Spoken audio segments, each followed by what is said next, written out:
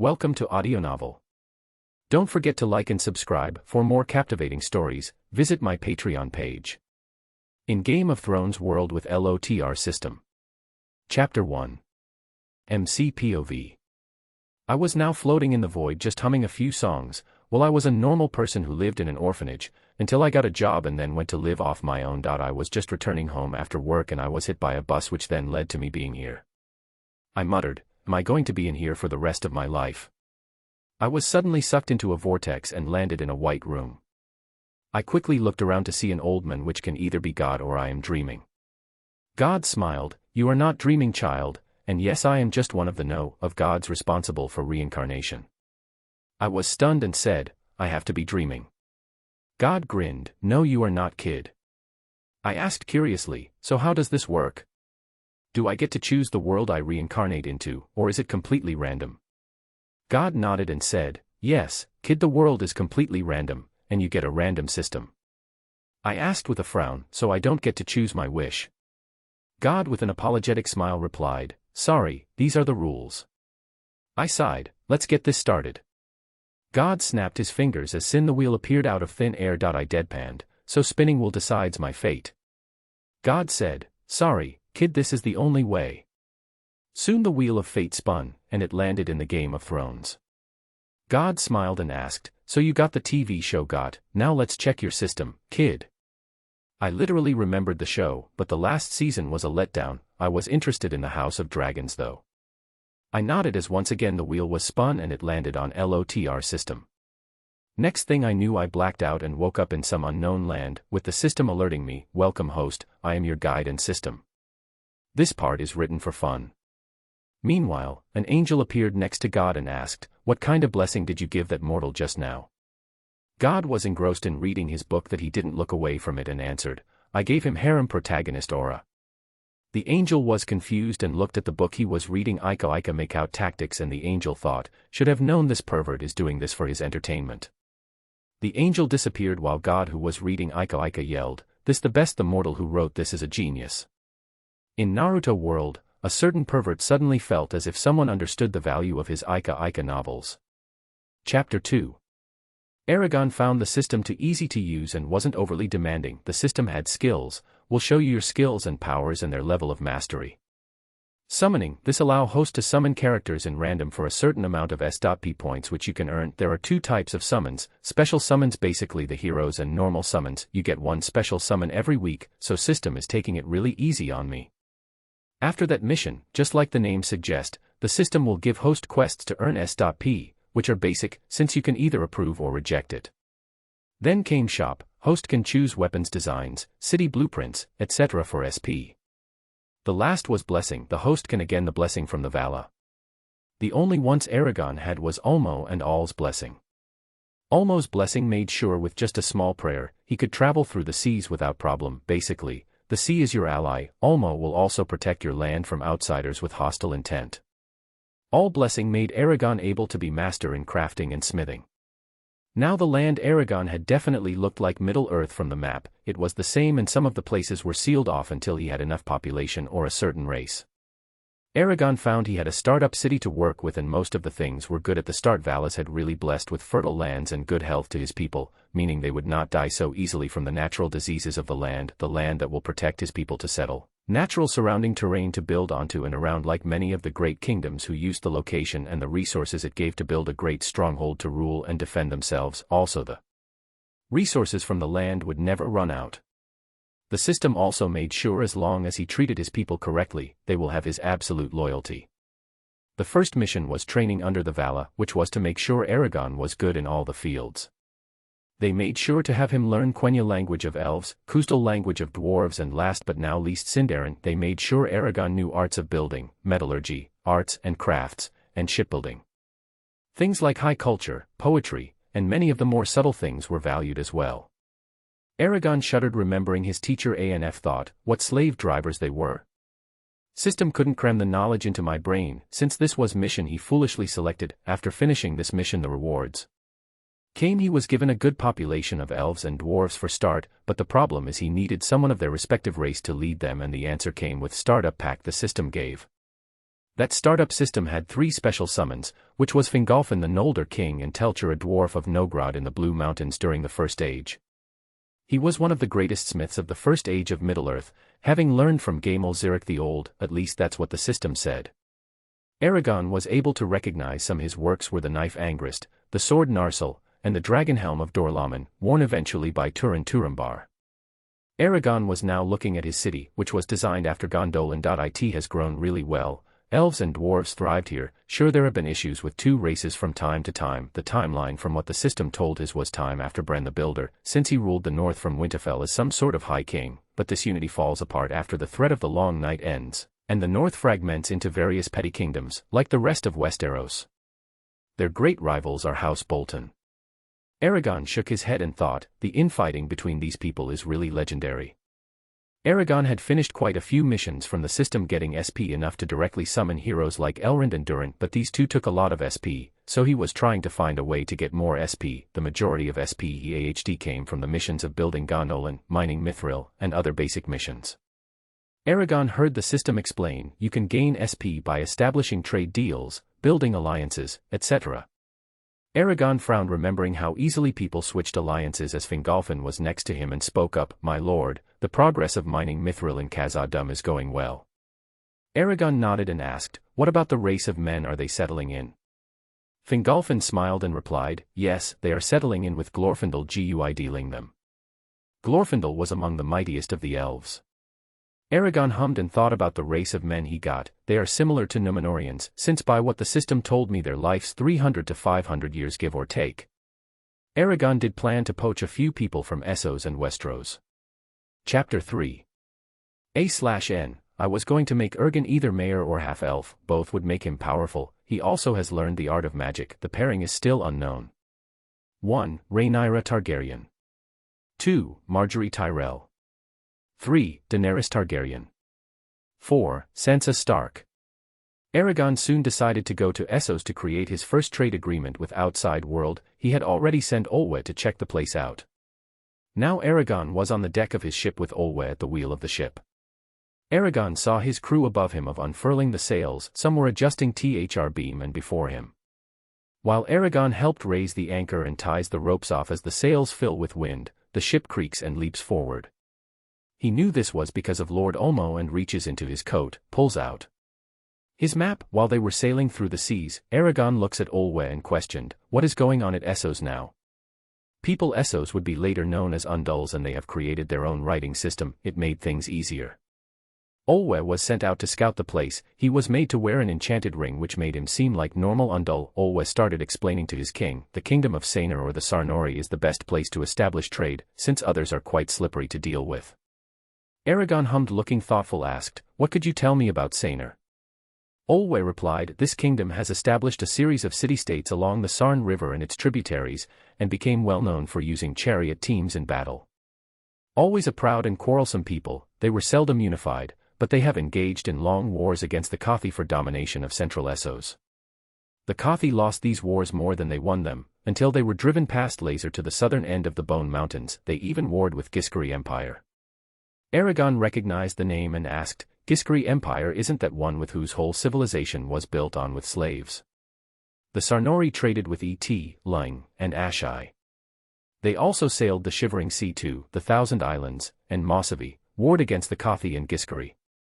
While the journey was smooth, Aragon was thinking about dragons, what to do with them. After all, there are chances of Valyrian coming here with entourage of dragons, so he needed something fat and strong to take it down. In the original GOT world, Aragon remembered dragons were taken down by Scorpion. The first one happened with Rhaenys Targaryen and her dragon Merryxes. The second one was Rhaegal killed by Euron Greyjoy, and the last one was almost killed, but the still injured for sure, but not killed, since the creator didn't count how strong the scales of the dragon would be. Aragon remembered a gas-powered crossbow called Repeater Crossbow in Van Helsing. The arrow were quick, having semi-automatic and full automatic capabilities. Aragon sighed and thought, should I really create a gun in this world? After all, the blueprints are available. All's blessing allowed Aragon to create anything he knew in the previous world without too much trouble. Aragon was almost tempted to make a Gatling gun 1874, but soon decided not to. Then quickly shook his head and muttered, this world is fucked up already. Putting a gun into the mix would make it more problematic. Chapter 4. Aragon arrived at Essos, and the heat of Essos is unlike anything Aragon has ever known. The shimmering heat waves undulate over the sand. The provincial market is bustling like the proverbial anthill. Aragon saw slave traders and dealers and merchants move around, all talking very quickly and very emphatically. The slaves displayed were different. Some seemed from Westeros, and they were displayed to be poked and prodded and fondled.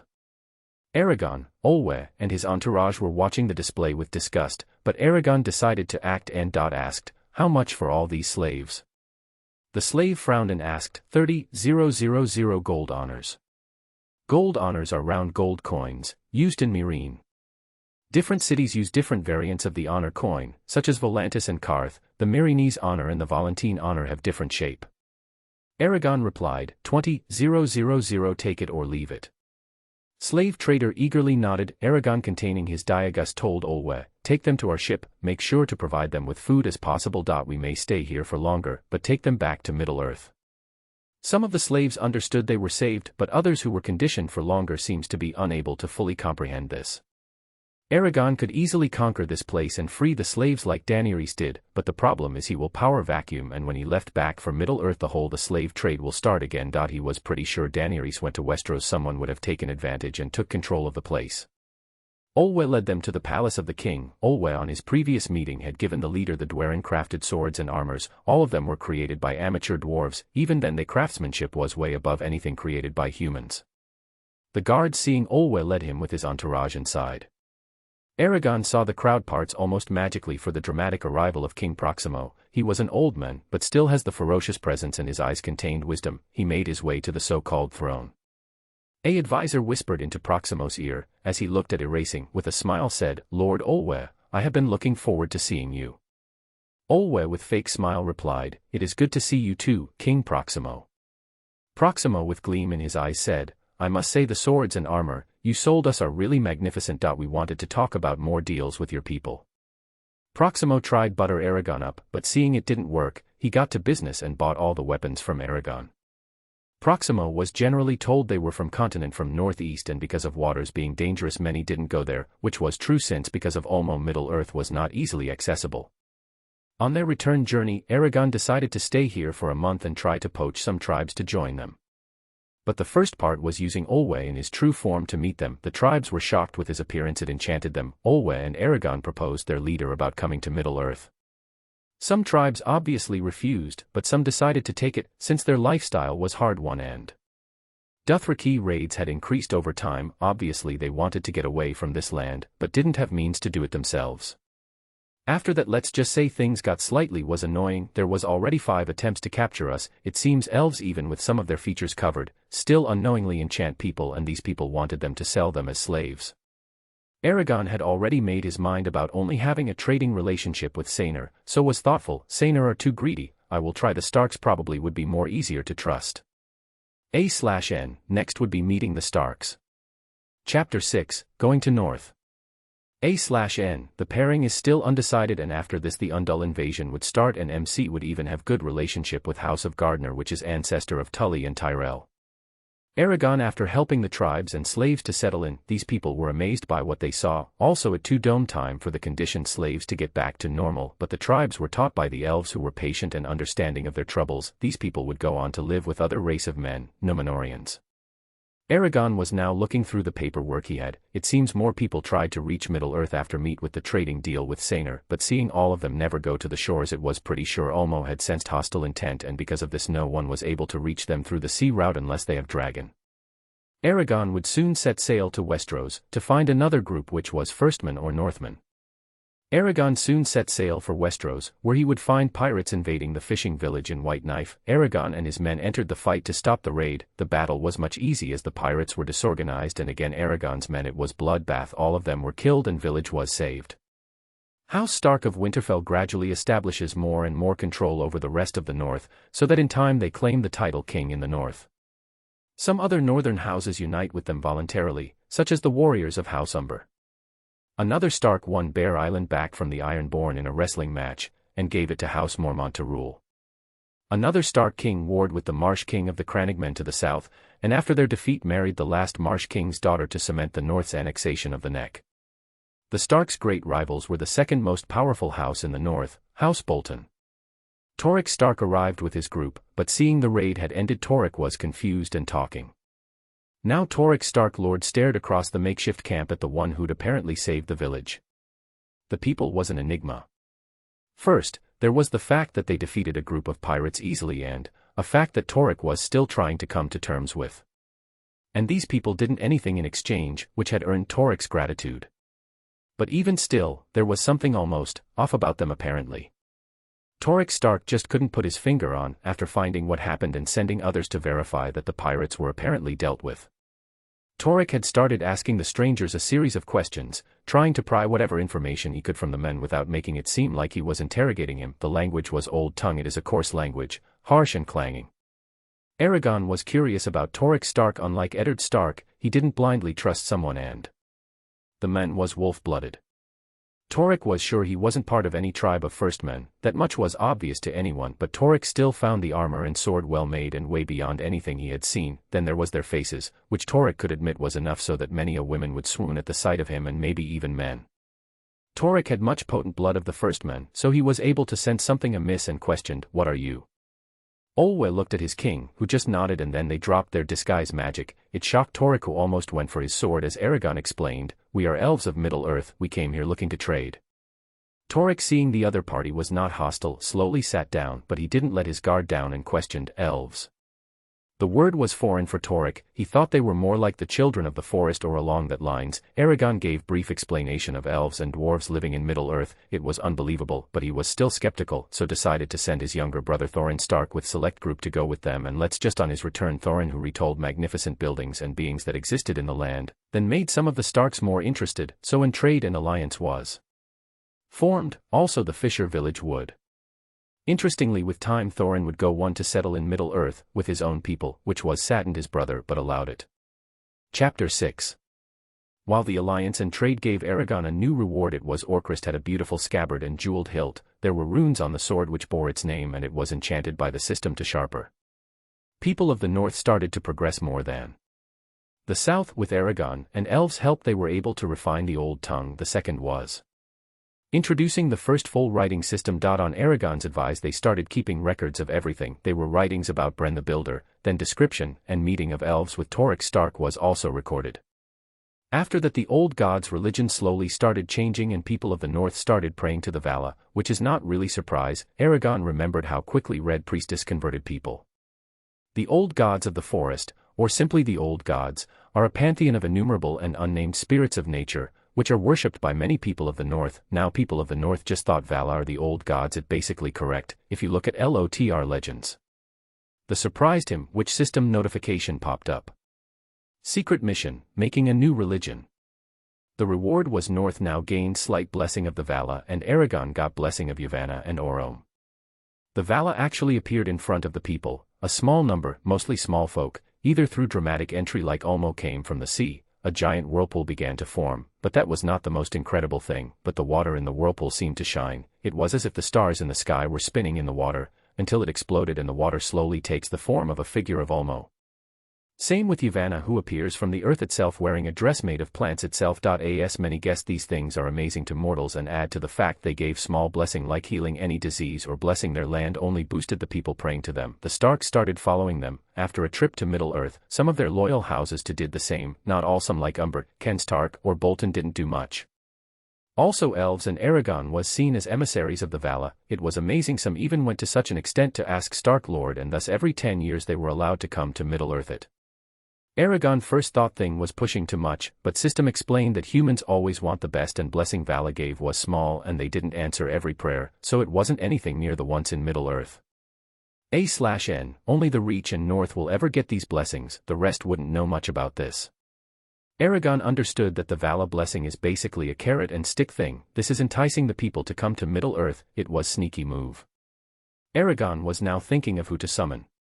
First option was Gandalf, whose powers would not be restricted like his movie counterpart, at least from what the system said, because of his deep wisdom and compassion.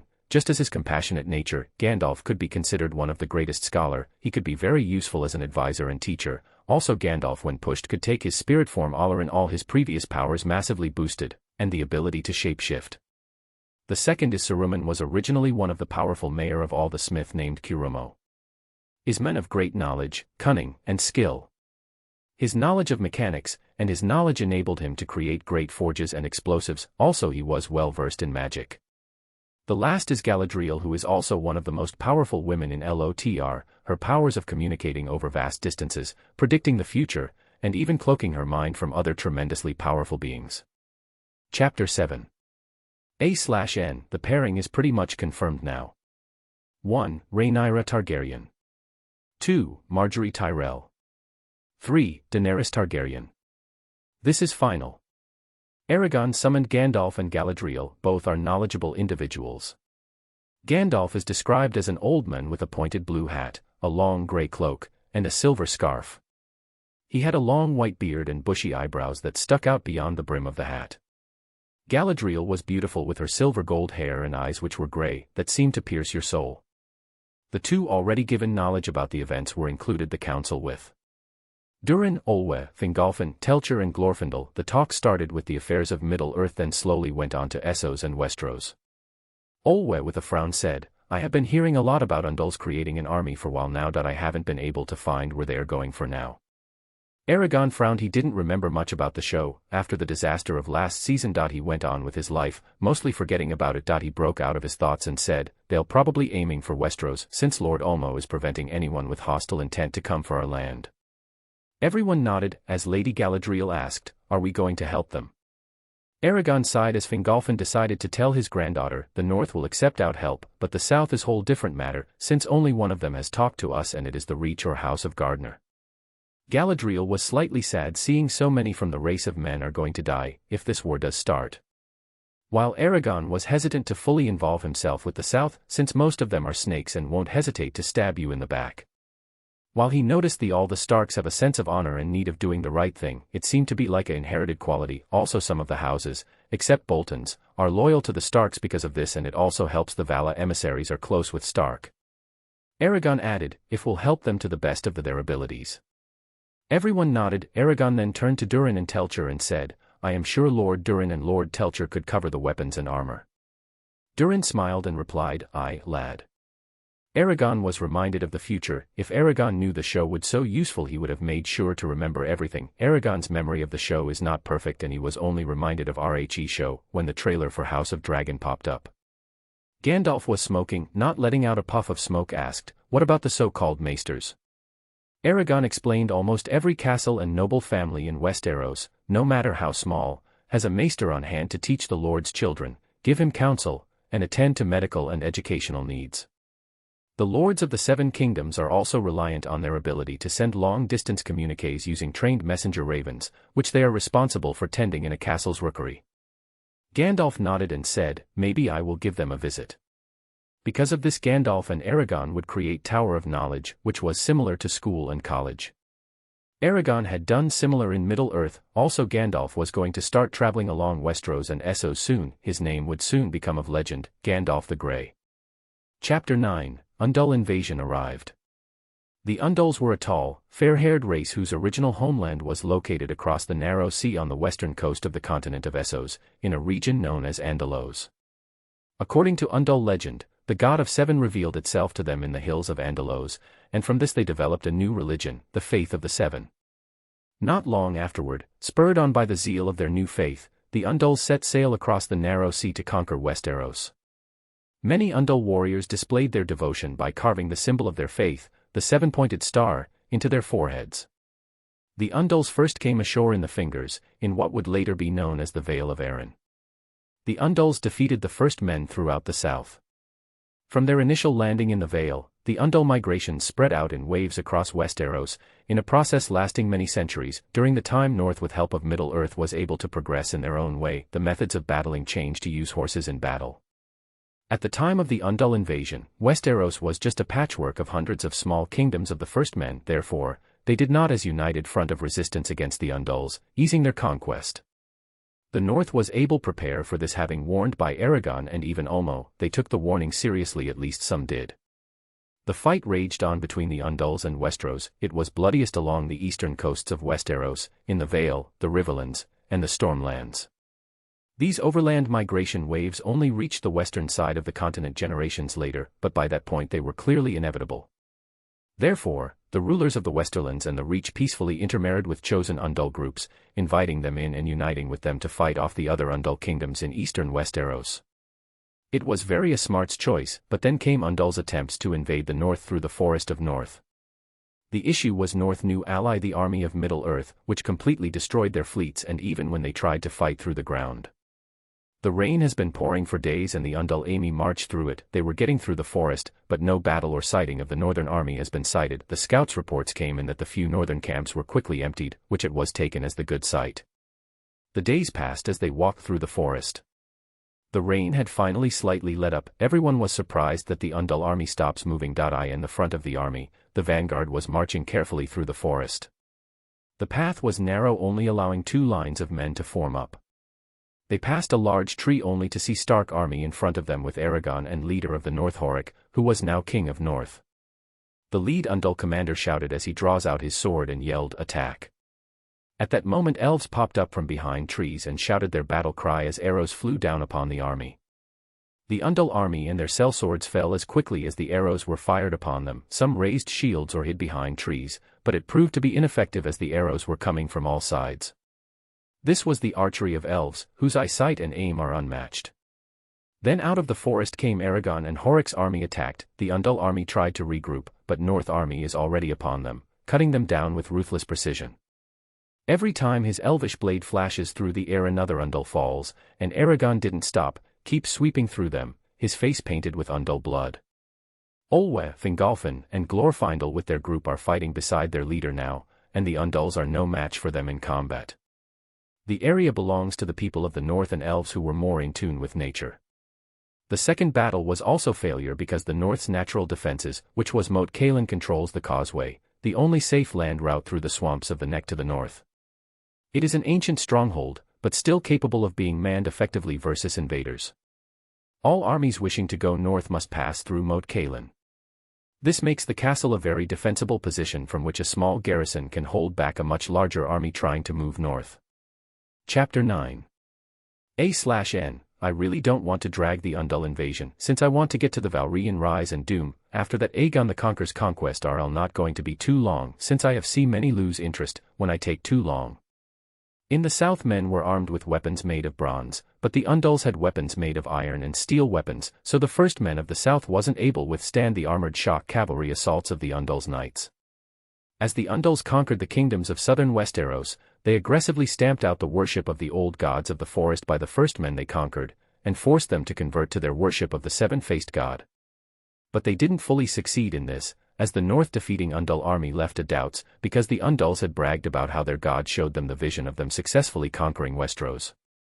Now if this was just one defeat and just in Moat Cailin, they could say it was because of strategic location they lost, but Undal army lost multiple times to the North and Middle-earth army. No matter how much Undal army tried, they couldn't defeat Aragon or North army. It also didn't help when Undals were pushed back to such extent and the multiple defeat led their religion tri-faith of the seven to be questioned. The ones that did was House of Garter was now interested in the so-called new allies of the north. Darius Gardner was the leader of Reach and he was able to meet with elves and Aragon once, so he was warned about the Undals, which is how he was able to negotiate with the Undal and turn them against their own. Also with time Undals gave up trying to conquer north, since it was doing more bad than good. Still wars and rebellions would continue in later centuries against other kingdoms in Westeros such as the Kingdom of the Vale, but by that point, the Undals had intermingled with the local First Men so much that they stopped being seen as distinct groups, and such conflicts just faded into local politics, no longer considered invasions. The so-called concepts of knighthood, producing elite warriors known as knights, who wore full suits of iron armor while riding into battle on heavy horse. The related concept of chivalry spurned on the knights. A code of knightly was introduced with time. Even North decided to take on some of these concepts, but without letting any religious themes getting in. During this time, interestingly, none of Aragon's special summons died, like Durin and Telcher was still alive and in their prime. Aragon, because of the war, once again gained more SP than before, so summoned the great animals from LOTR, which are great eagles, that included Thorondaer, who was the greatest of all the eagles in terms of size, with his wingspan measuring at 30 fathoms, 180 feet or nearly 55 meters. Gwaihir and his brother Landroval was descended from Thorondaer, the greatest eagle who ever lived. there was whole big group of them. The next was Griffin with the head and talons of an eagle, and the body of a lion, with equine-like ears. Most appear the same as one another, covered with feathers that are golden-brown colored, and yellow beaks with a black tip at the end. These two were mainly summoned for creating a new aerial unit. Then Miras were a breed of wild horses in the north of Middle-earth. They surpass normal horses in intelligence, speed, and strength. According to lore, the ancestors of the Miras were brought from the west by Orome. These were mainly for cavalry. Lastly, the war goats, which are used for riding by dwarves. They are fast and powerful. So a century passed by. New Stark Lord took control, and Aragon once again saw the death of his friends. It was sad and weary thing to go through. Just then all warned him about a dragon layering. Galadriel had used her ability to see the future and warned Aragon, do not take everything from them, since Valyrians are very much involved in the future. Aragon didn't understand what she meant at the time, but only in the future did he understand Galadriel meant 1 or 2 of his wives would be Targaryens. Chapter 10. On the western side of Slaver's Bay, a race of peaceful shepherds, some of them were moving to volcanic region. Aragon was watching all them from a distance. The Galadriel had told him to watch and wait for them to leave. So being curious, Aragon used the same mind magic to read their mind. It grew interesting when Aragon found out this community of shepherds had specialty that was blood magic, but not all of them possessed it. Interesting thing was, just a week ago, the leader's son Maegor Aerthian had a dream of finding dragons, or flying fire-breathing lizards as he called it. At first no one believed him, but his friend Davin Talenian and some others decided it wasn't going to hurt them, so joined him when he showed them the secret cave and finally the dragons. It was like they were in some sort of hibernation state. Was shocking to them. Aragon was even confused on why these dragons were in hibernation and why is there so many. Also incidentally, today was an eclipse too. Maegor had dream or get visions on how to do blood ritual to tame a dragon. The other shepherds who believed him, Maegor carefully went to sleeping dragon by cutting his hand and pressing it on his head. He started chanting, which Aragon figured was Valyrian. The method was a forkful blood binding ritual. It seems to bind the dragon to his bloodline. The dragon woke up and it actually followed the boys' commands, but they soon noticed 9 other sleeping dragons, and the same thing was done by his fellow shepherds. Aragon watching this was not shocked. He had already guessed that about the Valyrians, but the visions did cause him to be curious, so he asked, "System, are there really gods other than Vala here?" As Aragon remembered hearing about Valyrian gods. System with same stoic tone replied, "Yes, but they all exist in the spiritual plane and none of them can ever enter the physical plane. They can send visions and even lend some of their magic, but that is the best they can do." Aragon hummed. He was thoughtful and asked, "Do they know about me?" System with same tone replied, "Impossible, you are completely cloaked. They may recognize that someone is intervening in their business, but they wouldn't be able to tell who." Aragon watched as shepherds started using the dragon as mounts and slowly going back to village bragging about their triumph. Aragon sighed and thought, did they just leave, without searching the cave? Aragon went inside, where he saw 20 dragon eggs. They're all in petrified state. Aragon was not interested in the Valyrians anymore, but what Aragon didn't know was these boys Maegor and Davin would become 2 rival houses that contested for power in Valyria with other 8 shepherds. The Valyrians would also receive the ability to not burn from fire and use fire magic to an extent because of their blooding bonding with the dragons, thus making the words fire and blood sense. The Valyrians would rise to prominence after discovering dragons in a volcanic area of their home peninsula known as the 14 Fires. After taming the mighty beasts, once again with help of visions Maegor would find in the volcanic mountains of the 14 Fires contained vast mineral wealth. Copper, tin, iron, gold, and silver were all found in great abundance. Bys.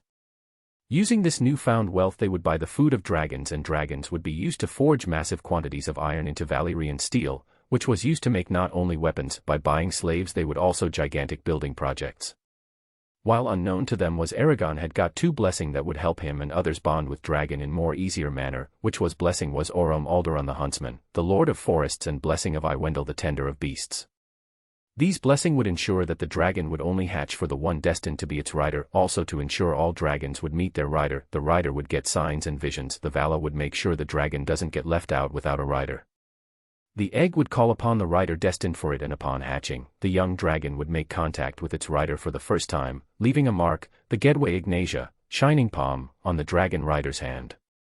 A bond forms between the dragon and the rider, which melds their minds on a basic level, binding them for life in the most enduring friendship that can possibly exist and endowing the dragon rider with magic. However, the bond can be strained. These dragons would grow with to unimaginable sizes based on who they are bonded to because of not being restricted, and unlike their counterpart they would have much longer lifespans too. Chapter 11. Aragon, after getting the dragon eggs, could feel a pull to one of them. He gave the rest to Fingolfin, Olwe, and Galadriel. He sets the rock-like egg on the ground and looks around to find a good place for the egg. Then he heard a squeak. He looked around, the squeak is heard again. He soon found out it was coming stone-like dragon egg. Aragon turns around and looks at it, understanding the situation, smiled and whispered, "So it is happening." Aragon slowly walks towards the eggs, the stone squeaks again and it begins to rock. Then cracks begin to appear on the stone. Aragon stands still and looks at it, now Aragon more awe and entranced as more cracks appear, and runs straight to the top of the stone. After a moment, a small piece at the top of the stone breaks away from the rest, and falls to the floor. A small head appears, pokes out of the hole in the top of stone. Aragon steps back from the stone. After a moment, a shadowed body is standing beside the stone. Aragon looks at it with awe and slight shock because he didn't think this would happen so quickly. It's a baby dragon. It's no longer than Aragon's forearm, and its scales are deep black with slight bluish. After a moment, the dragon begins look around and walk around. Aragon reaches out with his hand and touches it on the back. A blue flash comes from the dragon and launches Aragon back onto the floor.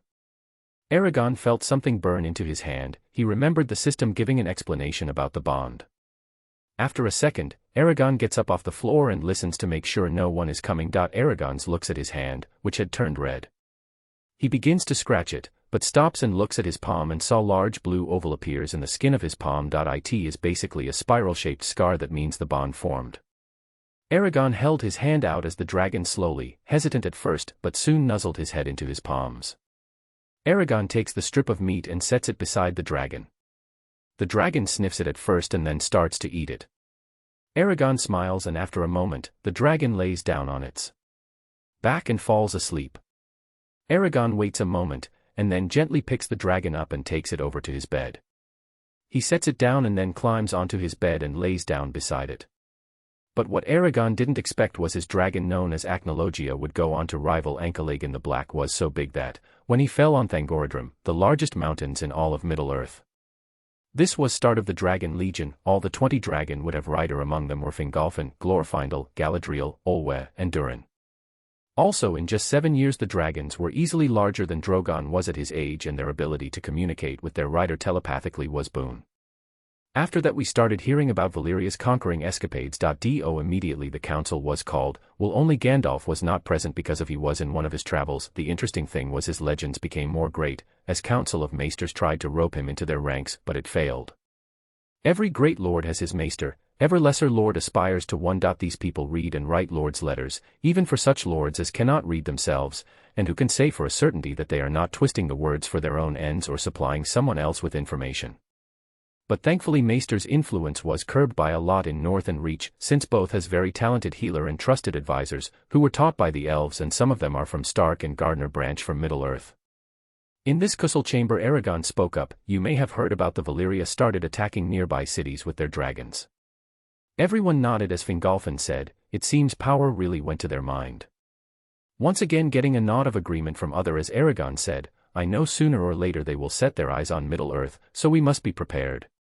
Durin nodded and replied, my king, we are working on the repeater bow and scorpion, both of them are enchanted to make them lighter and have more firing power.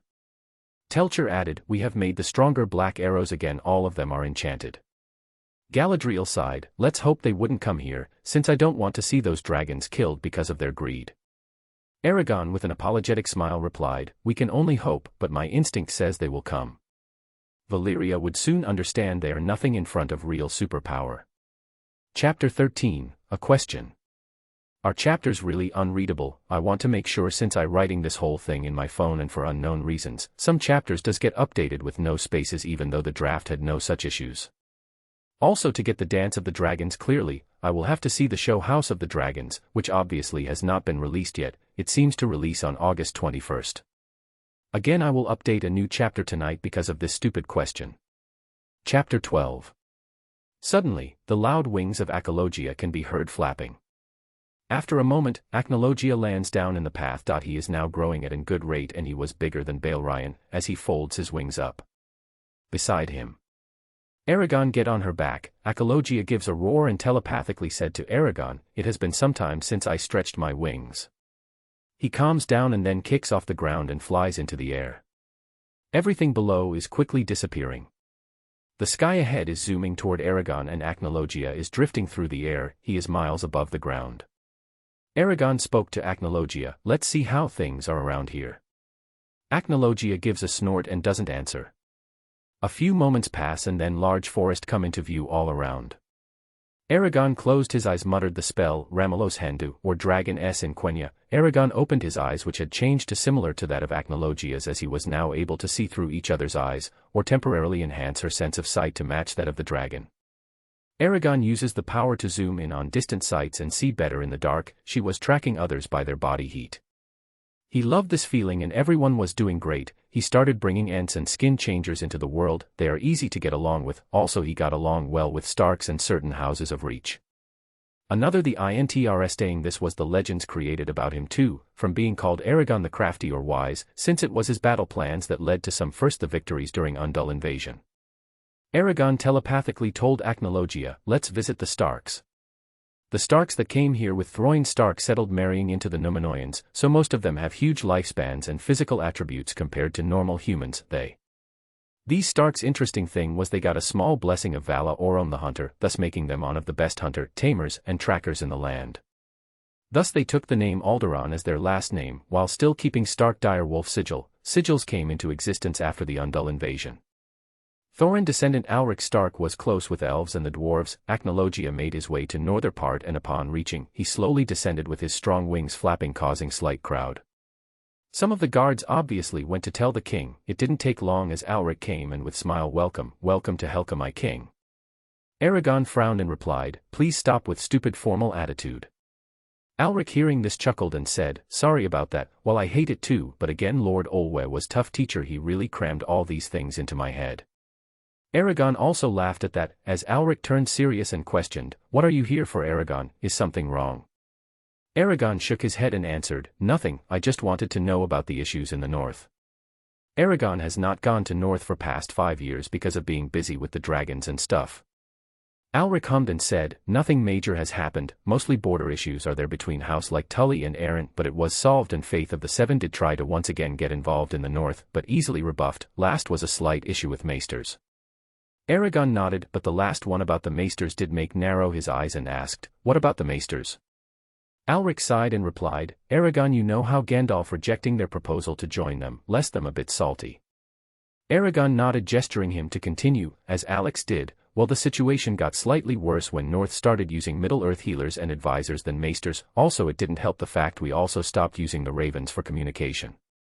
Aragon was understanding the issue, the owls started being after Gandalf used it, because they are known for their speed and stamina and good at finding people. Aragon sighed and thought, they didn't like losing control, maesters after all were huge influence in Lord's life in Westeros, just how much depends upon the maester in question. Chapter 13. A/N, once again about complaining about the characters having LOTR character names. The person complained seems to believe I gave MC Aragorn name, that is stupid, the Aragon spelling is different, Aragon is a name from inheritance cycle. In the training grounds of Gondolin, both Aragon and Fingolfin are sparring against each other. Aragon was in his fighting stance and holding sword, his eyes reflected in blade, the two men circle each other, then their swords clash in deadly dance, both sides giving it their all. Fingolfin dodged and brings his sword down in a slashing swing, almost slashing across Aragon's back, but he was quick to move away. Once again their blades clash and lock, the two men's faces come together. As the blades become entangled, Fingolfin moves his arm in a counterclockwise motion that loosens the grip enough to break the lock. Once again both sides start matching blow for blow till they both back off. The spar ended with that. Fingolfin smiled and said, you have now become a master swordsman. Aragon gave Fingolfin a slight bow and said, I had really good teacher. Fingolfin chuckled, and as they are walking back to the main building, he asked, have you heard the wars between the Ghis and Valyrians have started? Aragon nodded and replied, yes, it seems just like we thought, both are going to fight each other for power and dominance over Essos. Fingolfin nodded and replied, Ghis Empire, which is said to be one of the oldest civilizations in the known world, which ruled much of the continent of Essos. The other is a fairly younger, now officially Ghis Valyrian freehold, but they have the power of dragons to easily fight the Ghis. Aragon nodded and asked, "The Valyrian blades are getting famous for remaining sharp forever without the need for honing sharpness. Valyrian steel, as it is called now, it is recognizable by its strength and light weight in comparison to ordinary steel, as well as by a distinctive rippled pattern visible in blades made from it." Fingolfin smiled and replied, "Even then it was easily cut through by our elven or dwarven blades." Aragon nodded, remembering when he first drew the elves and dwarves a Valyrian blade, it didn't take them long to find this blade was made with dragon fire and blood magic. The Valyrian steel was tested against elven blades and even some of dwarven creation. The results were obvious. But both sides did give their appreciation for the creator. Every elven or dwarven blades were special. Fingolfin's own sword Ringil glittered like ice. It's sharp and light and not something to trifle it with. Narsil, a sword was forged by dwarven smith Telcher himself. Both are swords from the First Age. Aragon hummed and said, "We might as well use this war to free some for the slaves from Ghis Empire." Fingolfin was entirely surprised by the idea. Since this was easily possible, the Ghis would simply blame it on Valyrians because of their intense hatred. Fingolfin added, "The Miras are mostly bred by Alderans because for their blessing of Orome, but there was an incident with them." Aragon looked at Fingolfin with curiosity. Fingolfin continued, "From what I have been told, Yavanna came to meet the Miras and she gave 2 of them some sort of heart-shaped plant and the 2 horses glowed a bit, but the confusion is we checked them for anything special, but there was none." Aragon shook his head and replied, "It probably some sort of blessing that we will come to understand in the future." Mira were already breed of wild horses that surpass normal horses in intelligence, speed, and strength, but this special plant Yavanna give them an evolving trait. In the future it seems Yavanna blessing had an effect on the 2 horses. One of them gave birth to a horse with 8 legs and another was white-winged horse. Both of them would become Aragon's trusted steeds. The 8-legged horse was named Sleipnir after Odin's horse and is unnaturally fast. The winged horse would be named Valkyrie and would have the ability to use their wings to fly. Chapter 16, A Question. In the book version Song of Ice and Fire, there is Aegon Targaryen, son of Elia and Rhaegar, who is alive and was supposedly smuggled by Varys out of King's Landing. But I have to say the fan theory about him being Blackfire kind makes sense. Many things about Aegon didn't fully make sense. But again, I would really like to go that route with Varys trying to make a perfect price to rule the throne. If Viserys and Daenerys failed, even then he could the dragons back on the throne by marrying Daenerys to Aegon.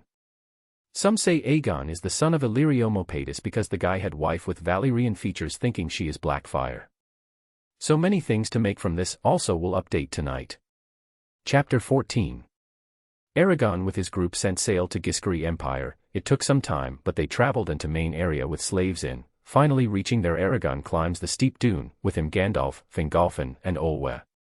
As they reach the crest, they look out and saw an enormous construction site with 2 massive buildings, one nearly completed, the other half-finished, their gigantic size almost obscuring their simple geometry. They are pyramids. On the top of it was statue a harpy, a woman's head and torso, with bat wings, clawed eagle legs, and a scorpion's tail. This was the symbol of their empire. Aragon saw thousands of workers cover the flanks of the pyramids, and the surrounding plain. Slaves, 20,000 souls, toiling under the brutal sun. Beyond the pyramids stands a quite magnificent palace, the only completed building. The rest was still on construction.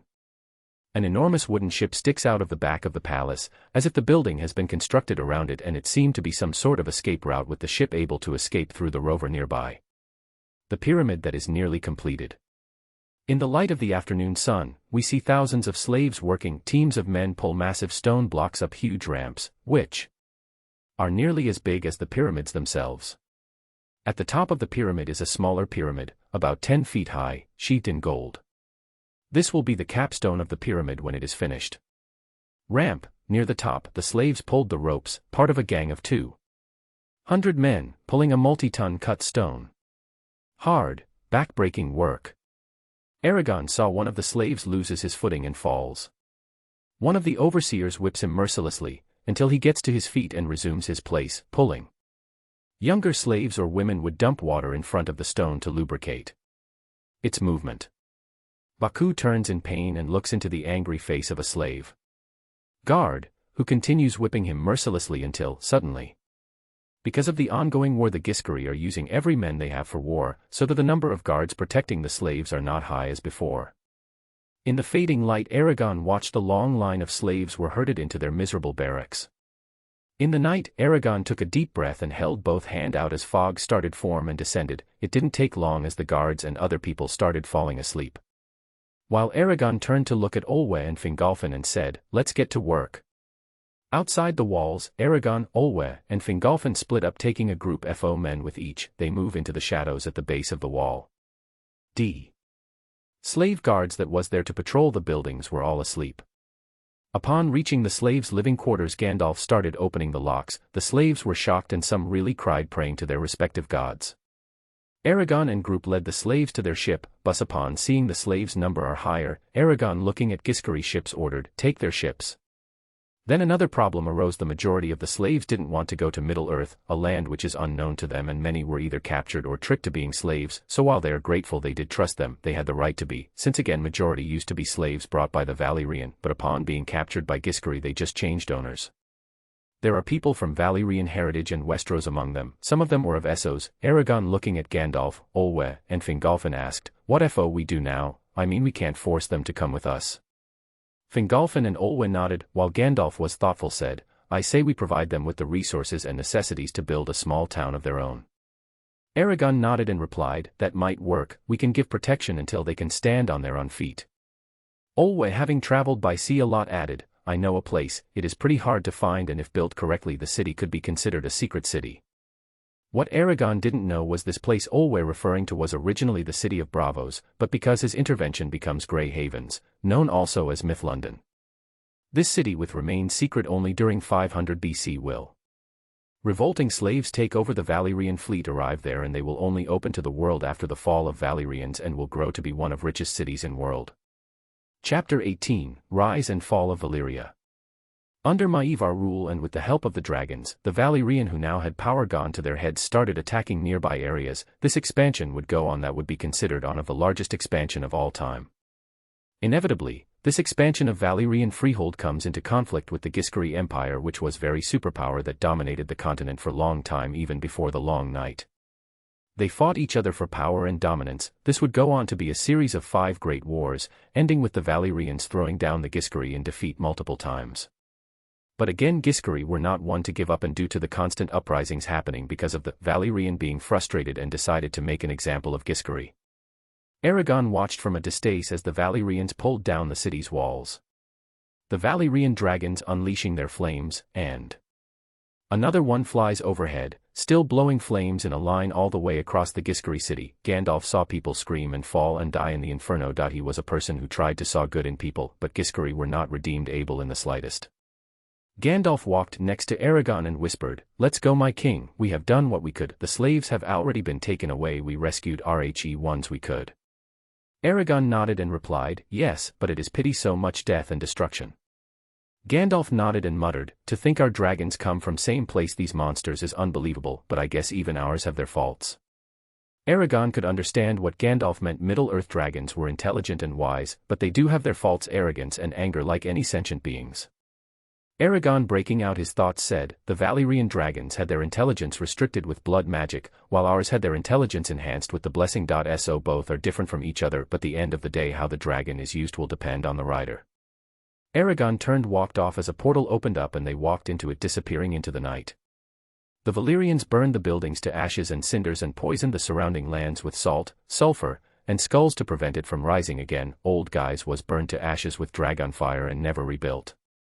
The Valyrian freehold, as it called, absorbs all of the Ghis former territories to their east, including all of the Ghis colony cities in Slaver's Bay, such as Astapor, Yunkai, and Meereen.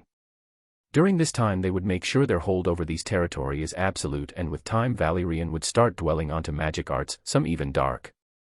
But even after the death Maegor or even his grandson again, their descendants wanted more power and land, but that will come to end after this Rhinish wars, and Aragon started using animals to spy, and he slowly built a network of his own. This was just the start, while Aragon would summon 2 more heroes, Finrod and Legolas. Finrod, also known fully as Finrod Felagund, he was king of Nargothrond and the eldest son of Finarfin and Irwin, and the brother of Galadriel. He was said to be the noblest of the elves. Legolas, who was part of the Fellowship of the Ring in the Third Age. Son of the Elven King Thranduil of Mirkwood, Legolas was Mirkwood's prince, a messenger, and a master archer with his keen eyesight, sensitive hearing, and excellent bowmanship. Basically, he is an immortal stronger Hawkeye without his trick arrows. Chapter 19, Finrod and Legolas.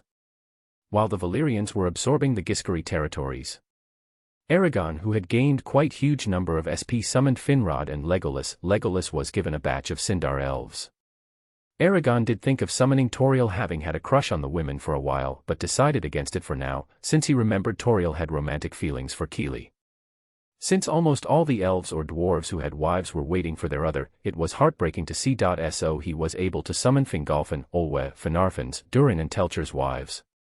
Those that didn't like Legolas probably settled down with either elf or human, since Valar are shown to bless humans, who have fallen in love with each other, but they do judge both to make sure this isn't deception by the humans to get immortality. Even then, elves seem to really reluctant to have a relationship with humans. Aragon got along with Finrod and Legolas really easily. Finrod seems to be a lot easygoing because he is not under a lot of pressure to be the king. Also, with his father Finarfin and uncle Fingolfin still alive, he didn't seem to be pressured to being the king of Noldor elves. Also, not having to worry about Melkor or Sauron made it less tense. But he knew this land had its own problems. The race of men here seems to have given themselves to greed and power. He was saddened by it, but still saw many in their own land was peaceful. Aragon had brought Finarfin with some of the SP, because he heard tales about Finarfin being considered fairest and wisest of the Finwë son, who are Fëanor, Fingolfin, Finarfin, Eirime, and Findus. Finarfin founded his own royal house known as the Golden House of Finarfin. Uniquely among the Noldor, he and his descendants had golden hair inherited from his Valyrian mother Indies. Now all three were in the forest of Mirkwood, which is where Legolas is starting to settle with his people. They are, with Finrod having challenged Legolas to challenge of archery. Legolas knocks an arrow, and fires. The arrow streaks down and hits right in the center on the target. But that wasn't enough, with quickly taking another arrow from his quiver, knock it at lightning speed, and then shoots the arrow, and which hits the center of the target, splitting his previous arrow in half.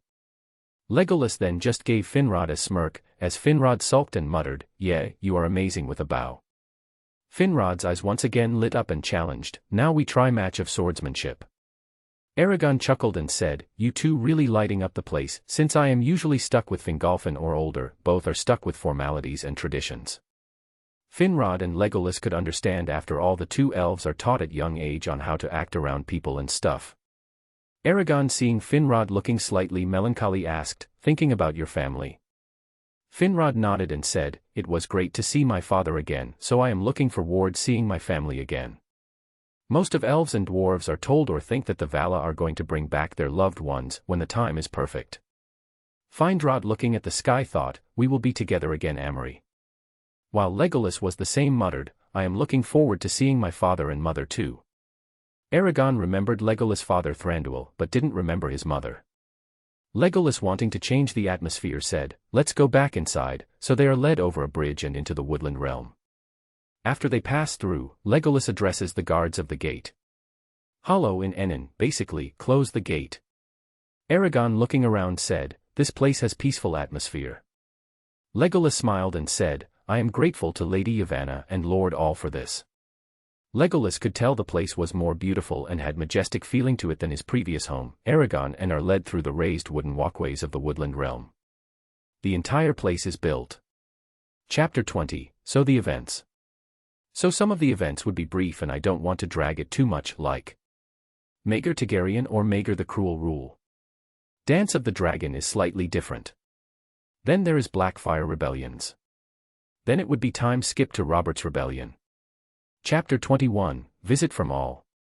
While Aragon was now sitting on the forest enjoying the peaceful atmosphere, that's when Aragon heard the ground rumble and shake a bit, and all slowly taking form from the earth. He was rugged man with huge beard and hammer by his side. All viewed Aragon as his own son. The boy was respectful and learned everything he taught him to heart. The same was with Ulmo, while all arrival shocked. Bowed and greeted, "Lord All, welcome." All smiled and replied, "Don't be so stiff, lad. I came here to tell you something." Aragon smiled and asked, "So what can I do for you, Master All?" All shaking his head and replied, "There is a deposit to the mountains in the east that is ready for your people." Aragon was slightly surprised hearing this. He didn't hear anything from the system either. All recognized the confusion in Aragon's face. Explained, "We wanted you and your people to be adept with smithing before because this particular ore can be nasty if it isn't used right. So we waited until we were sure you could handle it." Aragon was slightly worried after the Vala waited this much before telling him, as he asked, "What is so special about this sword?" All sighed and said, "Normally it takes a very skilled smith to create a weapon filled with his intent like Glamdring and Sting, or Crest glowed whenever evil were near, but this particular ore takes the full intent of the creator within itself. It could become sword filled with malice, if the creator intent was it, or it could be sword of great power and hope, if the creator wanted it to protect people with it. Also have certain level sentience." Aragon's eyes widened as he thought, "That is quite dangerous." System telepathically told Aragon, "This is the same ore EOL used to create it. Yes, host, this particular ore if used correctly would be dangerous. This was present in LOTR universe. You may heard of EOL creation. Anglachel seems to have held a certain level of sentient awareness, poured into it from EOL. It was fierce and bloodthirsty, drinking the blood of those it bit. From no blood wilt thou shrink," said Turin after seeing it unharmed by the scorching blood of Glaurung. Nevertheless, innocent blood left a terrible shroud of grief on the sword. The sword will grow in sentience and would be able to communicate with its owner. It has happened before with Turin Turambar. Then Aragon heard a female's voice saying, "There is malice in this sword. The dark heart of the smith still dwells in it. It will not love the hand it serves, neither will it abide with you long." Aragon had many idea for weapons for this, or like certain hammer of thunder god, but he was also wary of it. All's voice broke him out of his thoughts. "This deposit is what people of here iron that fell from heaven as a flaming star." All taps his feet on the ground as the sand started hover and form a model's earth. A meteorite drifts into frame, heading towards tiny earth. Off in the distance the meteorite hits what looked like RHE continent of Middle Earth. Aragon thoughts flowed, so a huge meteorite deposit. All patting Aragon and asked, "Do you have anything to ask, lad?" Aragon was thoughtful, remembering something, asked, "Is there method to two different metals into a singular design?" All hummed, understanding where Aragon was going, asked, "Do you mean mithril and other ores, lad?" Aragon nodded and all answered, "It is possible, but not easy for anyone without my blessing. It will take time and you would only be able to produce a handful of blades at a time." Aragon was okay with it. After all, he was thinking of creating weapons for people close to him. All seeing that lad was going with it, smiled and headed towards the nearby forge where he explained and showed the process clearly. Aragon learned why this was considered impossible. There were quite a few methods to get new type of steel, like mixing dragon blood and with mithril. Another was using elven or dwarven blood with dragon fire to get another time. Both needed their own forging techniques. Aragon discussed many things with all about using airships and locomotives, but all explained everything. Before, all may have jumped to create these, but now, having lived with Yavanna for a long time, he slowly came to understand how some of these would have drastic effects on nature, which would later on harm the races. All told Aragon, these projects would probably take 1,000 years to get any basic results. Since you have to find magical alternatives for locomotives and for airships, you have to make it safe. So you will have to take your time and do tests. Aragon nodded and thought, "True, I will never take the blueprints of the trains, since the chances are huge they would destroy this world just like my previous world gone downhill, but if I make it run with just magic, then that is game changer, but again it will take 1,000 years of research and tests to get there." Chapter 18. Aragon mined some of the meteorite to work on his swords. He decided to create 3 swords. One was sword with slightly dark intent. It was a wine red sword and is attached to a solid antique metal dragon hand guard. The pommel of the sword contains a simulated blue sapphire, cradled by 2 dragon tails. This was a bit bloody thirsty, but not too much, and interestingly dragon killer as the system described it. The second one was light sword that filled people with hope. This sword has a double-edged blade. It has a cruciform crossguard. The arms of the silver-colored crossguard angle towards the blade. The hilt continues with a brown leather-wrapped grip. The hilt ends with a fan-shaped pommel with a white gem on it. Then there was the runic inscriptions embedded in the blade. Aragon held the sword with both hands, causing the white gem in pommel to light up. The last sword was more gray sword. It was blend between dark and light. The sword lettering down the middle of the blade glows. All of them were created with different intent and it worked. He looked at Fingolfin, Olwe, Gandalf, Durin, and Telcher, who were expecting the swords. Durin with awe said, "Lad, these swords are amazing." Telcher agreed, but still added, "But the red one is quite bloodthirsty." Gandalf with slight grim muttered, "Yes, it is a bit dark." Aragon nodded, said, "I wanted to make on with different intent." They all nodded as Aragon seriously told both Durin and Telcher, I want mountain fortified, so no none just mines these ores without permission. These are not something normal smiths could handle. All himself warned this could have disastrous effects for those that are master smiths or as all's blessing. Fingolfin nodded and replied, I will send couple of my best elves and Finarfin to guard this place. Durin raised his hand and added, I will also send some of my best dwarves to help. So the mines where the meteorite was found was guarded very seriously. The Vala steel or bright steel is different. It depends on the creator, as it could become black as night if the creator is filled with malice and grayish-white if the opposite. The sword would have sentience and actually provide the user with extra danger sense. It could talk to its owner. If it gets attached to him or her, the steel is special and it will do his best to make sure owner fight at its best, but if it is enemy takes it, the sword would resist and cause issues for the wielder. The other type is Kai's magic steel. When made from combination of mithril and elven steel, it is bonded with help of dragon blood and dragon fire. Magic steel is made into a sword as cross-hatched pattern which gets a light purple glow when it clashes with another sword or shield. It isn't not as too eye-catching. But they were able to create 8 swords with Vala steel. Fingolfin, Finrod, Finarfin, Galadriel, Olwe, Legolas, Gandalf, and Alric Aladron each took one which was best for them. The Alric sword was called Fenris and would become their heirloom and family sword for Alderaans. Aragon was now working on airship, but runic inscriptions and enchantments were hard to create on something so huge. So he decided to start with something small, which was horse-drawn carriages, and carriages would be floating instead of having wheels. While drawing plans was one thing, making it work was whole different matter. The floating carriages had many issues with it, like from carriages flipping to comfort. While working on it, Gandalf came into his study, seeing the stacks of paper all over the palace, asked, I see you are really busy. Aragon groaned and replied, yes. Then questioned, what can do for you, Gandalf? Gandalf sighed and replied, there has been an issue in Westeros. It seems Lannister proposed a marriage with Stark, but you can guess it was rejected. Their Lord Leonard Lannister took it as an insult, but he knew going to war with Starks isn't good idea, so he started doing in villages in North. They raped and pillaged any village they attacked. Aragon was disgusted, asked, let me guess Harold didn't take this laying down. Harold Stark was the new king of North. The boy looked up to Alric and Aragon greatly. He literally took Aragon's words, be kind to your allies, but be ruthless to your enemies. Gandalf sighed and replied, yes, he was able to get 60 men group and he killed every one of them and left their dead bodies on the border impaled on posts. Now everyone is calling him the Bloody Wolf or Harold the Impaler, even though the impaling part is not something he did single-handedly done. Chapter 23, Discord. Chapter 24, Harold Stark Draft. Harold Stark wasn't going to let this go, so he took his banner men and fleet from Stony Shore to Lannisport. They prayed to Ulmo for safe and fast journey. Harold Stark and his men quickly arrived in Lannisport. Then the chaos and bloody mess started. With how quickly the North responded, Leonard Lannister couldn't muster a full-powered response in time. The battle was bloody and Leonard Lannister knew the Casterly Rock would be breached soon and they had much greater casualty than. So Leonard Lannister met with Harold Stark, who was drenched in blood. The name Bloody Wolf. The Lannister had to part with a lot of their wealth to compensate the damages. This would create in Westerland's wealth, but also ego and prestige. While going back, Harold Stark simply said, a wolf always protects its pack and it doesn't care the enemy is lion or not. This would make the Lannisters hate the Starks, but they also wary of the North. This defeat would still be shadow over the Lannisters, who would always have slight fear of the North. Only ones who didn't take them seriously ended up with Lot, and this would be arrogant father and daughter pair. While Aragon met up with Harold, who had strong built and huge beard. He was wearing a wolf fur around his shoulders and didn't look one bit guilty, as Harold, having a stoic face, replied, if you are going to scold me saying I am impulsive, then I don't care. They attacked my people and I returned it to them in kind. Aragon sighed and replied, I am not here to scold you for your impulsiveness, since what you did was the right thing.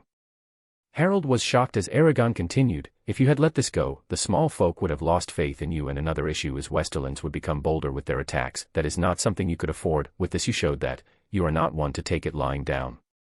Aragon, patting Harold in the shoulder, walked away. While all this was happening, Gandalf was going to Rhoynar, since there. Nymeria, the warrior queen of the Rhoynar, Gandalf, having finalized the trading agreement, was happy to present the sword made from magic steel. Nymeria, while doing couple of test swings, were shocked at how light and sharp the sword was, so she questioned, is this made of Valyrian steel? Gandalf shook his head and replied, no, this is something our people created themselves, but it is strong enough to damage Valyrian steel. Nymeria looked at Gandalf as if he had grown another head, but decided to test it on Valyrian steel sword she had bought, and let's just say the results shocked her. The Valyrian steel sword was actually chipped off. Nymeria with gleam in her eyes asked, "Could you sell more of these swords to us?" Gandalf smoothly lied, "No, I am afraid these are harder to make and it takes time to create one too." Nymeria sighed and muttered, "I guess that is true. But with next 10 years the Rhoynar would face the Valyrians." Chapter 25, Rhyanish Wars Draft. The Valyrian expansion brings them into conflict with Nymeria, the warrior queen of the Rhoynar, realizes that they cannot stand against dragons, and in incredible coincidence Gandalf seeing their plight helps them escape to Westeros. On the ships the Rhyanish inhabitants with their queen Nymeria watches as dragons hovers above their city, they unleashes flames and destroying many things in the inferno.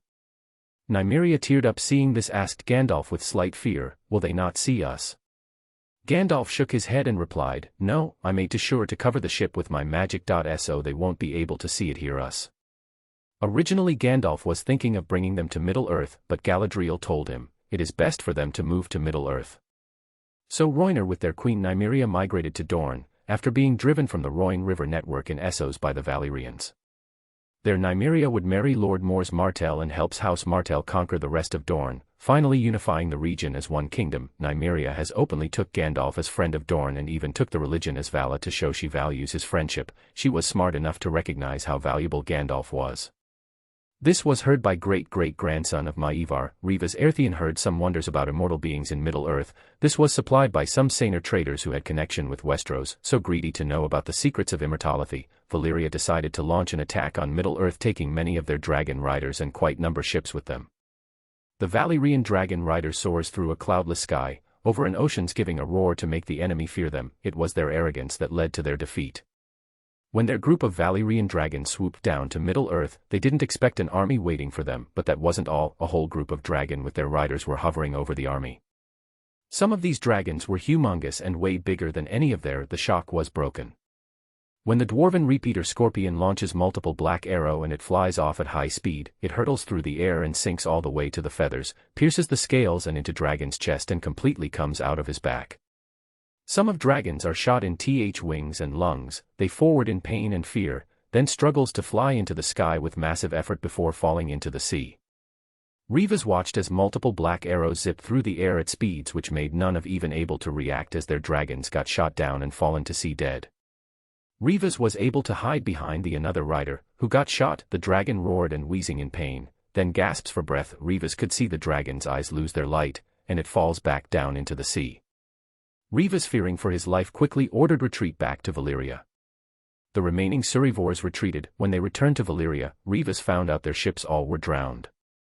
Rivas was mad in his own way. This defeat made him lose face. He made sure to swear all the survivors to secrecy, but few of them still kept records. Among them was a Targaryen, whose accounts would be later read by Rhaenys and Visenya.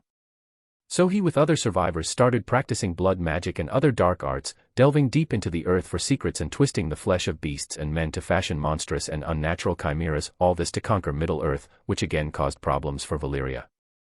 This brought the destruction of Valyria by angering not just the Vala and their own gods. So before taking action, the Valyrian gods was able to send a vision to some of the houses they had chosen to survive this whole thing, but only one of them took it seriously. That was Daenerys Targaryen. Had a vision of impending catastrophe and arranged to have his family removed from the freehold. The Targaryen family took control of the island, which is used as a trading post with the Seven Kingdoms. Soon the doom of Valyria would happen. Chapter 26, Doom of Valyria Draft. A mighty double explosion followed by an earthquake shakes everything in as people were shocked. This was slightly frequent, so most ignored it and went on with their daily lives. Some houses were rocked by the shake increasingly stronger. Around them, furniture, vases, trinkets, chairs and the mirror fall on the floor. Then white flakes are slowly falling over the beach. The spectacle is surreal. The flakes fall all around them, many take some of them in the palm of their hands. It crumbles between their fingers. What they didn't know was these volcanoes were also sending out poisonous fumes into the air, and it was slowly making its way down. This made the air unbearable to even dragons, if they take it in for too long. People has gathered in the streets, staring and enjoying the spectacle, commenting on what they see in small groups. Some try to catch the ash that starts to cover the cobblestone, bantering. Rivas, who in his castle seeing this was happy, smirked and said, "The god must be giving us a sign that we win against those pretender dragon lords." The sycophants who close to him smiled and replied, "Yes, you are right, Mexers may be blessing us." Some of shop owners collect pieces of their merchandise fall during the earthquake. Others keep on going at their business as nothing has happened. It is busy, yet no one seems to be in a hurry. In Valyria, everyday life goes on. But an explosion is heard and people looks to the 14 fires and they slowly steps back and the so-called 14 fires, all volcanoes have their top has exploded, sending a gigantic cloud as black as ink in the blue summer sky. Now doubt and panic started as people run through the city, the more obscureness increases, the smoke spreading over. Streets are rife of ash that gathers on the ground and penetrates everywhere, people pack their stuff on carriages. The horses, whinnying, are getting mad. Unending tremors go on unabated, shaking buildings and people. An earthquake, the soldiers stagger, trying to stay up, when the house by them falls apart. Big stones collapse, smashing 2 of them. This is hell as some start to see the effect, the fumes, and starts to cough, they holds their throat and heads for a water, some went to the fountain. There's no water running, the fumes are affecting everyone and many dragon lords, who were fearing for their lives, tried to flee with on their dragons, but the result was not nice as either they are killed by toxic fumes in the air or rocks mixed with liquid lava start to fall around from the sky and explode. Some people who struck by one of them becomes a human torch. Several houses are now ablaze and collapsing. Broad sheets of fire leap into the dark sky, the darkness amplifies over the city. No matter how much dragon lords or people tried, 14 volcanoes erupting together caused flaming hailstones to be everywhere in the sky, making it a no-go area. Those that bravely flew their dragons to try and avoid the hailstones were again brought down by them. All the 14 volcanoes roar is now deafening. In the streets of Valyria, and although the burning houses, it is now complete darkness, just like a room when it's shut up and all the lights put out. All around, people just can hear shrieks of women, screams of the children and the shouts of men. Some call for their children, their parents.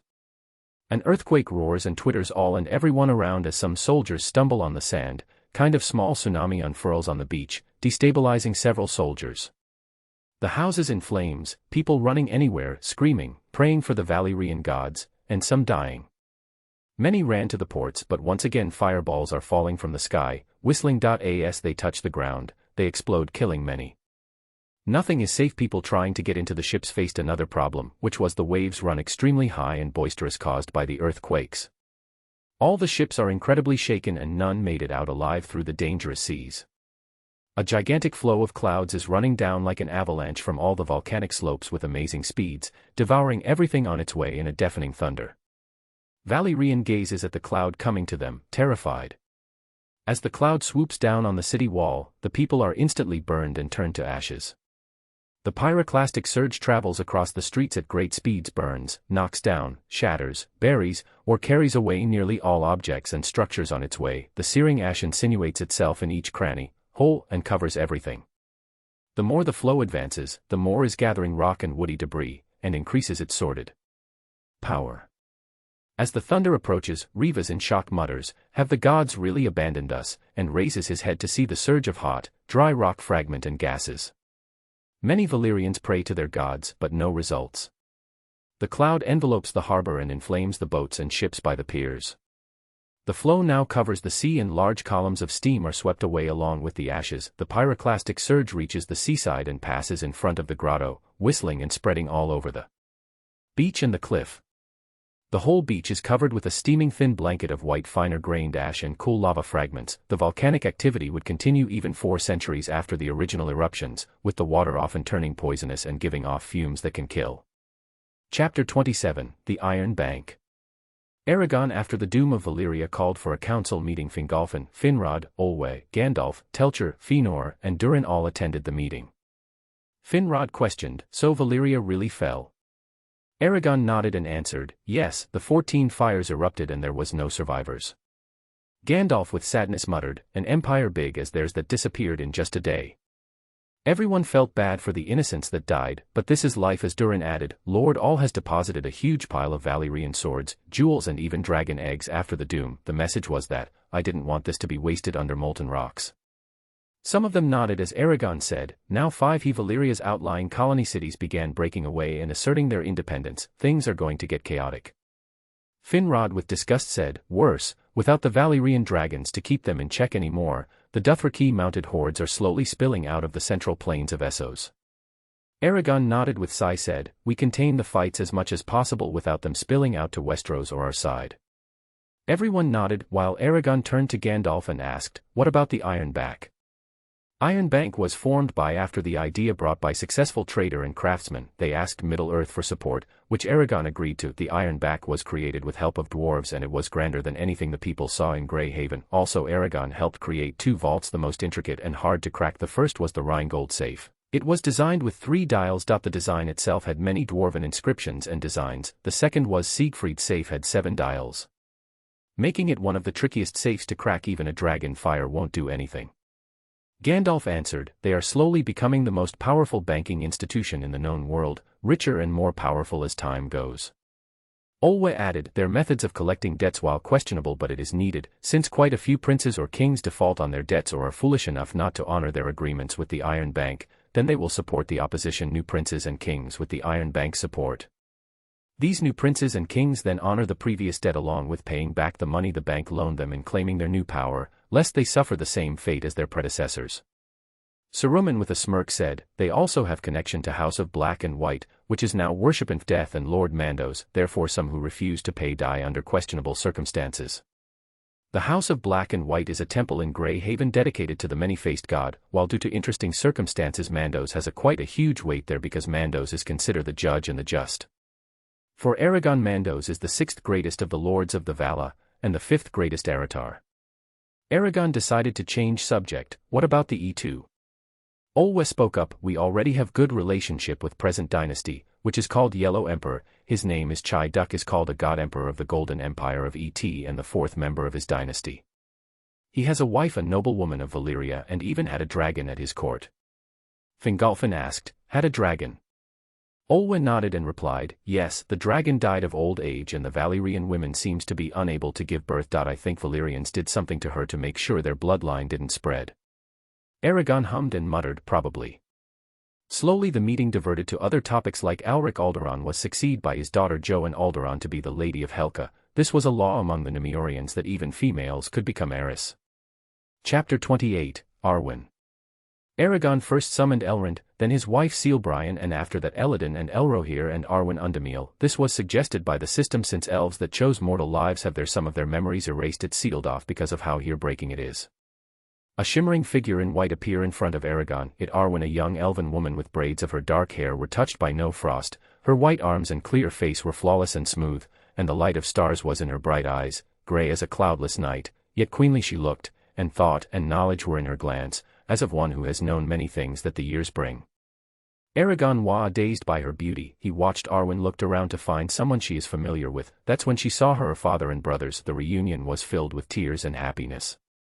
System explained how Arwen died heartbroken a year after Aragorn's death. It seems their whole life was not beautiful as Aragon had imagined. While Arwen loved her husband, she was filled with guilt in the later years after seeing the sadness in your father and brother's eyes. Also, like any relationship, Aragorn's and Arwen's relationship had their hurdles too. At the end, the guilt Arwen had only increased because seeing the pain that she caused her father and brothers was too much for her to ignore. Also, it was only after her death she found out the fact that mortals won't go to same place as elves or dwarves go to. Arwen was told how only at the end of Arda could she reunite with her parents and siblings. So most of her memories have been sealed off or erased because of her own wish to not remember them. Aragon was surprised hearing her fate. In the movie it looked as if both had happily ever after. Elrond was shocked seeing Fingolfin, who was technically his great-great-grandfather. Fingolfin ex Aner.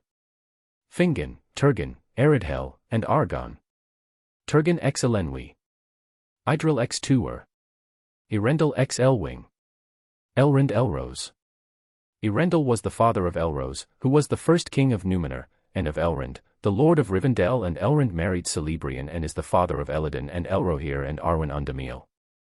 Arwen was sobbing seeing her mother after all this time. The reunion was sweet. While they were made aware of the situation, Elrond, who always had sweet spot for humanity, was not sure what to think about this world. But he was happy with Vala taking a much active role here. Aragon asked the system, should we summon Fëanor and his sons? Fëanor was the greatest craftsman, gemsmith, and warrior. Aragon was interested in the gems Fëanor could create. Selling even handful of them would be huge help. System telepathically told Aragon, host, if you do summon them, chances of infighting could occur because of Fëanor having bloody past with some of the elven friends you have now. Aragon then remembered Fëanor and his sons had taken part in kinslaying, and Fëanor had a bad relationship with the house of Fingolfin. System added, I would suggest Celebrimbor, who was also Master Smith. He is remembered primarily for his creation of the 3 Rings of Power, Nenya, Vilya, and Narya, but also he made the second Elf Stone. Aragon remembered the name. Celebrimbor was the son of Curufin and the grandson of Fëanor. Taking a nice little time out after this. Chapter 29, Chapter 24. Aragon got along easily with Elladan and Elrohir, who were friendly sort. Both of them, along with Arwen, seemed to stick to their mother, whom they had missed a lot since her departure to the Undying Land or Aman. While their father Elrond, because his leadership qualities and foresight, Aragon purposed him to join the council, which Elrond agreed, and he once again was given the spot in Rivendell. Arwen was quiet type, she wouldn't talk unless she was interested in the topic. Elladan, after hearing about the dragon riders, was slightly excited, asked, so could we become dragon riders? Aragon nodded and replied, yes, the dragon would only hatch for the one destined to be its rider. Basically, a dragon chooses its rider, and if you are chosen by a dragon, the rider would get signs and visions. Once you touch the dragon egg destined or chosen for you, then a mark will appear on your palm. This creates a bond between the dragon and the rider, making them able to communicate with each other through mind. Elladan and Elrohir looked at each other with smile and in unison said, that is amazing. While Arwen did show slight interest, asked, I have seen people ride a creature called Griffin and Pegasus. A white Pegasus emerges from the trees. It was beautiful with his huge wings. Arwen was enchanted by it, as Aragon, bringing her close to Arwen, said, her name is Aurora. Arwen carefully pets her, as Aurora gives neigh, while Aragon, seeing Aurora being calm around Arwen, asked, do you want to ride her? Arwen shook her head and replied, I don't think I can. Aragon smiled and said, don't worry, I will ride with you. Arwen was not sure but hesitantly nodded. Aragon helped her get on the horse while he climbed on behind her. As the Aurora gallops forward, Arwen slides scarily back, with Aragon making sure she is safe. Giant wings unfold, huge and powerful, and with a whoosh, they soar into the air, rising higher and higher. Gradually, Arwen loosens his hold on Aurora's neck and losing herself in the joy of flying.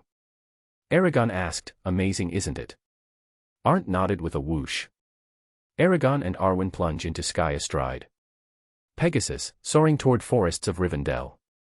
Arwen was smiling at the sight of her and Aurora shadow racing across the grass below, circling, swooping, and then swooping, with heart-stopping speed, over the lake, Pegasus hooves tickling the smooth glass of water as Aragon, patting Aurora, said, bring us back down, girl. As Aurora wheels, beating her way back to the paddock, galloping to a halt. As Aragon puts his hands to Arwen's waist, swings her off the Pegasus onto the ground. Aragon, with a smile, asked, how was it?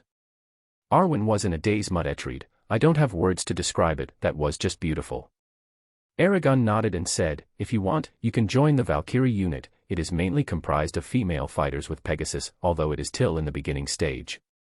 Arwen was now really interested. While Aragon had talked about this with others, there is already a unit with Griffin riders, but now with number of Pegasus being bred, it won't be long before a unit with them will be built. Chapter 30, YITI Empire and God Emperor 25. Aragon started getting to know Arwen more, and almost everyone could tell there was a spark between the two. Also, as time passed, Aragon, along with Gandalf, Olwe, Fingolfin, Finrod, and Legolas, were chosen to go see the God Emperor of ET. Legolas, while on the ship, asked, so what can you tell us about this God Emperor? Legolas did show a slight disgust towards the title. While he was okay with respecting certain traditions, but this title was basically calling someone the same level as a Vala. Aragon nodded and replied, yes, it seems so. The founder was called the God on Earth, the only son of the Lion of Night and the Maiden Maid of Light. The God on Earth, probably a green seer, probably why he lived as long as he did. Then legends and tales made him to be this godlike figure. Everyone nodded, seeing logic in it, while Gandalf, taking a puff from his smoking pipe, replied, Chai Duk is the fourth of the Yellow Emperors. Aragon, looking at Legolas, said, the position God Emperor was once a position of great power. Now the actual writ of the Emperor extends no farther than the walls of his own capital. The true power lies on the 100 princes, as well as the brigands, priest-kings, sorcerers, warlords, generals, and tax collectors throughout the realm. Legolas snorted and muttered, so just for name's sake. While Finrod nodded in agreement and Curious asked, Yellow Emperors. Gandalf nodded and explained, each dynasty took its name from a color used as an epithet, i.e. the current dynasty is the Yellow Emperors. Olwe added, Chai Duk is the god emperor of the Golden Empire of Et and the fourth member of his dynasty. He took to wife a noblewoman named Syra of Valyria and even kept a dragon at his court for a while. Hadrian made their way through a vast walled city comprised of a complex of pavilions, pagodas, and ornamental gardens. The emperor's army fills the monumental courtyard in front of the main palace pavilion. The 100,000 warriors stand in perfectly ordered phalanxes. The palace had been built by slaves, and it was still a marvel of art and beauty. It belonged to the dynasty and it belonged to the people. Aragon with his group entered the court of the Golden Wing. It was a room of gilded light and flowing water, the slender, repeating arches of its terrace framing the groomed hedges and burbling fountains of the royal gardens below, and beyond them, the plum orchards of Et, the trees standing like a regiment of soldiers in tidy rows. It was winter in Westeros, but here in Et, in this blessed land, the sun still shone warm. A malevolent-looking dragon that is carved into a massive door. The door swings open and Emperor is carried in. He's sitting on a jewel-encrusted jade throne which is lugged by 30 eunuchs.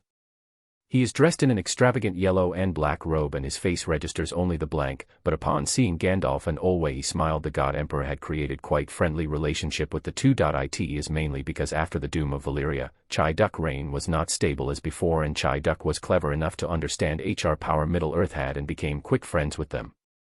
Chai Duk in Elven said, "It is good to see you Gandalf and you too Olwe." Gandalf and Olwe bowed, while the rest followed suit. Chai Duk was looking at Aragon with great interest and asked, "I must say, I didn't think I would meet the king of Middle-earth today." Gandalf gesturing towards Aragon said, "Our king wanted to see your land, after hearing about it."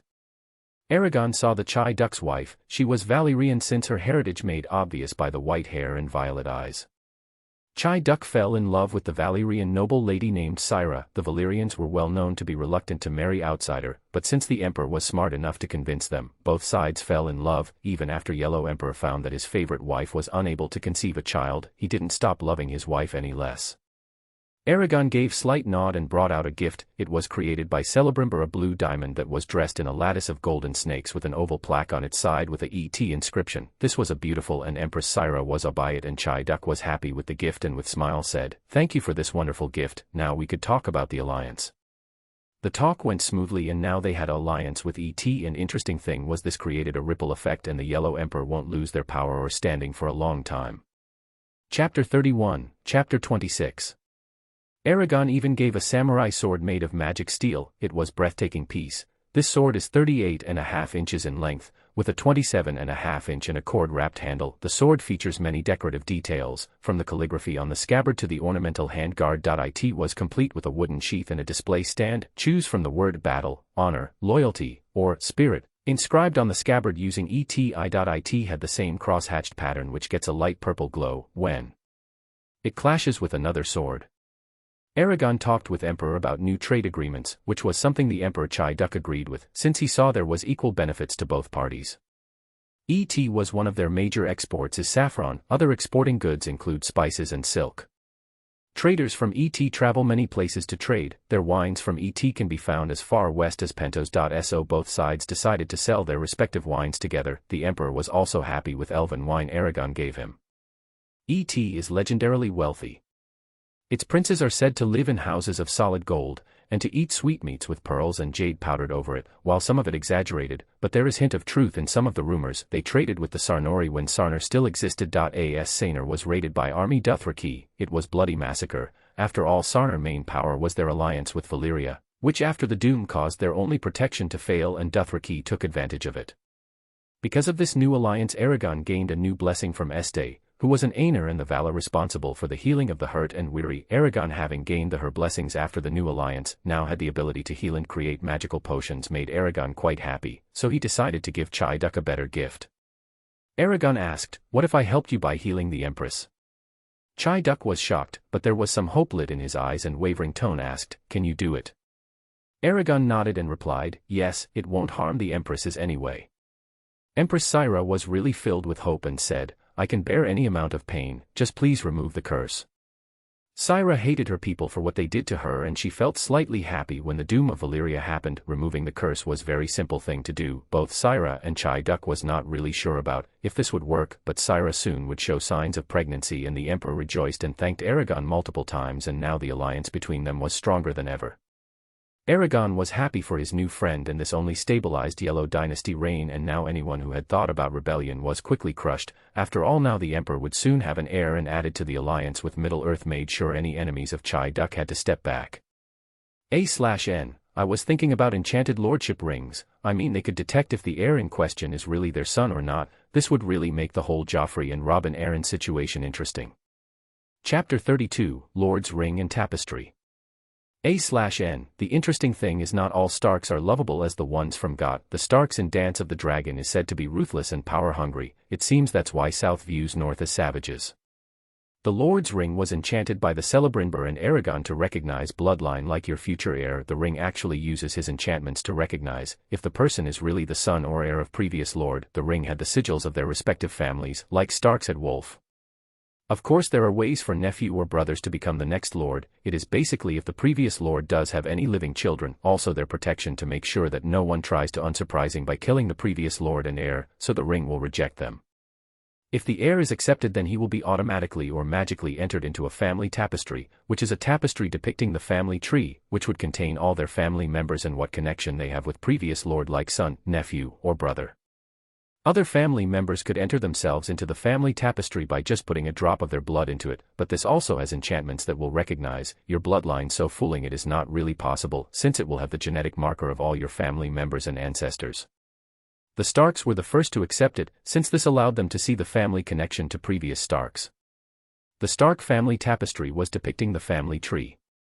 It contained every image of family members dating back to the Bran the Builder and Torrek Stark. To make sure the family tapestry had the genetic marker of every late family members, Aragon had to talk with some of Vala. They more or less agreed. Mandos took a while to convince. Now in Winterfell, Arryn Stark now was looking at the Stark tapestry. He had certain nostalgic feelings seeing the images of his father, grandfather, and pride seeing his ancestors. The tapestry had old and ancient feeling. Nevertheless, the white thread with which it was embroidered still glowed brightly enough to show them a sprawling family tree dating back to ages of Bran the Builder. Large words at the very top of the tapestry read, "Winter is coming." Arryn muttered, "They would have loved it." Aragon walked next to him and whispered, "Yes, they would, especially you, Grandfather Harold." Arryn remembered his old grandfather, who was in his prime, known as Harold the Impaler. It was something unbelievable when he first heard it. Arryn looked at the image of his Harrison Stark, with sadness, and thought, if only you were here to see your grandson, father. Aragon, sensing the atmosphere, asked, "How is Torrhen doing?" Arryn, breaking out of his mood, replied, "He is doing good, but he seems to have a habit of overthinking and being slight paranoid." Aragon chuckled, patting Arryn, said, "Don't worry, he will mature with time." Then the news spread. Many followed like their vassals, then Dorne, Reach, etc. Only ones who didn't was Storm King, Lannister, and their vassals. But interesting thing was, just year into it, a scandal broke out about the House of Hightower. It was found that Lord Varys Hightower's oldest son was not his. It was huge. No matter how much the wife in question tried to blame the North, Varys wanted this to be false, so he tried his 3 other sons and each came out without any issue. All 3 showed to be his bloodline. Varys went far as to bring the lineages and histories of the great houses of the 7 kingdoms, a book detailing genealogies of the nobility, which notes the hereditary preponderance of each houses. Varys' older son had blue eyes and slight sturdy build, while all his other children had slight brownish hair and smaller build. Varys at time didn't note of this, thinking his eldest son got his traits from mother's side of the family. The investigation proved oldest son was not from Varys, and his wife is killed and former son exiled. It was quite the problem. So the Lordship Rings became a must with time, and many started asking the Starks for one, but not everyone got it. Another thing was some houses rejected it, like House Reign of Castamere was a noble house from the Castamere in the Westerlands. Aragon did little digging and found out the now Reign family was actually cut off the original bloodline because their son was technically a bastard. A/N. Also, after next 2 chapters, Aegon's conquest starts and North will be separate kingdom, with Aegon's daughter marrying the Starks. Chapter 29. A/N. This a very boring chapter that contains some of the LOTR lore. I know many would be bored. So I posted another chapter to make up for it. Aragon saw Arwen watching the night sky. When he went for walk, she was drawing in her note.so. Being curious, he joined her. Arwen was surprised seeing Aragon, said, "I didn't see you there, Aragon." Aragon shook it off and asked, "Can I join you?" Arwen gestured him to sit. As Aragon moves beside her, seeing her notebook. He opens it, turns to the page which bears a sketch of the constellations. He takes the pen from the notebook, begins to add to the sketch, leading from one point to another in space. They discuss about different stars and constellations. Aragon asked, "So you are interested in the stars created by Lady Varda?" Arwen nodded with a huge smile and explained, "Lady Varda came to Arda with her husband, Lord Manwë, and the other Vala in the beginning of days.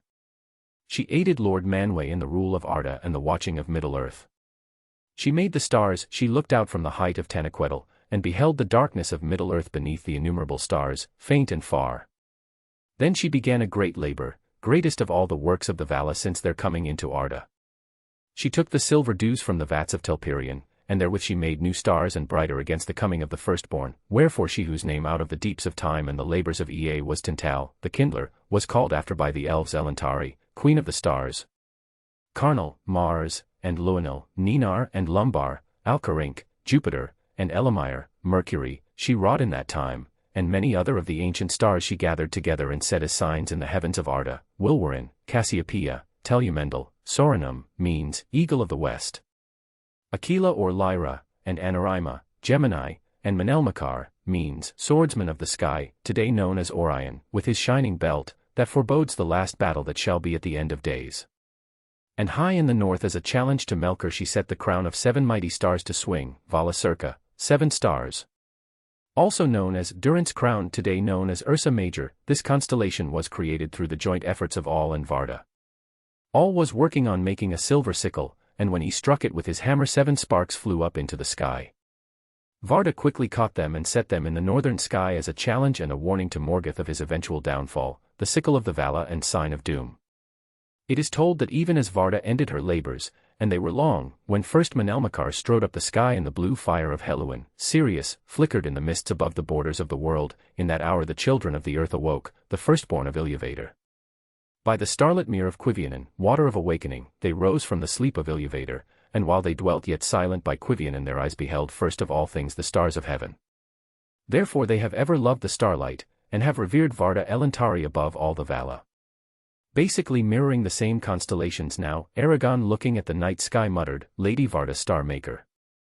They look at each other, nods and they smile. This is going to be a long night. Aragon had a small smile on his face. He loved this moment. Asked, "What about the sun and the moon?" Arwen with slight sadness replied, "As you know, the 2 trees of Valinor, also known as the trees of the Vala or simply the 2 trees, were Laurelin, the gold tree, and Telperion, the silver tree, which brought light into the land of the Vala in ancient times. They were destroyed by Melkor and the primal spider Ungoliant." Arwen's distaste for Morgoth and Ungoliant was evident in her tone, as she continued, "After their destruction Yavanna sang alone in the shadows.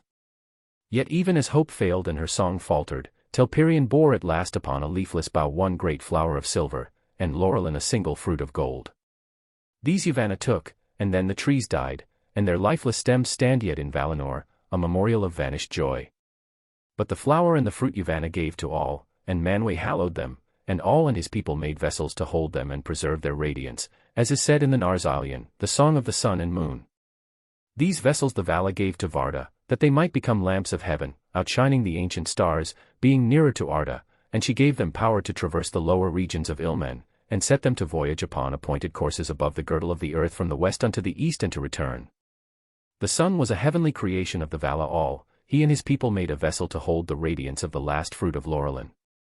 The vessel of the sun was guided by Arion, a mayor of Vanna. All used same method to create a vessel, to hold the radiance of the last flower of Telperion, the elder of the 2 trees of Valinor, thus creating the moon. Maetilion, a hunter of the company of the Vala Orom, was chosen to guide the vessel of the moon. Arwen and Aragon talked about all these stories throughout the night, while both grew tired and fell asleep. Arwen was sleeping beside Aragon on the blankets on the rooftop, while Aragon stares up at the night sky. She rolls close to him, nuzzles against him in her sleep. He looks down at her, beautiful in the moonlight. Chapter 34, Aegon the Conqueror. As time went by, Arwen grew close to Aragon and started a romantic relationship. Aragon had his own issues as he was made by the systems to help create Valinor with everything from the First Age, like the two trees, Laurelin, the gold tree, and Telperion, the silver tree. It was huge work and took a lot of time and effort. This was a shocking discovery for everyone from Middle-earth. While this was happening in Westeros, Aegon Targaryen came with his sisters' wives Rhaenys and Visenya. They were followed by their dragons Balerion, Vhagar, and Meryxes.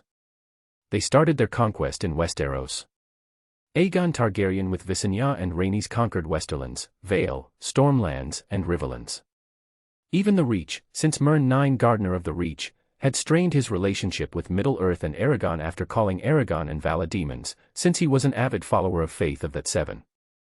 So having allied himself with King Larenai Lannister of the Rock in the climactic battle of the Conquest, which becomes known as the Field of Fire.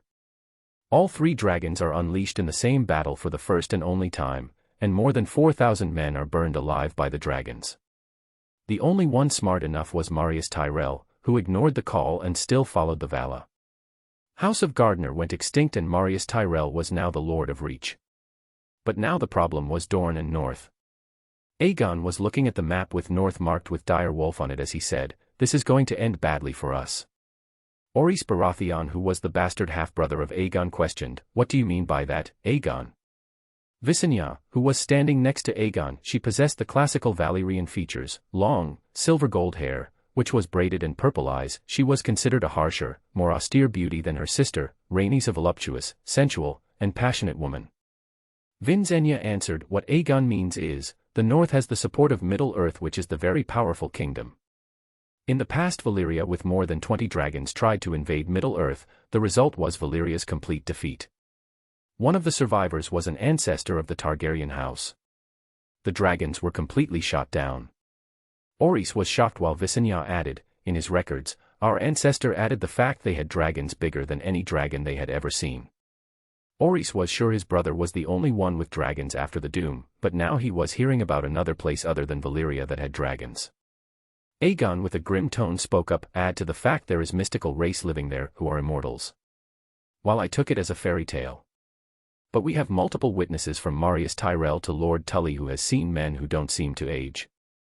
Rhaenys questioned, "So what do we do?" Aegon was thoughtful and answered, "We will have to let one of their children marry into the family, thus bringing them into our rule through marriage." Visenya was not sure, asked, "Are you sure? I mean, North never married someone outside of their land, especially with the Faith of Seven always demeaning their god Vala as evil."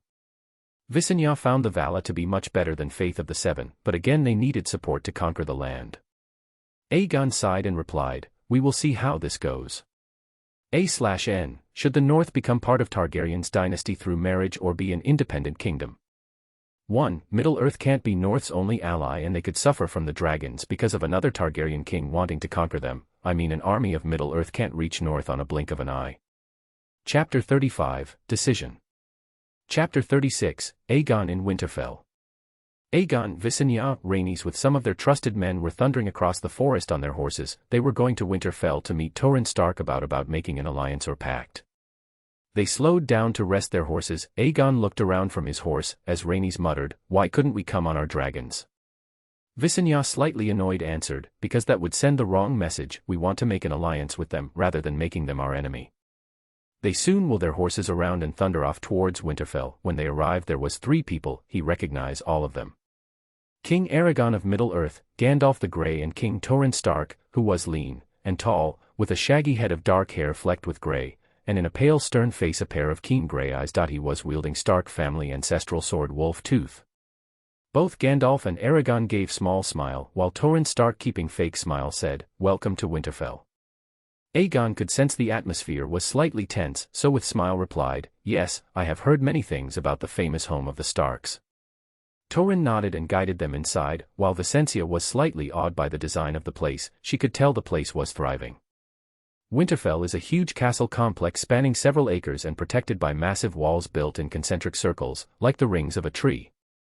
First, the ring wall, then the outer circle. The center of everything is Castle of Starks. The inside the outer circle is a village outside, the Winter Town. Inside the walls, the complex is composed of dozens of courtyards and small open spaces. Weapons training and practice take place in those yards. Winterfell's towers and halls have diamond-shaped window panes. Upon entering the castle, Aegon, Rhaenys, and Visenya could tell a warmth was surrounding them. Gandalf, seeing this, smiled and said, "It is the natural hot springs. The water is piped through walls and chambers to heat them, making Winterfell more comfortable than other castles during the harsh northern winters." Then they led to the meeting hall. Features a long table, a massive hearth with a wolf's head carved into the stone above it. All of them room their seats. While Torrhen decided to be blunt and asked, "So what does the great Aegon the Conqueror want with a small king like me?" Aegon, hearing this, chuckled, since he has not heard the blunt talk for a while now. So he decided to be honest and replied, "I want an alliance with your kingdom by marriage, either to my future daughter or granddaughter."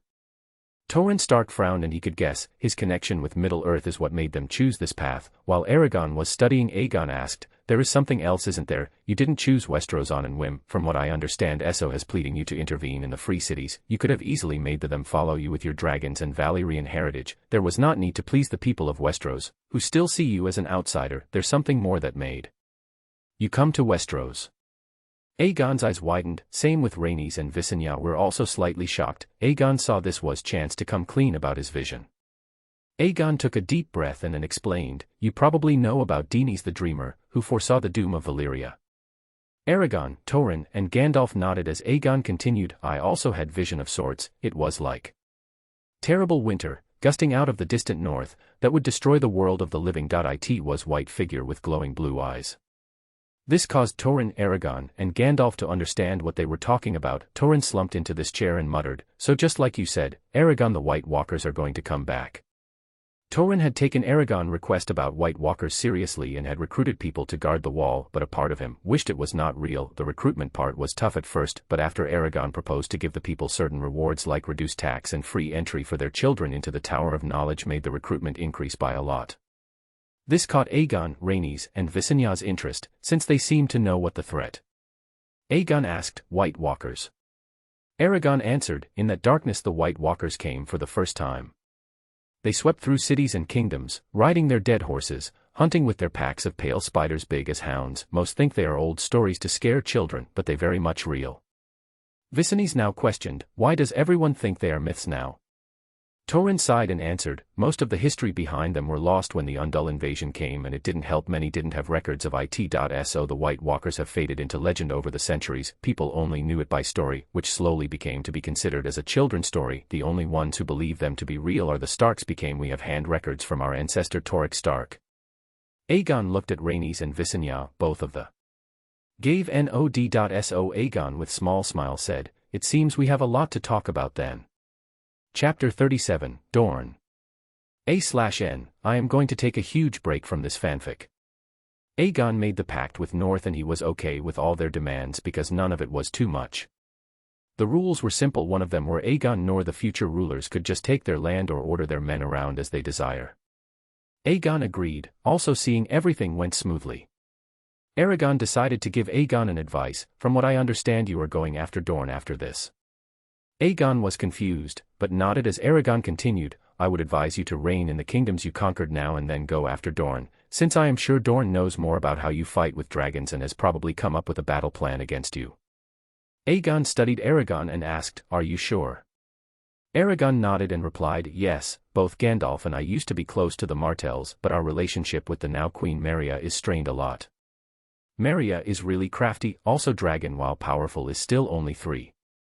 The people of Dorne are really passionate. Even if you capture them, they would rebel against you sooner or later, and if you appoint someone to run the place instead of Martells again, a rebellion would start." Visenya took the advice to heart, while Aegon was doubtful. Rhaenys was curious, asked, "What did she do?" Aragon waved it off. Meria was arrogant and she had a habit of talking behind everyone's back. Most of the time right in front of them too. She called Gandalf just an old man, who thinks he is wise and that Queen Nymeria made a mistake with him. She even made fun of the dwarves and elves.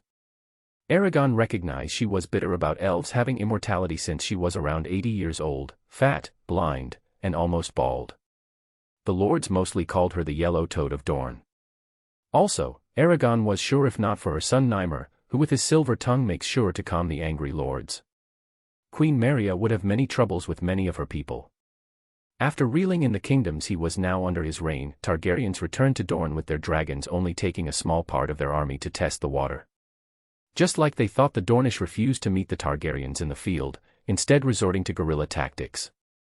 They learned from the Field of Fire and Harrenhal that there was no resisting the Targaryen dragons in open battle or by hiding in their castles.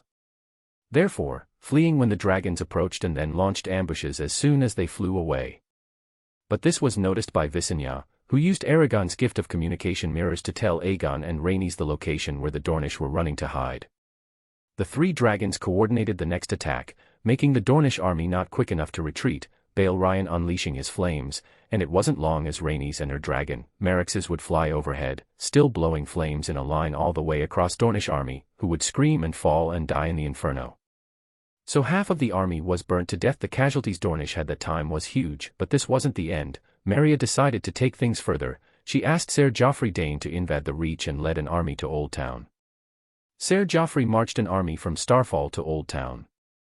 Unable to breach the city's walls, Joffrey had the fields, farms, and villages burned for 20 leagues around the city. Angered by this, Aegon responded with Queen Visenya Targaryen and her dragon, Vagar, burning Starfall to the ground. Nymer pleaded with his mother, "Mother, please, you know the Starks are going to ally with the Targaryens soon." But that went from one ear and through another.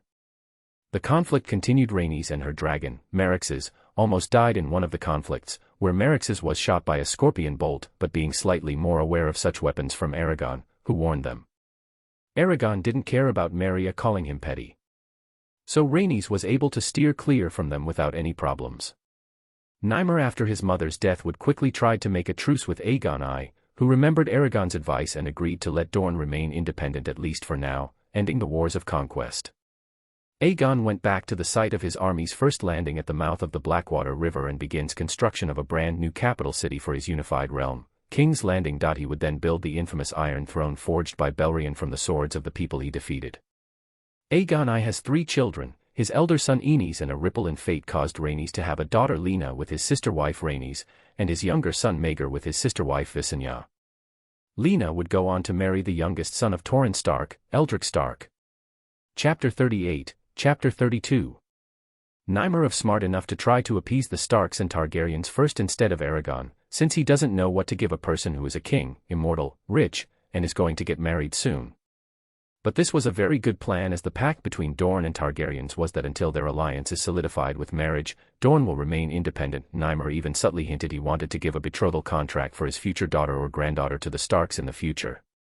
While thing was happening, Targaryens now had a very stable reign over Westeros, but now the issue came with Aegon's children. Maegor, while talented as his father with a sword, he showed signs of cruelty at a young age and didn't show any empathy to anyone except his mother and father. Aegon with time started showing signs of aging. The same can be said for his wives. But they kept a very healthy relationship with Starks, Aragon, and Gandalf. Now he was in King's Landing, the castle, looking at Aegon getting his backside treated. Aragon chuckled and said, "I told you a throne made of swords would not be a great idea, but you were the one who said it would be amazing." Aegon winced and replied, "Yes, I really thought it was a good idea at that time." Rhaenys and Visenya were amused by this, while Aragon smiled and said, "Valinor is open to people now. Every 30 years some of the people can journey there." Aegon, Rhaenys, and Visenya, hearing this, was shocked and excited. After all, these 3 visited Middle-earth, and let's just say, their minds were blown, and they also heard stories about many things in Middle-earth. One of them was Valinor, the famous land of the Vala. It was said to be only people allowed by the Vala could sail there by the straight road. Visenya and Rhaenys wanted to see Valinor after hearing about it from Arwen. The girls got along quite well. Also, Aegon questioned, "When is this journey happening?" Aragon answered, "In a month. We are taking some of the common folk in North too. Also, the Starks are coming." Rhaenys, hearing about Starks, asked, "So Lena is also coming?" Aragon knew Lena was the apple of Aegon and Rhaenys' eyes. Aegon even confessed if not for his shaky ground with Faith of 7, he would have made Lena his heir. Aragon smiled, gave the nod and replied, "Yes, she has been traveling through Middle-earth with Eldrick for some time now." Visenya with an envious look muttered, "I envy her a lot." Aragon knew Lena was happy, while Rhaenys asked, "What about Anduin?" Anduin Stark, son of Lena and Eldrick Stark, now studying swordsmanship under Finrod and would be considered the most talented swordsman in history. Aragon smiled and replied, he joins his mother and father on their trips from time to time, so he is good too. Aegon and Rhaenys nodded, they wanted to meet their grandson again. As Aragon changed the subject, how is Maegor and Aenys? All three frowned now. Aegon sighed and said Aenys is the same kind-hearted and courteous boy. But he wants to be loved by everyone and always trying to please everyone. Rhaenys added, he made friends easily, but he also trusted everyone and allowed himself to be easily influenced. He was a dreamer. Visenya with slight pride said Maegor was a born warrior whose skill with weapons was unmatched. He lived for war, tourneys, and battle, and rose to become one of the youngest and finest knights of his time. She paused with slight disappointment and sadness continued, he was also a hard and brutal, sometimes taking things too far. Aegon nodded and said, true, Maegor is quarrelsome, quick to take offense, slow to forgive, and fearsome in his wrath. He is rigid, unyielding, and unbending. Rhaenys sighed and said, we already discussed this, we can't let Maegor have the crown, he is too bloodthirsty, I really wished it was not this way.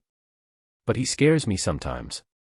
This was change in rule of succession. Originally Thr oldest always takes the lordship or kingship, but because of suggestion from Gandalf the rule was changed and many were okay with it. This obviously made Maegor believe he had a chance to be the king, but this was foreseen by Aegon, Visenya, and Rhaenys. They didn't want Maegor to rule, since they could see the madness in him and chances of him becoming a tyrant was huge. Rhaenys looks at Visenya, who gave a sad smile, after all which mother wants to hear that, while Aragon said, I know Maegor is highly loyal to his mother and respects his father, but that is all the emotional connections he has. Visenya looked at her hands in sadness and said, true, he doesn't have any true friends. Visenya for the past years has been trying to temper his need for aggression, but it was not working. She had seen the look he had given her when she was going against him. The survival of Rhaenys created a ripple, unlike the original timeline where Aegon and Visenya's relationship strained after her death, with Aegon mourning Rhaenys and the same with Visenya who became distant from everyone else. In the original timeline she was an avid supporter of her son's usurping to the throne and was unable to see his faults or recognize them. But here all three are mentally well and were able to recognize the signs. Visenya was saddened by how her son turned out. Chapter 39, Chapter 33. Aegon was not sure either of his sons would be good king, with one being easily influenced and the other is bloodthirsty and unbending. Aegon multiple times wanted to name his daughter the heir to the throne, but that is not really a great idea at the moment and he knew this daughter didn't want it for two reasons. Flashback. Lena, after hearing her father talk about giving her the throne, shook her head and said, that won't work. I mean, if this is Middle-earth or North it is possible. I mean, North has already had 2 queens before this and same can be said for Middle-earth, but the 6 kingdoms are a whole different matter. They won't allow this without some sort of miracle or fight happening. Aegon nodded. He knew Middle-earth would accept women as their queen, while North still had some reservations, but if the girl did prove herself then the people of North would have no issues with it, but South is not the same. The first problem is Faith of the Seven has already viewed Aegon Targaryen's marriage to his sisters as tainted, and bringing Alina in as the queen would cause issues with them and the lords. Also Maegor will be angry he was passed off by someone younger. Aegon groaned and thought, why didn't I really follow Vala at that time? Aegon, Rhaenys, and Visenya actually started praying to the Vala more than the Faith of the Seven. Flashback ended. Aragon worked out THR kinks in the flying ship and his first fully functional one was not the fastest, but it was a good working model and this was just the start. Aragon, Finrod, and Legolas were now studying the magnificent white ship, which was hovering over the sea. Finrod and Legolas were still in awe at this new creation of Aragon. They had seen a carriage version for this, but this was just amazing. Finrod, breaking from his daze, questioned, are you going to unveil this during the journey to Valinor? Aragon nodded and answered, yes, this would make their first trip to Valinor the best memory of their lives. Both Finrod and Legolas nodded, while Legolas added, we have been increasing the number of security around Izelihar, just for protection purposes. Izelihar was a green mound of grass near the western gate of Valmadam. It is where the 2 trees of Valinor are standing. Aragon nodded, understanding Legolas' fear. After all, in his past memory the 2 trees were destroyed and he seems to not want this one to receive the same fate. While he was also thinking about the Vala on different locations of Valinor, everyone will be warned of not disturbing them. Each of the Vala had their own region of the land where they resided and altered things to their desire. Yavanna, the Vala of nature, growth, and harvest, resided in the pastures of Yavanna in the south of the island. Orome, the Vala of the Hunt, lived in the woods of Orome to the northeast of the pastures. The forest was home to many creatures which Orome could track and hunt. Nienna, the lonely Vala of sorrow and endurance, lived cut off in the far west of the island in the halls of Nienna, where she spent her days crying, looking out to sea. Just south of the halls of Nienna and to the north of the pastures there were the halls of Mandos. Mandos, the brother of Nienna, was the Vala of the afterlife. All inhabitants of Arda went to the halls of Mandos should they happen to die, mortals and immortals alike, although it was said that in death as in life, they were separated. Also living in the halls of Mandos was his spouse Ver the Weaver, who wove the threads of time. To the south were situated the gardens of Lorien, where dwelt Irmo, the Vala of dreams. And on an isle situated in the middle of the lake of Lorelin in Lorien, dwelt Irmo's wife Este. To the north of this were the mansions of all the smith Vala who was spoused to Yavanna. In the northeast lay the mansions of Manwë and Varda, the two most powerful Vala. They are the only ones Aragon hadn't seen face to face. Chapter 40, Aegon's Death and Maegor's Tyranny, Draft. But with time Aegon started getting more and more weak and health was affected. So with his death the throne was passed to Aenys, who while foolish was still able to be guided by Rhaenys and Visenya. By that time Aenys had married Lady Alyssa Valyrian, had a daughter Rina, then a boy named Aegon. But Maegor had married Cerys Hightower. For a while they still had no children. Maegor then suddenly announced that Cerys was barren and that he had taken another wife, Lady Alice Harroway. Unable to convince the Septon at Dragonstone to perform the wedding, Maegor and Alice had been wed in a Valyrian wedding ceremony led by Dowager Queen Visenya Targaryen. This marriage angered many. Maegor quarreled bitterly with his brother, King Aenys, while Cerys' brother, Lord Martin Hightower, demanded that Maegor set Alice aside. The High Septon denounced the marriage as sin and fornication and called Alice, this whore of Harroway. Many of the pious lords in the realm began to follow his example, openly referring to Alice as Maegor's whore. Maegor remained defiant, however, citing that his father had taken 2 wives as well, claiming that the strictures of the faith did not rule the blood of the dragon. Feeling he had no other option, Aenys furiously gave Maegor a choice: set Alice aside or go into exile for 5 years. Maegor chose the latter option and left for Pentos with Alice and Balerion. He also took the sword Blackfire with him, refusing Aenys' request to leave the sword behind. Septon Myrmison replaced Maegor as hand, while Aenys named his eldest son, Prince Aegon, Prince of Dragonstone. But this wasn't the end. King Aenys announced to the whole kingdom that his son was going to wed his daughter. This didn't go well with the faith, who was given the word by Aegon that the incestuous marriage of the Targaryens would stop with him. While the Rhaenys and Visenya were not happy with the announcement, was planning to talk to the faith about this being a mistake. Aragon was visited by Visenya and Rhaenys. Both looked really tired as Aragon asked, "I heard Aenys' announcement about marriage of Aegon and Rina. If remember correctly, Aegon wanted this tradition to die down with him." Visenya nodded and replied, "He announced without consulting anyone and our grandchildren just followed his lead." Aragon nodded and asked, "Are you going to talk to Faith about this?" Rhaenys replied, "We are planning to." But the Faith militant launched an attack, while they fought back, and Aenys was more of charmer than warrior, was scared to death. But with North coming to help, Faith militant was pushed back, but during this time Aenys died of a heart attack because weak and sickly body gave out from the pressure. Maegor, who heard about this, announced he was now the new king of Westeros. This was considered usurping Aegon, who was Aenys' son, but end of the day Aegon was too young and naive to contest for the throne. North heard this, now wanted nothing to do with this war for the crown, while they helped with fighting the Faith militant. Maegor, who still warred with the Faith until he completely burned September of Remembrance. Rhaenys and Visenya controlled much of Maegor's bloodthirsty impulses, but sometimes it couldn't be held and they learned to keep him occupied by building Red Keep.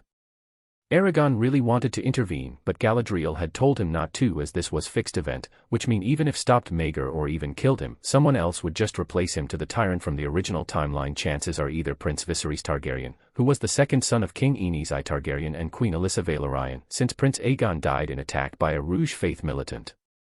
They even talked and made Maegor bring Aenys' widow, Dowager Queen Alyssa Valyrian, and her youngest 2 children, Jaehaerys and Alysanne, his mother's wards on Dragonstone, while summoning her son Viserys to court, making him his personal squire. Still without an heir of his own body, Maegor visited one of his 5 wives every night, but nothing worked, or his thing didn't work. Chapter 41, New Chapter 35. But soon with the death of Rhaenys and Visenya, Maegor went further into madness. It didn't. Most of his wives died because of the continuous birth attempts or health failures. This caused people began to whisper that Maegor was cursed, and that the gods would never grant him a living son. Maegor was angry at these rumors, so he decided to find a scapegoat, which led to his wife Queen Tiana being seized and delivered to the dungeons, where she was forced to make a fake confession about having poisoned both Alice's child as Jane's. But interesting thing was Maegor did have two stillborn children, but none of them were his, out of all of his wives. 4 of them had cheated on him with others. So the stillborn given birth were their attempts to get rid of the baby by poison, since they knew Maegor will kill them if he found out about this. Aragon, seeing how unhinged Maegor was getting, was able to smuggle out Rhaena Targaryen, Viserys Targaryen, Jaehaerys Targaryen and Alicent Targaryen out of King's Landing and to North for safety. While hearing this from his new master of whispers, Maegor was angry. In his paranoid and madness, he blamed Aenys' children and North for the death of his heirs, but this was not the only thing. Maegor for a long time had an eye on the North and Dorne, which he considered a part of his kingdom and wanted to conquer them to show he was better than his father Aegon. It seems every warning Visenya told him about the North went right over his head. So riding Balerion and marching a huge army to North to conquer it, but what waited him there was army twice as huge as his and giant blackish blue scaled dragon, larger than Balerion. Acnologia gave roar that made the army step back and Balerion was cowed down by an alpha dragon. Balerion bowed his head in submission. Maegor was angered by this and ordered, "Enough, I am your master and you will obey me." Balerion huffed as if saying, "Make me brat." Balerion only let Maegor fly him because of 2 reasons. 1. The brat was the blood of Aegon, his beloved rider. 2. The brat was stronger than the whiny one. Now the Balerion regretted not choosing the youngest girl. Maegor in his annoyance did the most stupidest thing a man could ever do. He started hiding Balerion with his sword, but this only made Balerion more angry, and with mighty roar Balerion reared his 2 front feet up in the air, causing Maegor to fall on the ground and completely drenching himself in the mud. While his army quickly ran away leaving their poor king behind, Aragon sighed, muttered, "Just like Visenya said, he has no loyal servants or friends to back him." As Maegor got up, he glared at Aragon and yelled, "I will burn you and everything you love." Aragon frowned and said, "Look here, brat, I was there when your ancestors the Valyrians were just shepherds. I was there when their whole empire of Valyria was doomed into nothing but ashes, and I will be there when the last sons of Valyria are nothing but ashes and memory." After all this time Maegor's mind rebooted and started working again. As Maegor gulped as if he was now standing in front of someone he shouldn't have angered. Aragon ordered one of the soldiers, "Take him to throw wall, we will keep him prisoner till the end of his days." Aragon decided to keep him alive, but announced the king Maegor died from the fall. He was pretty sure either Viserys or Jaehaerys will take the throne. Chapter 42, Chapter 36. Aragon was now laying on Arwen's lap and they were on a green hill overlooking the 2 trees of Valinor. Both Laurelin and Telperion were on the mounds of Azelahar, the 2 giant trees, one golden and one silver, shining bright and spreading their light over the land. They both glowed 2 different colors of light together, creating a single day that lasted 12 hours. Telperion is the elder of the 2 trees and has leaves that are dark green on the top and silver underneath. Telperion emitted a silvery-hued light. It is also described as having many flowers and casting a beautiful shadow on the ground as a reflection of his shining leaves. While Laurelin, the younger of the 2 trees, has young green like the new open beech, the leaves with edges of glittering gold, with yellow flowers in the shape of horns. Laurelin's light was golden. It was also much warmer than Telperion's, similar to the warm glow of sunlight. Arwen was lovingly caressing her hands through Aragon's hair when she asked, "So how did they choose to be the next king?" Aragon sighed and replied, "Jaehaerys is chosen." The oldest Viserys declined the rights to the throne, saying he was disgusted sitting on the Iron Throne and saying it was cursed. He seems to not want to be associated with it. Arwen gave sad smile and asked, "Have you gone to meet Aegon, Rhaenys, and Visenya in the halls of Mandos?" Aragon nodded and replied, "Yes, they are saddened by hearing the fate of their children, but they are slowly moving on from there. Mandos seems to give them an option to live in Valinor. I am not sure if they will take it or not." Arwen nodded and both were content with enjoying their time together. Aragon had found out that the halls of Mandos, which was a place that hold the souls of the dead children of Iluvatar and are the dwelling place of Mandos, unlike LOTR world where humans were given a gift of Eru Iluvatar, but here the humans don't have such gift. As Telperion and Laurelin's light only primarily projected across Valinor itself, Aragon asked, "What do you think of Jaehaerys?" Arwen hummed and replied, "He is intelligent and kind, therefore would become a great king. Also Gandalf will be there to guide him." Aragon sighed, agreeing with that assessment since he remembered Jaehaerys was considered the wisest Targaryen king to sit on the Iron Throne.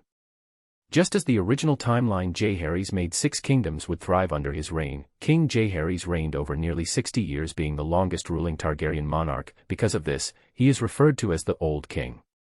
His reign is remembered as the most prosperous period in the history of the Targaryen monarchy.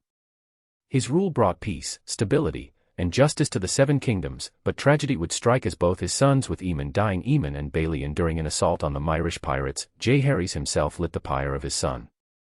Chapter 43, Chapter Viserys Targaryen. As time went on, Jaehaerys became old and he decided to choose a successor for his throne, who was Viserys Targaryen. The problem was Viserys was well known to be easily swayed like his great-grandfather Aenys. Aragon and Gandalf believed Rhaenys, daughter of Aemon, to be a better ruler, but girls becoming queens was not widely accepted in the 6 kingdoms. Rhaenys was a great beauty, and she was a clever, capable, spirited, proud, fierce, and fearless woman. She had a fiery temperament. While Viserys was amiable, open-handed and eager to please, Viserys' reign was stable because of the support from many, who followed Jaehaerys' rule, and his only daughter was Rhaenyra, was the only living child of King Viserys I Targaryen by his wife, Lady Aemma of House Arryn. Aemma is originally from House Arryn, and married Prince Viserys. She is half Targaryen on her mother's side, and thus has Valyrian silver hair. Her mother, Diella, was a younger sister of Viserys' father Balon, making them first cousins. After producing the healthy daughter Rhaenyra, Aemma went on to have 1 child who died in the cradle, 2 stillbirths, and 2 miscarriages, 5 failed attempts in 10 years at producing a healthy male heir for Viserys. Aragon and Gandalf warned them to not keep trying, but the warning went unheeded as Aemma felt duty-bound to keep trying, and became pregnant for a 7th time with a child that Viserys was convinced by a prophetic dream would be his male successor. Also, their daughter Rhaenyra became a dragon rider at the age of 7, when she flew into the sky on the back of a young dragon, whom she named Syrax. At a young age, Rhaenyra had a crush on Aragon after her meeting with him in Middle-earth, and she was taught by Aragon and Gandalf upon Viserys' request, but both of them didn't agree with this at the time, but they tested her and the girl proved to be really sharp and capable. So they started teaching her, she proved herself, and a year later, when she was 8, Rhaenyra became a cupbearer for her father, serving him at the table, at tourneys, and at court. From that point onward, King Viserys was seldom seen without Rhaenyra. Also during that time, Otto Hightower was Viserys' hand of the king, and just like Aragon and Gandalf thought, Viserys was influenced by Otto easily. Otto changed Daemon from holding any position of power like Master of Laws or even Master of Coin. Aragon and Gandalf had heard this and both of them couldn't help but sigh in disappointment. As Aragon said, Otto can't manipulate Daemon like how he does Viserys. Daemon had seen this happen far too many times to fall for that, thus Otto feels upon Daemon ascending the throne, he will lose the control he has now. Gandalf, who was smoking his pipe, replied, "True, Viserys now strained his relationship with his brother because of this." Aragon knew there was sentiment among some of the members that Princess Rhaenys should have taken the throne, not Viserys.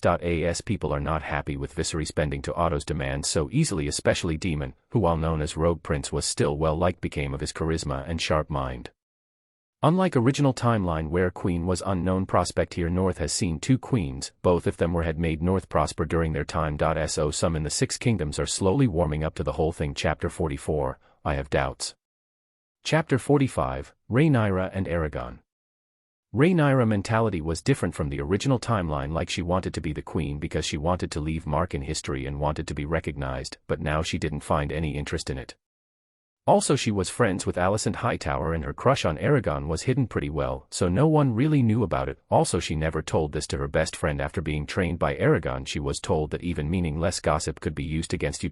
So she had some guard against even her friend, since she was well aware of the political situation in the kingdom. Like Otto Hightower, the hand of the king has been pushing the Viserys heir and complaining whenever he holds any position of power. She is told by Aragon that Daemon hated Otto because the man tried to use his silver tongue to get into his good side only to fail. So Otto has been trying to undermine Daemon for a long time. So after her morning ride on Syrax, she was going to see her mother when she saw Aragon. So she quickly ran to join him and asked, "Are you going to see mother?" Aragon chuckled. He found it amusing that Rhaenyra behaved like noble lady around but around him and Gandalf she behaved like a normal teenager. So Aragon smiled and replied, "Yes, I have to check on her health after all." Rhaenyra nodded, slightly sad smile, having remembered how many brothers and sisters she had lost, while Aragon after the 4th loss was able to get better healer from the north to look after Aemma. Aragon changed the topic, "So how was he morning dragon ride?" Rhaenyra with huge smile replied, it felt so freeing, away from all the restrictions and troubles of the castle. Aragon nodded. Many just saw her, the Rhaenyra, the Targaryen princess, but Aragon saw just little girl who wanted to free and recognized for her abilities. While they soon reached Emma's room, she was laying on her bed with Healer checking her, and even Maester was nearby, while Aragon noticed the Maester looking at the Healer with great contempt, but soon schooled his features. Emma smiled seeing her daughter and gave nod to Aragon, who asked the Healer, how is she? The Healer, name's Nadia, with scowl replied with low tone, some of the medications given to her are not really good. Aragon narrowed his eyes and looked slightly at the Maester, who was checking Emma. Aragon then walked to Emma, who was slightly weak from the new medications, and with smile asked, how are you feeling? Emma gave a small smile and replied, weak. Aragon sighed and replied, I will make sure Gandalf will be here during the birth, just to be in the safe side. Emma chuckled hearing that, while she knew Aragon saw her as great friend and is protective of that. Emma nodded and said, that would make my heart worry a little less. Aragon posted a few elven guards and some of the best warriors from the north, to be clear. Chapter 46, Question. Chapter 47, The Start of Issues. A council meeting was called, and Aragon had an honorary position and it doesn't hold much value, but his advice was definitely valued, while Ser Otto Hightower is Hand of the King. Grand Maester was Melas.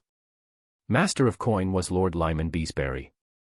Master of Laws was Lord Lionel Strong. Master of Whisperers is Lord Larry Strong.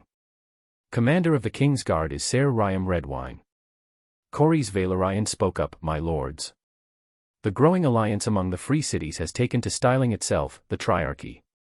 They have massed on Bloodstone and are presently ridding the Stepstones of its pirate infestation. King Viserys with smile replied, well, that sounds suspiciously like good news, Lord Corlys. Aragon hearing this felt he should really smack this idiot. This idiot didn't understand how strong this group was, since they were able to clear Stepstones of pirates so quickly. Also, he seems to forget that the Stepstone Islands are a key trade route for Westeros, east of Dorne and west of Essos. They're monitored by the Triarchy, which is an alliance of 3 of the free cities, Myr, Lys, and Tyrosh. The fact Corlys lost 4 ships to this crab feeder itself shows the man doesn't fear Westeros and seems to have the power to go to war with them. Viserys was a fool who wants to ignore all the signs of possible war and put his head in the sand. Aragon with a groan thought, why didn't I push for Rhaenys to be queen? This was not only his sentiment, but many had similar idea after they saw some blunders done by Viserys. Some say he was the second coming of Aenys. Corlys ignored that and continued, a man called Kragas Drahar has styled himself the Prince Admiral of this Triarchy. They call him the Crab Feeder due to his inventive methods of punishing his enemies. King Viserys with smile and sarcastically asked, are we meant to weep for dead pirates? Lord Corlys with fake smile replied, no, your grace. Lord Corlys saw Aragon gesture, they would talk about this. This made him sigh in relief, because his house facing a lot of issues because of Kragas Drahar was overstepping his territory. While Aragon saw Rhaenyra enter the room, she was slightly worried and gave Aragon a smile, while Viserys with small frown said, Rhaenyra, you're late. The king's cupbearer must not be late. Leaves people wanting for cups. Rhaenyra went to her father, kissing his cheek and said, I was visiting mother. Viserys noticed the scent asked, on Dragonback. While Rhaenyra just gave shrug and went to do her duty as cupbearer. Lyman Beesbury decided to talk about another issue, your grace. At Prince Daemon's urging, the crown has invested significant capital in the retraining and re-equipping of his city watch. I thought you might urge your brother to fill his seat on the council and provide an assessment of his progress as commander of the watch. Viserys now turned to Lyman and asked, do you think Daemon is distracted by his present tasks? And that his thoughts and energies are occupied? Lyman knew he was slightly overstepping his boundaries, so he decided to step back and say, one would hope so, considering the associated costs. Viserys smiled and replied, then let us all consider your gold well invested, Lord Beesbury. Lord Corlys decided to give Viserys another chance and said, I would urge that you not allow this Triarchy much latitude in the Stepstones, your grace. If those shipping lanes should fall, it will beggar our ports. Aragon nodded, understanding his concerns. After all, Ser Corlys not only oversees the royal fleet, his house provides it. And he knows better than anyone that if the Stepstones and their shipping lanes fall into the wrong hands, it could beggar every trader in the realm. None more than him. No ship will be able to pass by or even near the islands without paying a hefty price to Kragas, whether the cost comes in gold or lost ships. But he was cut off by Otto. The crown has heard your report, Lord Corlys, and takes it under advisement. Shall we discuss the heirs tournament, your grace? Viserys smiled this time and replied, I will be delighted. Will the maester's name day prediction hold, Melos? Corlys sighed in disappointment. While Melos was the maester's incompetent with healing Aenma, if not for healer Nadia everything could have been terrible. While Melos said, you must understand that these things are mere estimations, my king, but we have all been poring over the moon charts, and we feel that our forecast is as accurate as it can be. Viserys nodded, while Aragon knew Viserys placed lot of faith on the maesters because of his friendship with Otto Hightower. So not matter what he said, Viserys would just tell the maester to focus or he will blame it on old age. Lyman spoke up, the cost of the tournament is not negligible. Perhaps we might delay until the child is in hand. Ugh, most of the lords and knights are certainly on their way to King's Landing already. To turn them back now.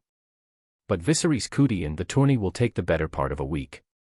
Before the games are over, my son will be born, and the whole realm will celebrate.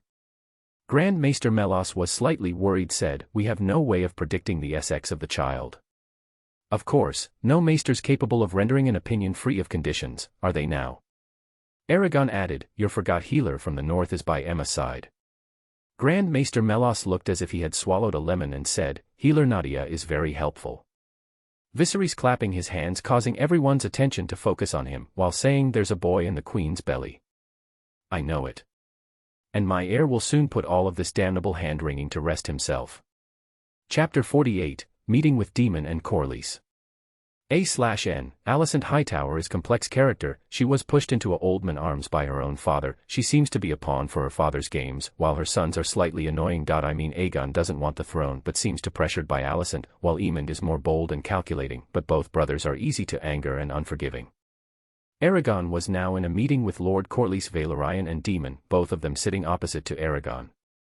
Lord Corlys spoke up, I am already having issues with Kragas and my house is suffering for it, while the king ignores my pleas. Daemon slightly apologetic tone replied, I am sorry for what my brother did. Corlys waved it off for now, but he will not fight the slight by Viserys. After all, Valyrians have supported the Targaryens for so long, and Viserys not even taking a look at their problems is very disappointing and enraging. Aragon spoke up, the issue with Kragas is something that must be dealt with quickly. That's why I brought you two here. Daemon can provide you the support. Daemon was curious, asked, so you are going to provide us with weapons and some of your men from what I am guessing? Aragon nodded and replied, yes, this matter does just affect you, this would affect North as well. Ever since the Triarchy invaded and occupied the Stepstones. At first, their intention was to merely charge merchants for passage, which everyone gladly paid in return for protection, but now, under the leadership of the warlord named Kragas Crabfeeder, the Triarchy begins to taunt and provoke the Six Kingdoms, feeding the sailors and merchants of Westerosi ships to crabs on the shores of the Stepstones. Many ships were lost to Crabfeeder, including a few flying the Valyrian banner. Also, they are increasing the charge with time, which was not a good thing. As Aragon spoke to Corlys, I am sure a warning from North and Middle-earth will make the Triarchy back up for a while, which will make sure to provide you with time to get the army ready. Daemon and Corlys agreed, since they knew the weight Middle-earth's name carried. Also, Aragon remembered a certain issue and looking at Daemon said, I found the rumor mongers, who has been making rumors about you being the second coming of Maegor and stuff. Daemon was now serious, asked, let me goose, it was Otto. Aragon nodded and replied, yes, he seems to have made it mission to cause trouble for you. Daemon with frown and said, that bastard was sucking up to me like he did with Viserys, but I bluntly told him to walk away. It seems to have angered him. Aragon hummed, understanding the situation, and said, you know, sooner this issue with Crabfeeder is dealt with the better. Daemon nodded, while the interesting thing is Daemon was not hungry for the throne like original timeline. He was only doing his duty as the heir to throne for now. Daemon was even ready to step down if Viserys had son, but his relationship with his brother is slightly strained because of Otto. While Aragon knew chances are Viserys' decisions to ignore this issue will be questioned again, just like how Daemon is called Maegor's second coming in the rumors, he is called Aenys' second coming. Chapter 49, Notice. Chapter 50, Chapter After Council Meeting. Aragon was with Rhaenyra, who was happy to tell him about his studies with Gandalf. It is great and all, but sometimes it gets boring. Aragon understood where she was coming from, while Rhaenyra continued, also Alicent has been coming around lately. Rhaenyra was not a fool. Having mentored by Aragon and Gandalf, she picked up the fact Alicent was just a pawn in her father's game to get close to Targaryen family. After all, he did the something with Jaehaerys when the man was not well, and even her father danced to his tune. Rhaenyra knew the only one who didn't was her uncle Daemon, but that even brought issues like the Otto Hightower has been trying to go against her uncle in every turn. Rhaenyra looked at Aragon and said, Alicent has been asking a lot of questions lately, if I like someone or not. Rhaenyra was slightly guarded about this, because she was pretty sure Alicent would go tell her father about this. She couldn't technically blame Alicent, since the girl is pretty much just a pawn for her father. The poor girl wouldn't even know she is being used as spy by her own father. After all, subtle questions here and there by Otto about what they did would be enough to make Alicent tell about what they discussed. Aragon hummed and thought, chances are rumors would spread about Rhaenyra, if she ever become a threat to Otto's ambitions, just like there are rumors about Daemon spreading a lot. Aragon decided to change topic. Asked, I heard your uncle is really bringing down the crime rate in King's Landing. Rhaenyra nodded and replied, he is, but his methods could be considered slightly extreme. Aragon slightly agreed with her and replied, but you have to remember all the lords are coming to see Heirs Tournament, so should something happen everything will fall on your father's head. So Daemon is doing the best to make sure nothing happens. But Aragon was sure Otto was going to make an issue of this by calling a council meeting soon. Rhaenyra agreed and asked, also have you heard of Uncle Daemon's wife? I mean, she rarely visits him and my uncle rarely goes to Vale. Aragon sighed and replied, your uncle and his wife Rhea Royce doesn't get along, they have issues, and from what I understand Daemon is trying to rescind their marriage, which she is against it. Rhea Royce was married to Daemon for a while now. It was obvious both hates each other and expect for Viserys. Everyone could see this. Viserys seemed to be under the impression that if Daemon puts effort into the relationship everything will work out. Also, Daemon always called Rhea a bronze bitch, which was mainly because Rhea was found cheating with Knight, and Daemon decided to do the same by taking a prostitute and slave named Miseria to be his lover. Miseria is a brothel proprietor, information broker, and under the alias White Worm, she leads a network of spies and informants active in King's Landing. Aragon could understand why Rhea or her family didn't want to rescind the marriage. After all, Daemon was still a prince with a lot of influence, and it also didn't help the fact they didn't even consummate their marriage, as both disliked each other. Rhaenyra only met Rhea a couple of times, and in those meetings, she found Rhea to be too much of stick in the mud. Chapter 51, Chapter 42. Aragon was once again going to a council meeting. It wasn't that he liked these meetings, instead it was the fact he could annoy Otto Hightower. While walking towards the meeting room, Aragon came across Corlys, who gave smile and asked, I am guessing you will be joining us for the meeting as well. Aragon smirked and replied, of course, I like messing with Otto so much.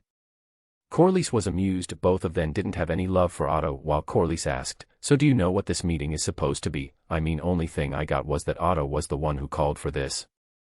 Aragon sighed and replied, you know how Daemon is rounding up thugs and rouges with his new place as the captain of the city watch. I think Otto wants to use Daemon's rough treatment against him. Corlys always knew Otto was a snake, while seeing the angle replied, but what he did was necessary. I mean, the Heirs Tournament is approaching and many lords will be there, so these thugs and rouges couldn't be allowed to just roam and cause issues like before. Aragon nodded and replied, I agree, but Otto, while smart, is also the man is arrogant, and he has slight tunnel vision towards those that he considers his rival or enemy. Aragon saw Otto and Viserys enter the chamber. While Otto was complaining, it was an unprecedented roundup of criminals of every ilk. Your brother made a public show of it, meting out the summary judgments himself. I'm told they needed a 2-horse cart to haul away the resulting dismemberments when it was done. King Viserys sighs and said, gods be good. While going to their respective seats, Otto added, the prince cannot be allowed to act with this kind of unchecked impunity. But Otto stopped, as Viserys looked at Daemon wearing his armor and blood was on his face. Daemon smiled and greeted, brother. Viserys nodded and greeted back, Daemon.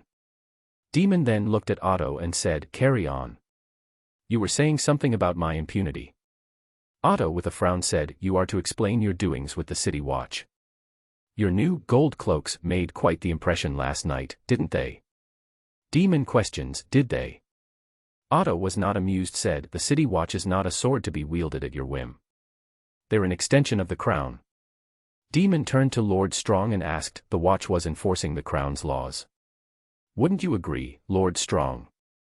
Lord Strong was a man of Otto didn't want to go against him, but at the same time was afraid of going against Daemon, so he replied, my prince, I don't think.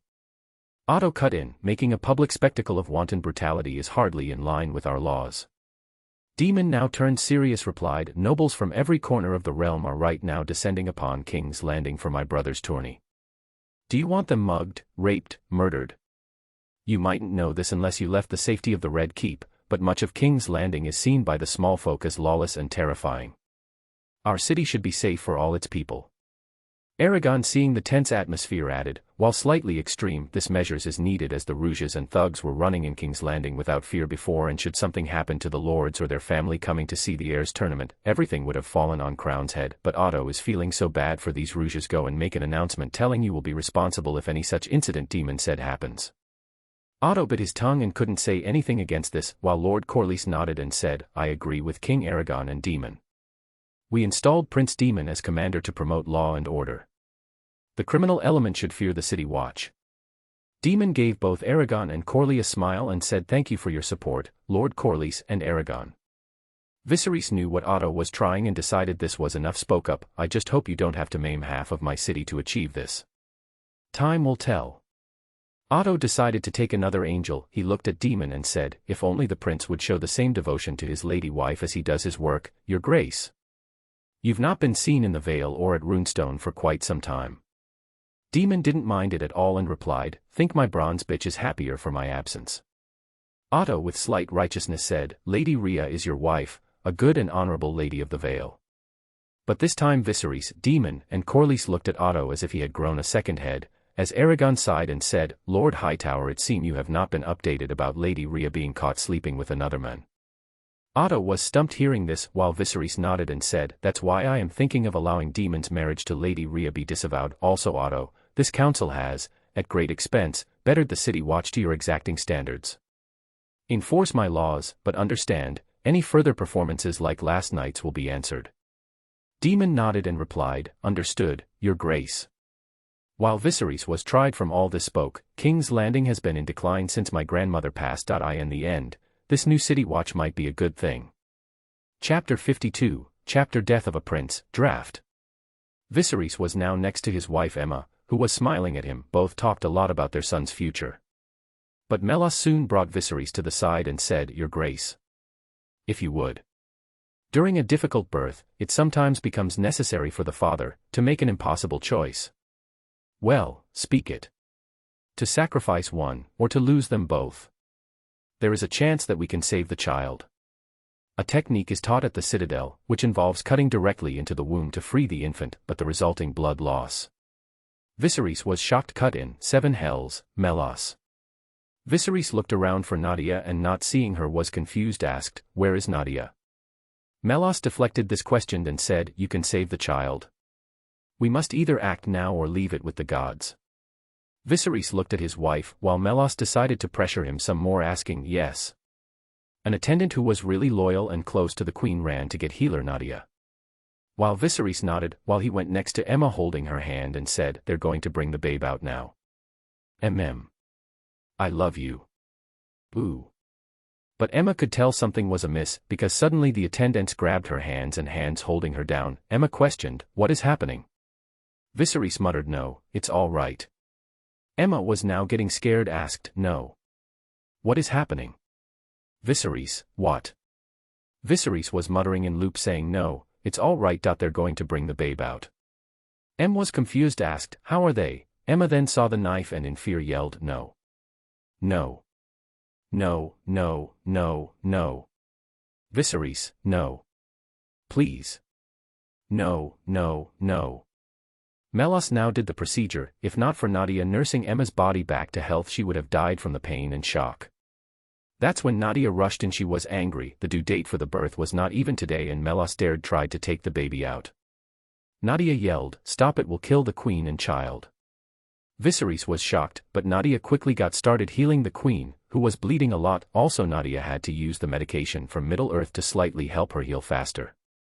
Nadia sighed seeing the Aemma was asleep, while Melas was comforting the king by telling him as new heir. But the prince didn't last long and died. It was shock.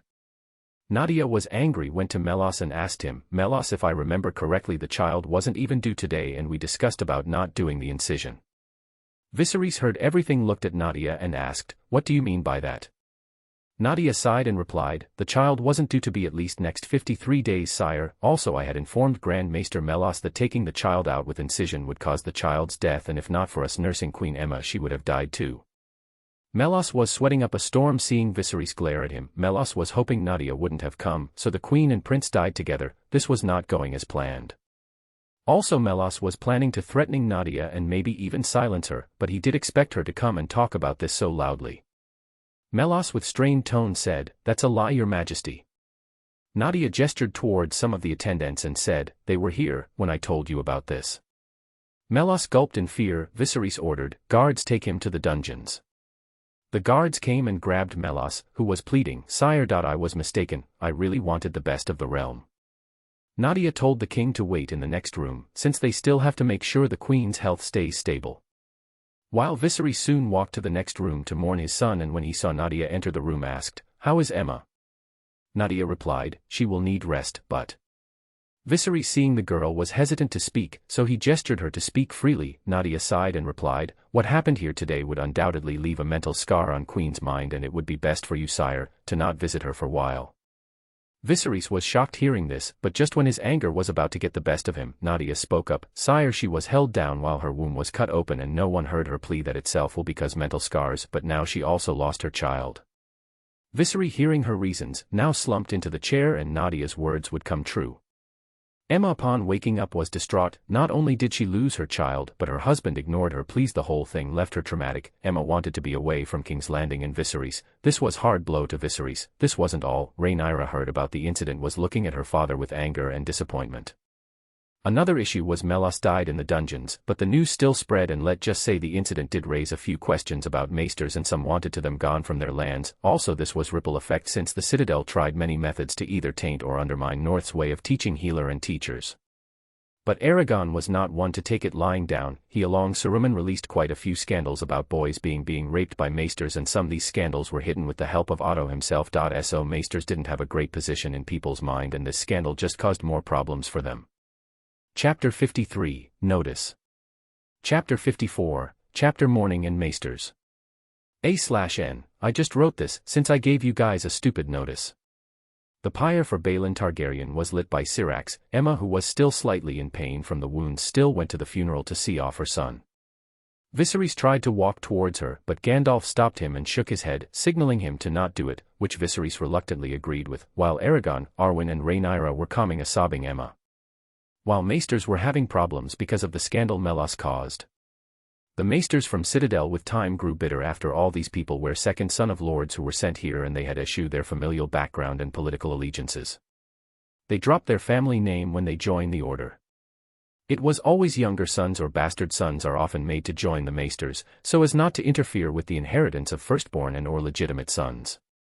So most them bitter grew more with them, thinking that they were smarter than their older brother who inherited the lord position. Although in North Reach and Dorne, Lord's position has been given to the one with most promise rather than the one who was the oldest. So one of Archmaesters started a project to manipulate the lords into doing what they want. This proved to be a tough task, but with level of trust and influence maesters had, it was proven possible with time. But not all maesters were included in this project, and they made sure to choose their members carefully. But they were never able to get into Reach, Dorne, or North by any means. This irritated them to end, and the more they heard about Middle-earth being magical, they wanted it gone like dragons gone. They hated magic. But they were not fools to go after Middle-earth or North, so they tried Targaryens. They tried many methods to do, like poisoning the dragon, which did nothing, since Aragon himself sometimes checked them for their conditions, so they were thwarted every time. Now the scandal with the queen made things more difficult. Now they had taint that won't go away easily. The conclave meeting was called, which was composed of the assembled archmaesters, the highest-ranking members of the order. Each archmaester carried a ring of a different metal, each symbolizing a different craft.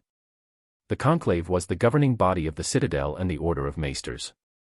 All meetings of the conclave, which were composed of archmaesters, were confidential in nature and conducted behind closed doors at the Citadel. The conclave was responsible for electing the Grand Maester. After reviewing information from maesters throughout the Seven Kingdoms, the conclave also sent forth white ravens to announce the changing of seasons. The conclave was filled to the brim with maesters that hated magic. Many of them were responsible for planning to bring down the Targaryens. They almost managed to do it with Aenys and Maegor. The maester in the gold ring slammed a gavel down, bring the murmuring to a close. I call this meeting to order." Once the murmurs silenced, he began to read their agenda. "The first order of business we have to discuss about Melos." The maester with black iron ring said, "Reports say the healer for North spotted the issue and discussed it with Melos." Hearing this, archmaester with copper ring replied, "Which means Melos was fool to still go ahead with the plan." Maester with iron ring added, "Yes, but we now have to wait for the heat to die down from this scandal." The archmaester with gold ring replied, "It won't be easy. Many are already looking us with doubts, and all those maesters' scandals does actually fill them with confidence. This will take time to bring our reputation back." But what they didn't know was that someone was listening to their whole conversation, and just weeks into this the citadel caught fire, which was at distance being watched by Aragon and Saruman. Aragon smiled and said, "That magical fire caches you created are looking great." Saruman nodded, looking slightly smug about it. Saruman had been researching a lot about wildfire and was able to create variants of them. Like this one looked like normal fire, but they spread faster, and because this couldn't be easily put out. Saruman added, "Those that involved in conspiracy will be dead in fire. We made sure to drug their food. So the fire will finish them off." Aragon nodded and thought, "There will casualties no matter how you take them out." Chapter 55, Chapter 45. While Aragon was getting rid of stupid maesters and doing some reports in Middle-earth, an issue popped up. The question of successor came up, and let's just say Daemon by laws of 5 kingdoms was supposed to be the future king, but Otto denied it and compared Daemon to a second Maegor. The situation slightly strained when Otto actually suggested Rhaenyra to the heiress, and let's just Corlys was nor fully happy, especially his wife Rhaenys was once again ignored for the throne. But the discussion was stopped by Otto for a while. But Otto also moved up his game by pimping his own daughter to an old man like Viserys, who was mourning his son's death, and add to the fact Emma wasn't there only made the situation favorable to Otto. Then he played a good trick with giving witness about Daemon celebrating Beelin's death, but the reality was he was also mourning his nephew. His words could be considered heartless. "King and council have long rued my position as next in line for the throne, but dream and pray as they all might, it seems I'm not so easily replaced. The gods give just as the gods take away." This did break Viserys, but Daemon could have easily defended that by bringing his witnesses and showing that he was mourning too. While he did speak about his position of heir, he never spoke about heir for a day. Because Daemon could already tell Viserys had believed Otto instead of him, and he bluntly told Viserys about the reality of his counsel. Viserys was so angry that he removed Daemon from his position as heir. Aragon, who learned about this, quickly returned to King's Landing. The moment he entered Viserys' personal chamber, where Viserys was building his model of Valyria, Aragon questioned, "Viserys, what is that I hear about Rhaenyra being chosen to be the heiress?" Viserys sighed and replied, "I thought you would be happy about this. After all, just like North, South will have its first queen." Aragon frowned and thought, did this fool know the backlash his decision would bring? But breaking away from his thoughts, he said, "Viserys, this isn't the North. Many will question how Rhaenyra got the throne, and is she really capable?" Viserys was now in dilemma and asked, "Could we reduce the backlash?" While Aragon sighed and said, "I have a proposal for this." Viserys was now all ears and asked, "What is it?"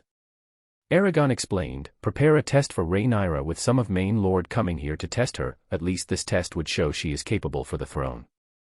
Viserys nodded, understanding the announcement did slightly shock Otto, but the men quickly schooled his features. 4 Lord knowledgeable from the north and 4 from the south were chosen for this test, and Rhaenyra passed it with flying colors. They were happy with what was achieved, while Otto now was slightly afraid he made an error by making Rhaenyra the heiress. Since he was planning to make his daughter to be queen, he wasn't sure if that would come to bloom, and if it did, Rhaenyra will have to be removed from play. The day was heir's coronation came, and all Lord were present in throne room, and Emma also came to see her daughter, but she didn't look at Viserys at all. Even Daemon was there. Even though he was angry at the Viserys, he wasn't going to be angry at his niece for this. The announcer spoke up, "Corlys of House Valyrian, Lord of the Tides and Master of Driftmark." Corlys came forward and pledged his allegiance. "I, Corlys Valyrian, Lord of the Tides and Master of Driftmark, promise to be faithful to King Viserys and his named heir, the Princess Rhaenyra. I pledge fealty to them and shall defend them against all enemies in good faith and without deceit. I swear this by the old gods and the new." Then Hobart Hightower came forward and pledged, "I, Lord Hobart Hightower, Beacon of the South, Defender of the Citadel, and Voice of Old Town, promise to be faithful to King Viserys and his named heir, the Princess Rhaenyra. I pledge fealty to them and shall defend them against all enemies in good faith and without deceit. I swear this by the old gods and the new." The Bartian came forward, "I, Bormund Baratheon, promise to be faithful to King Viserys." Then Viserys, who was on his throne and holding black fire, spoke up. I, Viserys Targaryen, first of his name, King of the Andals, and the Rhoynar, and the first men, Lord of the 5 kingdoms, and Protector of the realm, do hereby name Rhaenyra Targaryen, Princess of Dragonstone and heir to the Iron Throne. Chapter 56, Chapter 46. Aragon knew this whole thing was going to shit, and this was proven right, when a distressed Rhaenyra messaged Aragon, Gandalf, and Corlys about an incident that she saw when visiting her father. Corlys was slightly close to Rhaenyra, became of his wife Rhaenys and their daughter Lena.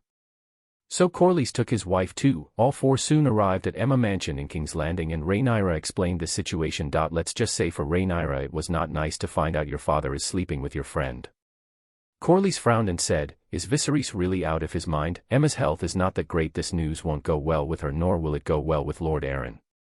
Aragon nodded, agreeing with this, and added, I am sure it won't be long before Otto subtlety point Viserys to marrying his daughter. Corlys and Rhaenys scowled hearing this, while Gandalf sighed and said, Otto played this well. Everyone except Aragon agreed to this. As he spoke up, actually he messed up a bit. Now Corlys, Rhaenys, and Gandalf turned to Aragon, who explained Otto was able to remove Daemon from heir position and pushed Rhaenyra, thinking that, if his daughter is able to produce an heir, Rhaenyra could easily be removed, but he didn't think Rhaenyra would prove herself with the test, and majority are convinced she has the ability to rule, so now with so many people supporting her, it will be hard for Otto to do anything. Since Viserys has one good trait, which is he doesn't back away from a decision and will strongly adhere to it. After all, having such affairs are not well received, and Otto's daughter sleeping with the king will only cause more talks, since many would consider this to be Otto trying to get his daughter to be the second wife. It won't go well since Emma was very well liked, and this will cause some backlash, but the one who will face the most probably be Hightowers. But polygamy is technically legal, it's just you will get some backlash from the Faith of the Seven, and it also has caused some problems in the past with infighting over Lord Succession. Rhaenys, while hearing about Otto's worry, smiled and said, so he didn't expect Rhaenyra to get so much support. Aragon nodded and replied, yes, also I asked around for any servant that spot these 2, and let's say 2 servants saw the Alicent with quite a few marks on her. Rhaenys really supported Rhaenyra, since she wanted to see the girl to not become a second fiddle, while Rhaenyra was not really interested in the throne, but she had slight plans for the future. Just like they thought, 6 weeks later Viserys announced his decision to marry Alicent, which did cause many to question if Viserys is really sound of mind, while the main reason was Alicent showed signs of pregnancy, and this was spotted by a few older attendants and Nadia. Let's just say the rumors about the affair already floated. Lord Arryn, who loved his daughter, was pissed off, and Viserys' guilt worsened after seeing Emma look at him with disgust and saying, I knew you would do anything to see that vision of yours become a reality. Let's hope this so-called son you hoped for will not cause you more harm than good. Those words would haunt him, and for Aragon it felt more like scorned women's curse, while Alicent couldn't even look at Rhaenyra without feeling embarrassed, but Rhaenyra didn't dislike Alicent, since the girl was just pawn for her father. But Rhaenyra wasn't sure if Alicent would ever go against her father. Chapter 57, Chapter Stepstones. The marriage between Viserys and Alicent caused some commotion, and the real story spread among the lords, and no matter how much Otto Hightower tried to weave the rumors into his side, it didn't work. Rhaenyra never went to meet Alicent, nor did Alicent come to find her. Daemon and Corlys with Middle-earth support waged war in Stepstones. Daemon with Caraxes and Laenor with Seasmoke completely torched Crabfeeder's army. This was mainly because of the support from Middle-earth and North. But someone else also joined the war. It was Rhaenys with Malaise, which shocked some people, but this was Rhaenys, who wanted to do something with her life again. Crabfeeder firsthand experienced why the Triarchy warned him about North and Middle-earth. Daemon and Corlys easily overcome the ambush set by Crabfeeder and his men. No matter how much he tried, Middle-earth elves and men cut his every path to fight back. After that, Stepstones was attacked with Caraxes and Seasmoke. Kragas or Crabfeeder was shouting out orders left and right, trying to keep his men together, but it wasn't possible as they were terrified. The roar of wind gets louder. Whoosh! A gust of wind sends fire flaring over the fields. It washes like a tsunami and strikes the men full on as they are so quick they never knew what hit them. Crabfeeder clutches his sword in anger and slight fear as the fire flares over their stronghold, shaking and roaring as if it were a living thing. Then he sees the shadow of 3 winged forms pass over the land, flying, melting into the darkness of the night. Crabfeeder looks at the exhausted faces of his men and stares out the tower, his eyes weary, almost lifeless, as he yelled, "Pull back! The army beats a hasty retreat to their ships, but again the ships are set on fire by dragons. No one can fully see their forms in the night. The fire subsides, the grand fleet of ships are now nothing but ash. Through smoke, we see silhouettes of two huge winged shapes landing on the seashore, one in front of them and the other landed behind them, covering both sides, making them unable to escape. Crabfeeder doesn't get a full view of them, just parts of their bodies seen through the smoke. A claw/leg, the stunted limb of a beast not built for walking, wings which are veined, leathery, bat-like, folding silently against the night. Finally, and perhaps worst of all, a huge mouth enters his sight. He could have imagined the beast's lips curled in the perpetual smile of a predator.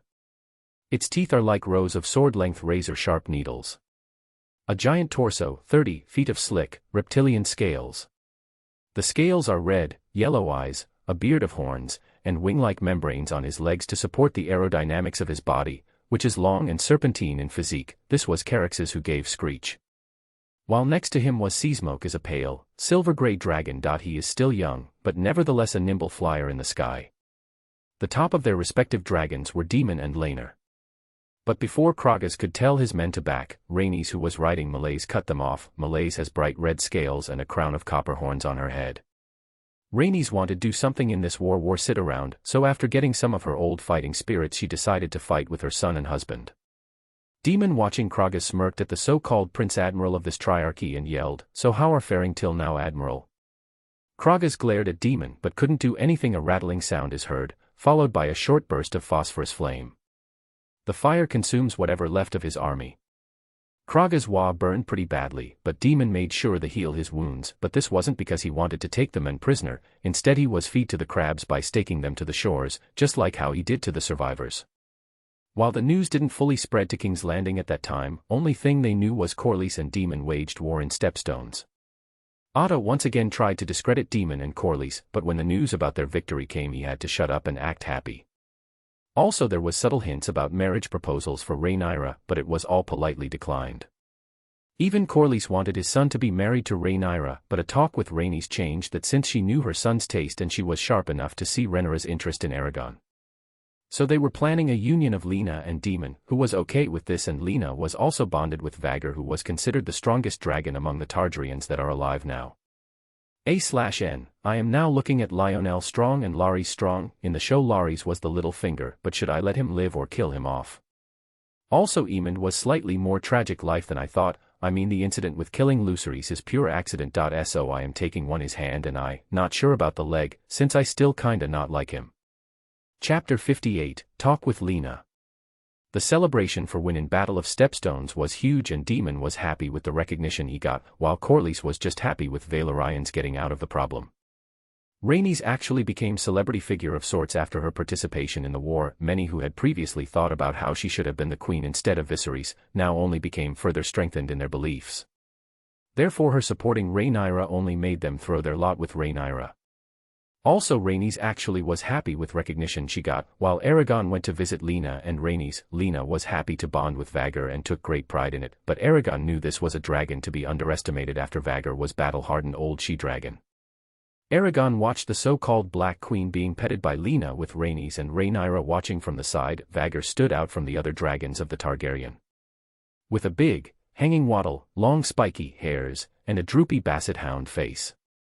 Rhaenys, seeing Aragon, smiled and said, "I didn't know you were visiting." Aragon returned the smile and replied, "Just wanted to congratulate you on your victory at the Stepstones." Rhaenys nodded, while turning back to watch her daughter being comforting Vagar, while Aragon with slight seriousness said, "The bond between Vagar and Lena is strongest I have seen." Rhaenys really took pride hearing that and replied, "My daughter is really strong and one of a kind." Aragon nodded but added, "But be sure to warn her that Vagar is battle-hardened dragon, who has very strong and brutal personality. So she is harder to control than any other dragon." Rhaenys nodded, seriously taking notes to tell her daughter about it. After all, Aragon is a dragon rider himself and knew more about dragons than them. While Rhaenyra questioned, "When is the wedding?" Rhaenys smiled and answered, 28 days from now." Rhaenys was reluctant about this marriage between Lena and Demon, but with time agreed that Demon was perhaps a better choice than some of the proposals that had come their way. Corlys entered the dragon compound with a huge smile. He was really proud of his daughter bonding with Vagar, and he was happy about his wife getting recognition she deserved. Also, it helped House of Valyrian was now strong as ever after the battle in Stepstones, and he had vised from Viserys just hours ago, who was trying to patch things up. Corlys took slight enjoyment in Viserys' awkward behavior. After all, Viserys was ready to ignore his house plea. Corlys smiled at Aragon and asked, "If I knew you were coming, I would have asked Viserys to leave." Corlys already lost respect for Viserys, and he was even ready to leave for Middle-earth and join the ranks of the Teleri elves. He respected their clans since his grandfather told stories about them. Aragon waved it off, saying, "No, it's best not to let those grievances fester and let others use that against you." Corlys nodded, but soon changed topics. "From what I hear, a new prince is about to be born." Rhaenyra didn't have anything against his half-brother, but he just reminded her of the fact her father slept with her friend just a week after her full-blooded brother's death. Aragon nodded and replied, "Yes, Aegon II Targaryen. I have seen Otto," subtly pointing at Aegon being the heir. Corlys frowned hearing that and asked, "Is Viserys a king or a puppet?" Aragon nodded, agreeing with Corlys, and said, "I am pretty sure he will push more when the time comes, especially since Hightowers have lost a lot of influence and wealth because of Otto, so this would be his last chance to get everything back." Rhaenyra hearing this said, "So he is betting everything on Aegon sitting on the throne." Aragon nodded, while Corlys and Rhaenys agreed with Rhaenyra. Chapter 59, Chapter 49. While soon time passed and 4 years went by without anyone noticing. Rhaenyra grew more close to Rhaenys, Aragon, while she also spoke about the prophesied to demon, who at first went into rage, but with Gandalf calming him down and talking to him about how Viserys' views about everyone was controlled by Otto, who had made sure to paint demon in the worst way possible, and some of it succeeded. Rhaenyra during that time didn't know what to say. Alicent gave birth to her half-brother Aegon II Targaryen, and it didn't take long for her to get pregnant again and give birth to baby girl named Helena. Rhaenyra slightly pitied her, since Alicent was now just a baby-making machine. From what she had last heard, she was pregnant again. While this was mainly due to Viserys being heartbroken and him being comforted by Alicent, leading to more such situations. But this did cause the rift between Aemma and Viserys. Also, she heard from Aragon how Otto Hightower was hinting about changing succession to Aegon, while her father didn't say anything and diverted the topic, mainly because Viserys feels guilty about everything that happened and didn't want to change the succession regarding his daughter. It was his way of trying to make up to her, which was not fully working. Rhaenyra was told some council members could already tell Otto was upset about this, and many pretty much guessed Otto was eager to get his grandson on the throne. While Otto tried a different method, or the same method he used on Demon, which was again rumors, but it was easily dismissed from pointing Rhaenyra wasn't even at that location. Also, Otto made slight error and tried to pressure Viserys, "My lord, now there is male heir, we should change the succession." Viserys narrowed his eyes at Otto and asked, "Otto, if I remember correctly, it was you who suggested Demon be taken from the line of succession and even pushed Rhaenyra to be the heiress." Otto, "It was temporary measure, my lord. I know our princess proved herself, but there never has been a woman on the Iron Throne before." Viserys glared at Otto and said, "Then there will be one now." Otto wanted to talk more about the laws of 5 kingdoms, but Aragon cut in, "I know the 5 kingdoms never had a woman as queen, and now with a male heir has the Hightower blood running through his veins, I can see why Sir Otto wants to change the line of succession again." Otto frowned, while he was slightly nervous seeing Viserys was also not stepping back, while Aragon knew some are thinking about Aegon being the heir, so to cut this off now Aragon spoke, "I have suggestion." Otto wasn't sure about this, while Viserys leaned forward, and knowing how good Aragon advice had been for him, as Aragon continued, "Why not give Aegon a chance, same as Rhaenyra? He will be tested, and if he proves himself, then we will change the line of succession." Aragon made this decision after discussing it Galadriel, who foresaw that Aegon nor Aemond was king's material, and both would cause more issues for Otto than solve it. Otto was surprised hearing this, but a part of him was wary about this, since Aragon was always against him, so this decision was not something he expected, but Otto was already at the losing end, so decided to take it. Viserys didn't know what to say, but Aragon smiled and said, "After this no one should say, we didn't give the prince a chance." Otto was hopeful this would work and would recruit many maester to train Aegon. This would backfire in the worst way possible.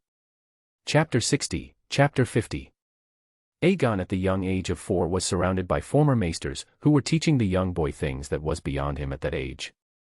This pressure would only increase with time, and Aegon would be pushed to the limit, but even with all these teachers Aegon was average in terms of intelligence, and his decision-making skills were not that great. Aragon was visited by Irmo, the Lord and Master of Dreams, Visions, and desires, and creator of the Olor Mal, or Path of Dreams, and husband of Este himself, to talk about Helena, the second child of Viserys and Alicent. Irmo was extremely handsome god, being as tall and muscular and bronzed with long golden hair tied back in a man bun. As he spoke up, the girl is really a speaker of prophesy, you should train if possible. Aragon was surprised hearing this, while he was slightly worried about the girl being exploited by her grandfather. Irmo shook his head and replied, the path I saw for this girl was as forked: either she becomes a puppet for her mother or she becomes person of her own choice. Irmo then turned to Aragon and continued, the war is imminent and you should save many as possible. Aragon sighed to Irmo, I will try. Irmo nodded, as Aragon questioned, is both Aegon and the future child really impossible to save? Irmo slightly saddened replied, both of them are kept on strict leash by their mother. From I have seen, the oldest brother will be rebellious and will never vie for the throne, but the youngest is more dangerous and wildest of the children. Aragon nodded and made sure to watch both of them. But Irmo didn't say at the time how the youngest would have his wings clipped. With that, Irmo disappeared. While soon another news came about, Viserys made sure to take Otto's position as hand. Flashback. Viserys was with Otto in his private room. There was silence for a while as Viserys spoke up, my father was a hale and healthy warrior and dragon rider at the peak of his abilities. Jaehaerys named a great royal hunt to celebrate him being named the Hand of the King. 5 days later my father lay dead. Tourneys last longer. Balin the Brave, rider of Vagor, heir to the Iron Throne, dead of a burst belly. The gods have a dark wit. It was a grim day. Otto didn't understand but acted all sad and replied, yes, I recall it all too well. Viserys looked at Otto with no emotions and said, yeah. It was a good day for you. Jaehaerys named you Hand in Balin's stead. Otto tried to act all innocent and replied, that's hardly how I viewed it, your grace. It was a duty. Viserys did fall for it and said, you served my grandsire nobly in his final days.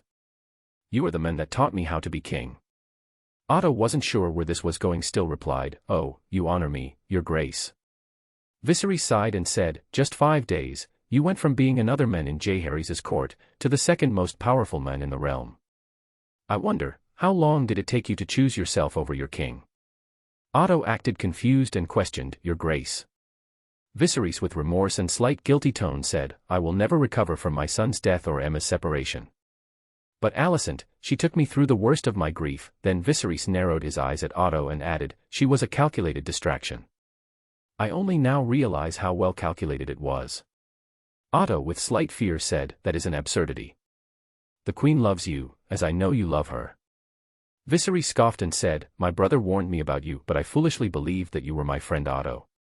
Before Otto could say anything, Viserys added, your interests no longer align with those of the realm. Your judgment has been compromised. A loyal hand must tell his king a discomforting truth from time to time. If he doesn't, he's failed as a servant. You were a faithful servant, Otto. The crown and the realm both owe you a debt that can never be repaid. But I can no longer trust your judgment. While the news about his dismissal spread and Alicent, who heard this, went to question Viserys about this. Let's just say she was humiliated was understatement. Alicent in slight anger questioned, my lord, why did you relieve my father of his duties as hand? Viserys looks at Alicent with a frown and said, because his judgments are clouded and he manipulated me into getting you here as my second wife.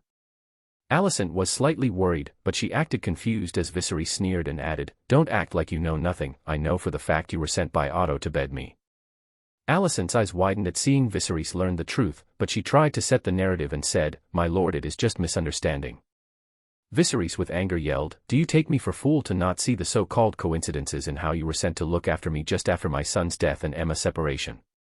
Alicent looked at down in slight fear. While seeing this, Viserys decided not to take his anger on THR girl and said, our so-called marriage will not be revoked for the sake of the children.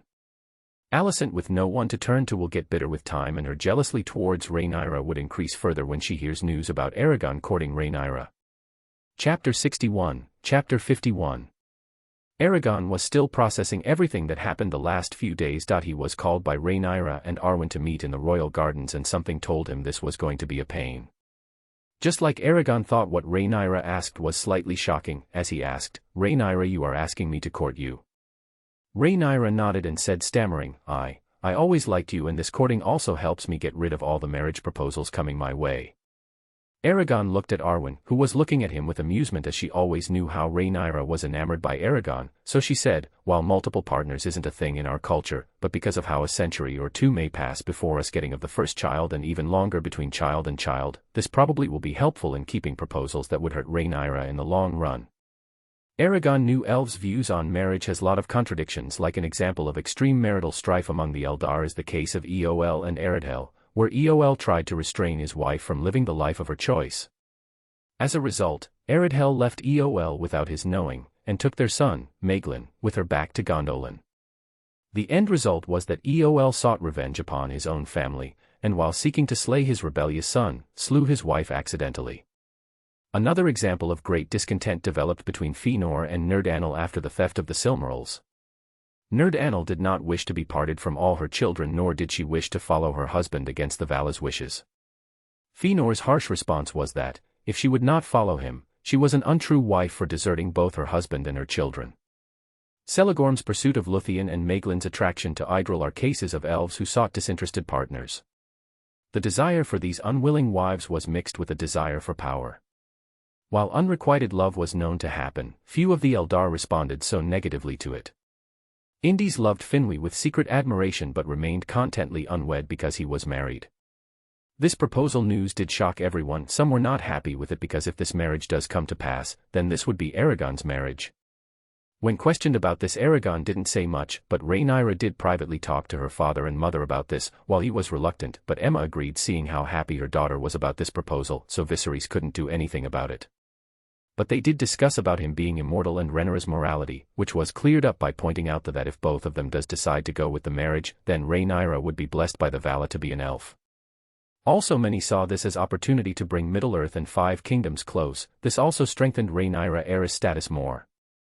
While Otto was fuming with anger hearing about this, he did have supporters that were hoping Aegon would get on the throne, like hardcore supporters of the Seven like Tully, who dislike Vala, and houses Lannisters and Baratheons had some grievance with either North or Middle-earth. But there was another person who was angry and jealous about this news. It was none other than Alicent, who bitter about marrying an old man. She forgot the little fact Aragon is much older, while Rhaenyra would go on to marry someone powerful and handsome as Aragon. Chapter 62, Chapter 52. Aegon at young age was pressured to be the perfect king. This pressure would break the boy, and Aegon would not only hated his grandfather but even his mother, who stayed silent in this whole thing. But Aegon was good at getting information from people because his easygoing personality, so he always knew his mother and grandfather's so-called plots before his birth. Aegon knew it was only because of his father's decision not to blame the children that he and his siblings were still considered royalty and not bastards. The second child was a girl. Helena Targaryen would grew to idealize Rhaenyra and wanted to be strong like her, but Helena was able to see through Alicent's motherly act. Some lord and ladies already knew Alicent disliked her children because of it reminded her of Viserys, but she was still able to put an act of a mother to make Aegon the heir. This caused her to drift away from her mother. Helena was much different from the original timeline because of the blessing from Irmo making her act more like Luna Lovegood. A/N, from what I remember, Alicent in original timeline held some love for her children. You could see her talk with Aegon about Viserys not loving him, and it shows that she hesitant say she loves him, but in this she is overcome by the jealousy and bitterness that led to making her keep act rather love her children. The last one was Aemon Targaryen. Was impulsive, but intelligent. He was probably the most suitable for the throne, but his quick to anger and ruthless attitude was seen from time to time. Those that saw this was not sure about him. Another issue was about Larys Strong. The men decided to murder his father and brother in fire, but because of timely warning from Gandalf the whole plot was thwarted and Larys Strong was captured, and it was then revealed that Larys was not really the son of Lionel Strong but a bastard from an affair his mother had. Lionel still took the Larys, and even knowing this, but the brat repays that by trying to kill him. So obviously he was executed for trying to usurp the current heir. While Aragon married Rhaenyra, they had two official ceremonies. One was with Valyrian traditions and the other was with Vala traditions. So with that 10 years passed in a blink of an eye, and Aragon relationship with Rhaenyra and Arwen only got better with time. Now Aragon was painting as Rhaenyra and Arwen entered the room. Both of them were looking beautiful as ever. As Aragon questioned, "What happened today?" Rhaenyra rolled her eyes and replied, "Otto and Alicent, they are asking for the time for the test to be extended." Aragon shook his head and replied, "Did Viserys agree to it?" Arwen answered to that, yes, Gandalf was there and he was able to convince Viserys to give them time, while Otto and Alicent is happy with that. I don't think he understands the fact by extending the test he is causing doubts about Aegon to be seated in everyone's mind. Aragon nodded, agreeing with Arwen, as he knew Aegon was not ready. Also, the boy proved to be more rebellious than Daemon. Many even thinks the boy to be crazy, having spotted him walking naked around the castle.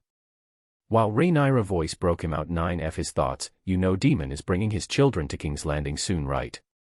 Aragon nodded. Daemon's marriage with Lena only made him more mature, and now they have 3 children. The eldest is Jaehaerys II Targaryen, and then are 2 girls, Baela and Rhaena Targaryen. Jaehaerys was talented with sword like his faith, but having the temperament of his mother.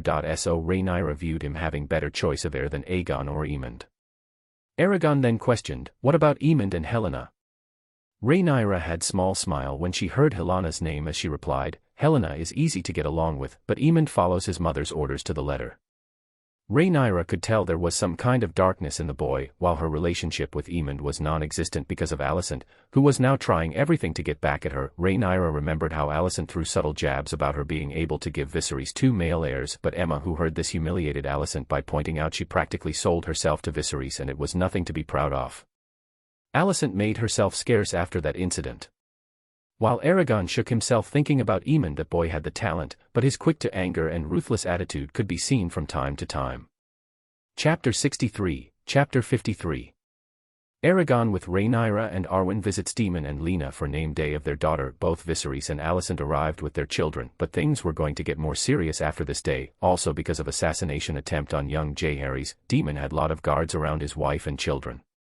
The same was with Viserys, who felt something similar could happen to him. So guards loyal to Viserys were always spotted not much a distance from them, while Aegon, Aemond and Helena were completely unaware of this little development. Rhaenyra, who was with Lena, questioned, so you are pregnant again? Lena smiled and replied, yes, the healer confirmed it. Arwen, who was doing Lena hair, replied, that's good. While Rhaenyra, spotting all the guards outside, questioned, so all these guards are all Daemon's trusted men, I suppose? Lena sighed and replied, yes, he has become very protective. But that would be ruined by none other than Aemond Targaryen, who was enraged or bitter.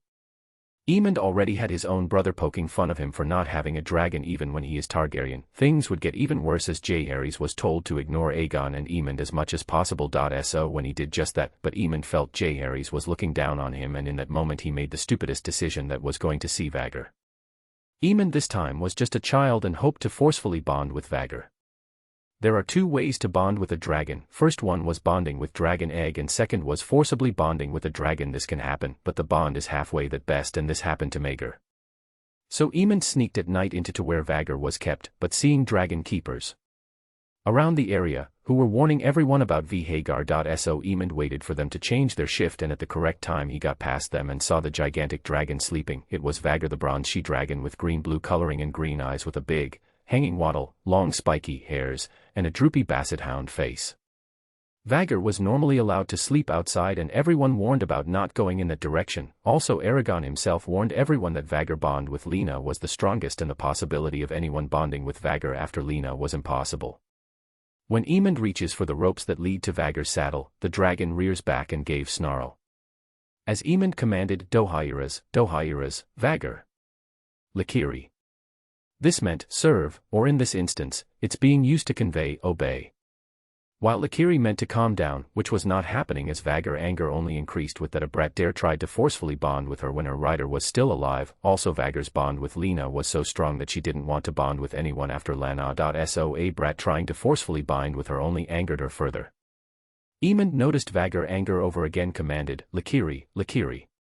The next thing was dragon keepers, and the Aemond's personal guards who were searching for him heard screams. They rushed to see the youngest prince in a complete bloody mess. Vagar seemed to be glaring at the boy.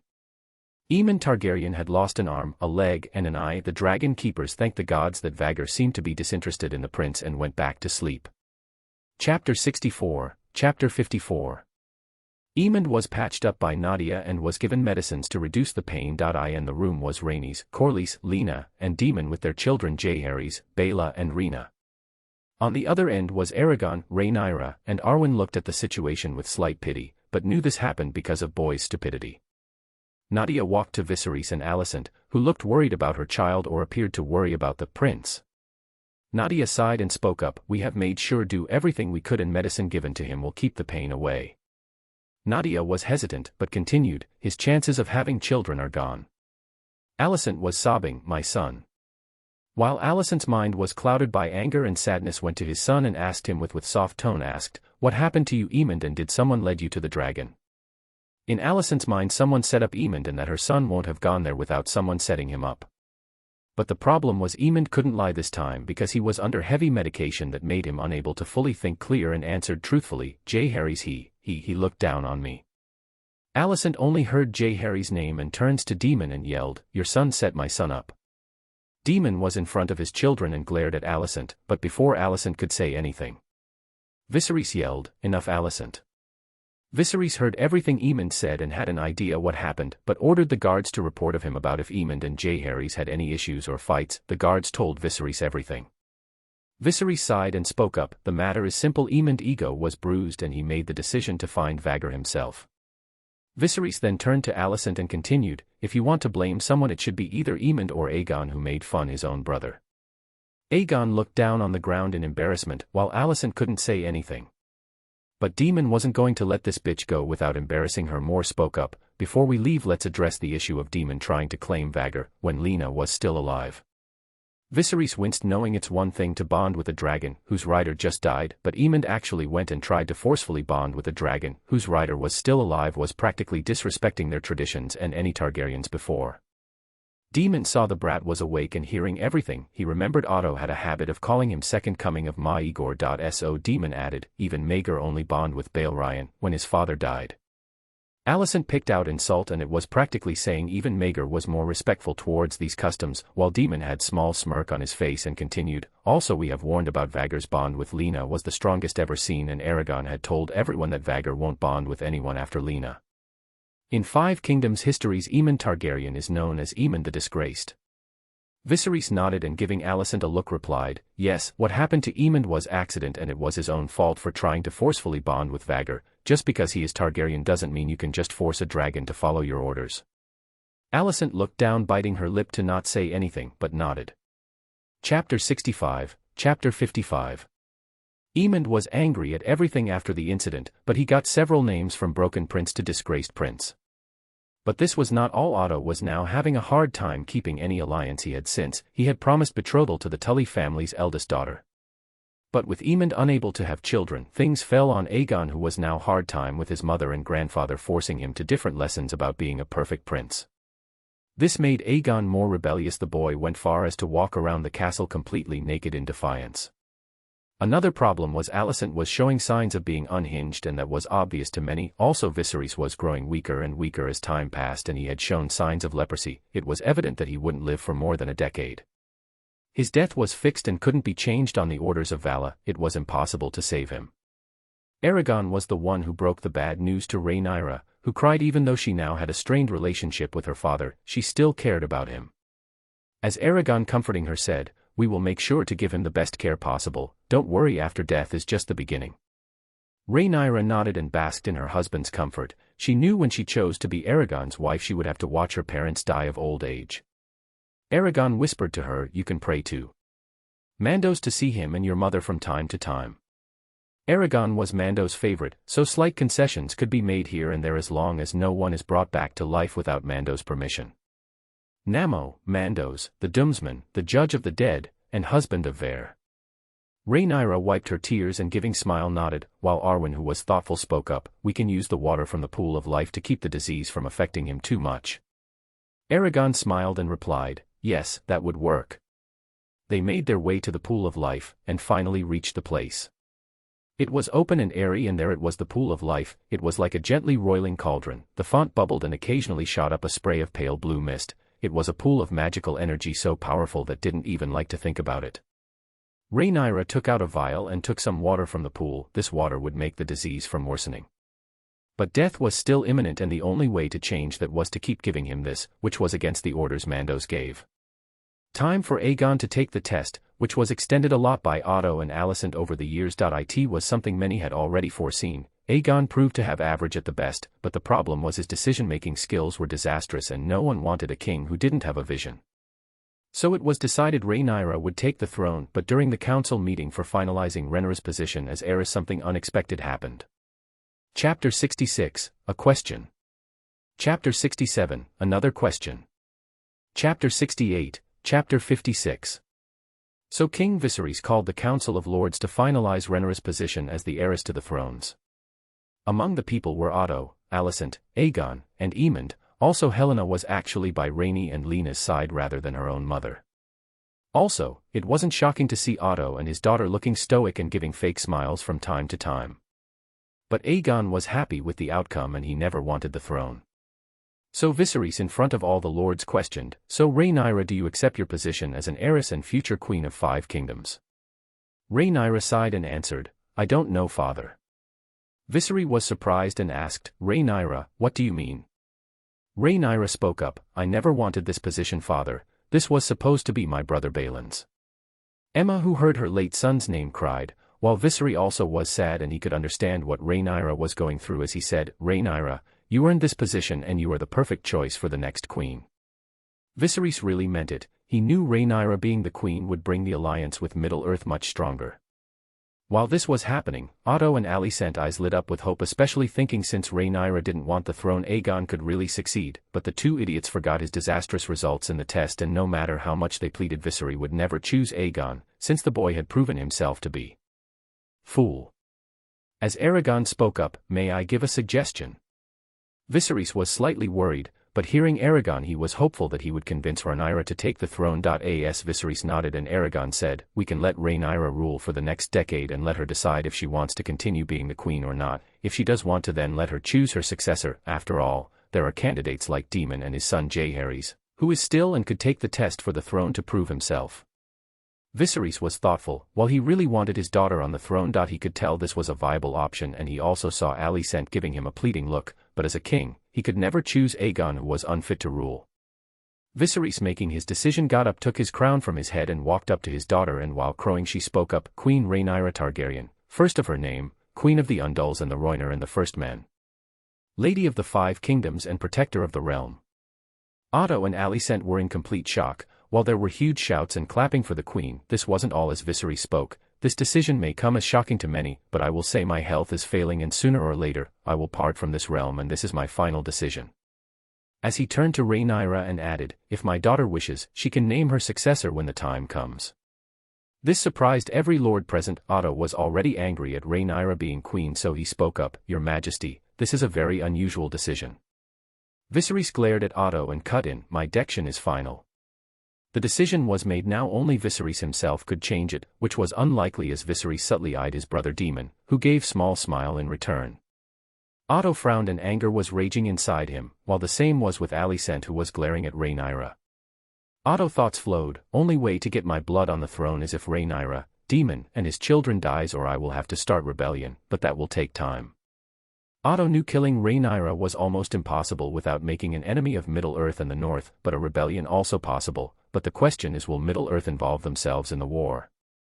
Then it clicked, he only have to wait for Rhaenyra to step down and chose Daemon or his son. After the chances of Rhaenyra staying in 5 kingdoms was very small, and if this proved right, then Otto could raise a rebellion and put Aegon or his son on the throne. Otto. Chapter 70, Chapter 57. Time passed and everyone saw Rhaenyra doing her duties as queen perfectly. They saw her as the queen they needed. While this was happening, Aegon, who was already married to Aelary Tully and had son named Araxes Tadrian, and he claimed his dragon and named it Tyraxes.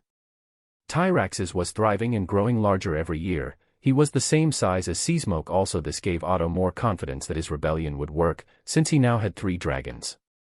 But that was a mistake on his part, as he thought Helena would side with his blood and family in the war, which was a huge mistake to just assume. Also, Otto was not fully placing his hope on Aegon, since he knew the boy was an idiot and he was hoping Araxes would take throne when the time comes. Also, Criston Cole was personal guard of Alicent, although Criston did try to get Rhaenyra's attention during the tourney, but failed, and Otto was the one to recruit him mainly on Alicent's behest. What many didn't know at that time, this night would play a part the massacre, a loss of majority of the dragons the Targaryens had. Alicent, being alone and with no one to count on, fell for Criston's caring attitude. it was known to some of the maids that both are having an affair and Criston really believed he could get away with it. His plan was to curry favor from Alicent, but the problem was he believed Otto. When the men spoke about Stroge alliances he didn't know that Otto was only barely keeping the alliances together. Most of the alliance members were aiming for Araxes. While Alicent always liked to subtly poke at Rhaenyra for not producing any children or heir, but that stopped quickly when announced she was pregnant and it was boy. Rhaenyra gave Alicent fake smile and said, "I am not broodmare for just giving children, and my husband's understood the fact, I was not ready for children, also I am busy running the 5 kingdoms." Rhaenyra had feeling, if Aragon wasn't present her life would be much worse and she would pressured into giving birth to children. Rhaenyra then sighed. She was tried from all the talk with councils and lords, she was really not in the mood to fight with Alicent over this and said, "Alicent, please stop this. I don't have any grudge against you, so can you please stop trying to fight me on everything?" Alicent glared and walked away, while Rhaenyra shook her head feeling a more headache coming. She really didn't hate Alicent now. After all, her former friend was just a puppet for Otto, whom Rhaenyra hated with deep passion, and she was very wary of Aegon's son Araxes, as the boy showed the same ruthless as Aemon and cunning behavior as Otto. Rhaenyra sighed and went back to her room, where she saw Aragon was reading a book laying on the bed, waiting for her, and Aragon, seeing her tired face, questioned, "How was the council meeting?" Rhaenyra removed her crown and replied, "Very tiring, there was new trading agreements with ET and some issues with errands." Aragon nodded as Rhaenyra added, "Then there is Alicent poking around. It seems they have gained courage since Araxes claimed his dragon. Also Alicent really seems to believe no one is aware of her nightly affairs with Criston." Aragon sighed and replied, "Your father doesn't seem to care about what Alicent does or wants for now." Rhaenyra, having changed to a more comfortable night clothes, lied next to Aragon and snuggled into him. Chapter 71, Chapter Issue with Legitimization. During this time another issue popped up, which was bastards trying to take over heir position by murder or other methods. This was considered a very big issue. A council was called and Rhaenyra decided to discuss the whole thing with Aragon and Saruman. Gandalf was wise, but Saruman was much more understanding in the field of politics and sometimes tutored Rhaenyra. Rhaenyra groaned and said, "This issue is really big. I mean, the boy was legitimized and he went far to try to kill his father and brother, to make sure no one found his crime. He was ready to throw away the Lord's ring." Gandalf nodded, while Saruman spoke up, "Yes, the ones who are fearing this are strong believers of Faith of Seven, as they believe bastards are evil." This fear only grew when they saw Larry Strong try to murder his father and brother for the heir position. Aragon sighed and said, "That was a stupid idea. I mean, the Lord's ring could easily be remade and the tapestry cannot be destroyed, so such incidents could be prevented from happening." Gandalf nodded and added, "But it is best to quell this fear and maybe just add additional law for bastards, who are legitimatized." Saruman hummed and said, "There is an issue with legitimizing bastards, especially the royal bloodline." Rhaenyra was curious and questioned, "Why do you think that, teacher?" Saruman sighed and explained, "The issue of bastards who get legitimized have the right to lay claim for the throne. The only issue they face is the support of other houses. While it is hard to get, it is not impossible. So we have to create some sort of failsafe, if they try a rebellion happens." Rhaenyra nodded and replied, "We have to think about so many scenarios in this situation." Upon discussion, a new law of agreements was created, where the bastard would have to sign a certain document that will be entered into official records. Saruman was able to subtly place some rules into it, like if they rebel, the person in question will lose his right to claim the throne, and if they try to kill the king, chosen prince, or his heirs, their line or any descendants will never get any chance to be on the throne again. The only thing that could allow a rebellion was if the king or chosen heir was tyrant. The claims of legitimized bastards can present dangerous consequences for trueborn relatives, so because of this, no bastards were legitimized until the reign of Aegon IV Targaryen, also known as Aegon the Unworthy. This whole agreement would play a very big role in the Blackfyre Rebellion. Many would praise Rhaenyra because of this, mainly because this agreement made sure Blackfyres did not have any strong backing, nor would they have any right to the Iron Throne in the future. Chapter 72, Chapter New Valyria. Aragon was now in Middle-earth going through some of the reports, when all showed in burst of flames. Aragon stood up and while giving a bow asked, "What can I do for you, Lord All?" All smiled and replied, "The Valar have foreseen dark times for the Targaryens in the future, so we made a decision to bring back Valyria with your wife Rhaenyra as its future ruler, since we know your wife does not want the Iron Throne." Aragon was surprised hearing this and asked, "So you want to bring back Valyria?" All nodded and replied, no, everyone is okay with decision, but Targaryens are still needed and some of us believe they can be better than the Valyrians of the past. Aragon sighed and asked, so how are we going to do this? All explained, we will clean out the place and until the city is fully rebuilt, there will be a barrier making it look like the island is still giving off poisonous fumes. We will have to wait until the time is right for the world to see Valyria again. Aragon was now really thinking about how the future would turn out with Valyria's return, and he was pretty sure some of future upstart Targaryens would try to claim right to Valyria, but he decided to think about this later. When Aragon told this to Rhaenyra, she was over the moon. Also, it was really shocking for her that she was given this honor by the Vala. But then came the question of successor for Iron Throne. Aragon questioned, who is your choice, among Araxes and Jaehaerys? Rhaenyra was really thought about this question. She was now a queen and needed to choose the most suitable successor for the throne. She could let her relationship with Otto or Alicent get in the way of this. Rhaenyra sighed and said, both are great candidates. Jaehaerys is calm, but at the same time strong personality, while Araxes is slightly the same, but much more bolder. Aragon nodded and questioned, what about their negatives? Rhaenyra answered, Araxes is ruthless, he quarrelsome, quick to take offense, slow to forgive and seemed to be influenced by Otto and Grover Tully. Grover Tully was Araxes' grandfather, so obviously the men had influence over the boy. Aragon agreed and added, also I have heard his mental state is questionable. Rhaenyra nodded. She knew many fights and incidents with Araxes, although both Otto and Grover tried to keep the incidents under wraps. Rhaenyra heard reports about them. Aragon and Rhaenyra could understand having some influence was okay, but Araxes was completely under the control of these two, and Aragon noticed the boy seemed to have more traits of Maegor than Daemon ever did. Both Alicent and Otto seemed to ignorant or turning a blind eye to this issues. Rhaenyra with groan said, I can't choose Jaehaerys since both competing against each other in the test when they turned 19. Aragon nodded as Rhaenyra continued, I want to see if Jaehaerys really meets my expectations, and if Araxes' mental state is deemed dangerous, then I will choose Jaehaerys. Chapter 73, Chapter 60.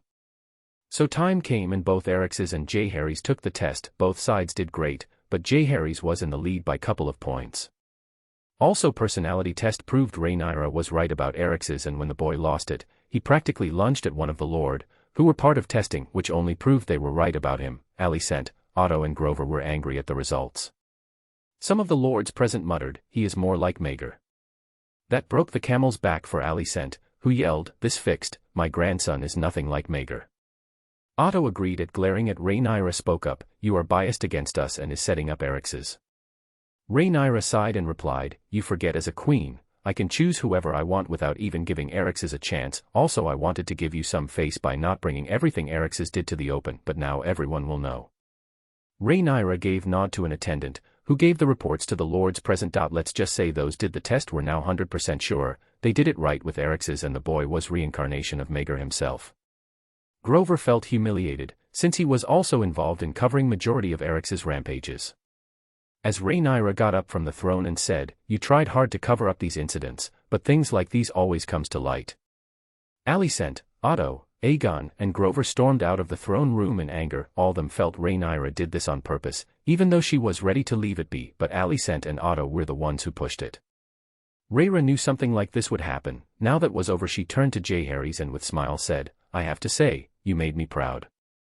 Jaehaerys smiled as the announcer spoke up, Corlys of House Valyrian, Lord of the Tides and Master of Driftmark. Corlys came forward and pledged his allegiance. I, Corlys Valyrian, Lord of the Tides and Master of Driftmark, promise to be faithful to Queen Rhaenyra and her named heir, the Prince Jaehaerys. I pledge fealty to them and shall defend them against all enemies in good faith and without deceit. I swear this by the old gods and the new. Then Lionel Tyrell came forward and pledged, I, Lord Lionel Tyrell, Warden of the South, Lord Paramount of the Reach and Lord of Highgarden, the head of House Tyrell of Highgarden, promise to be faithful to Queen Rhaenyra and her named heir, the Prince Jaehaerys Targaryen.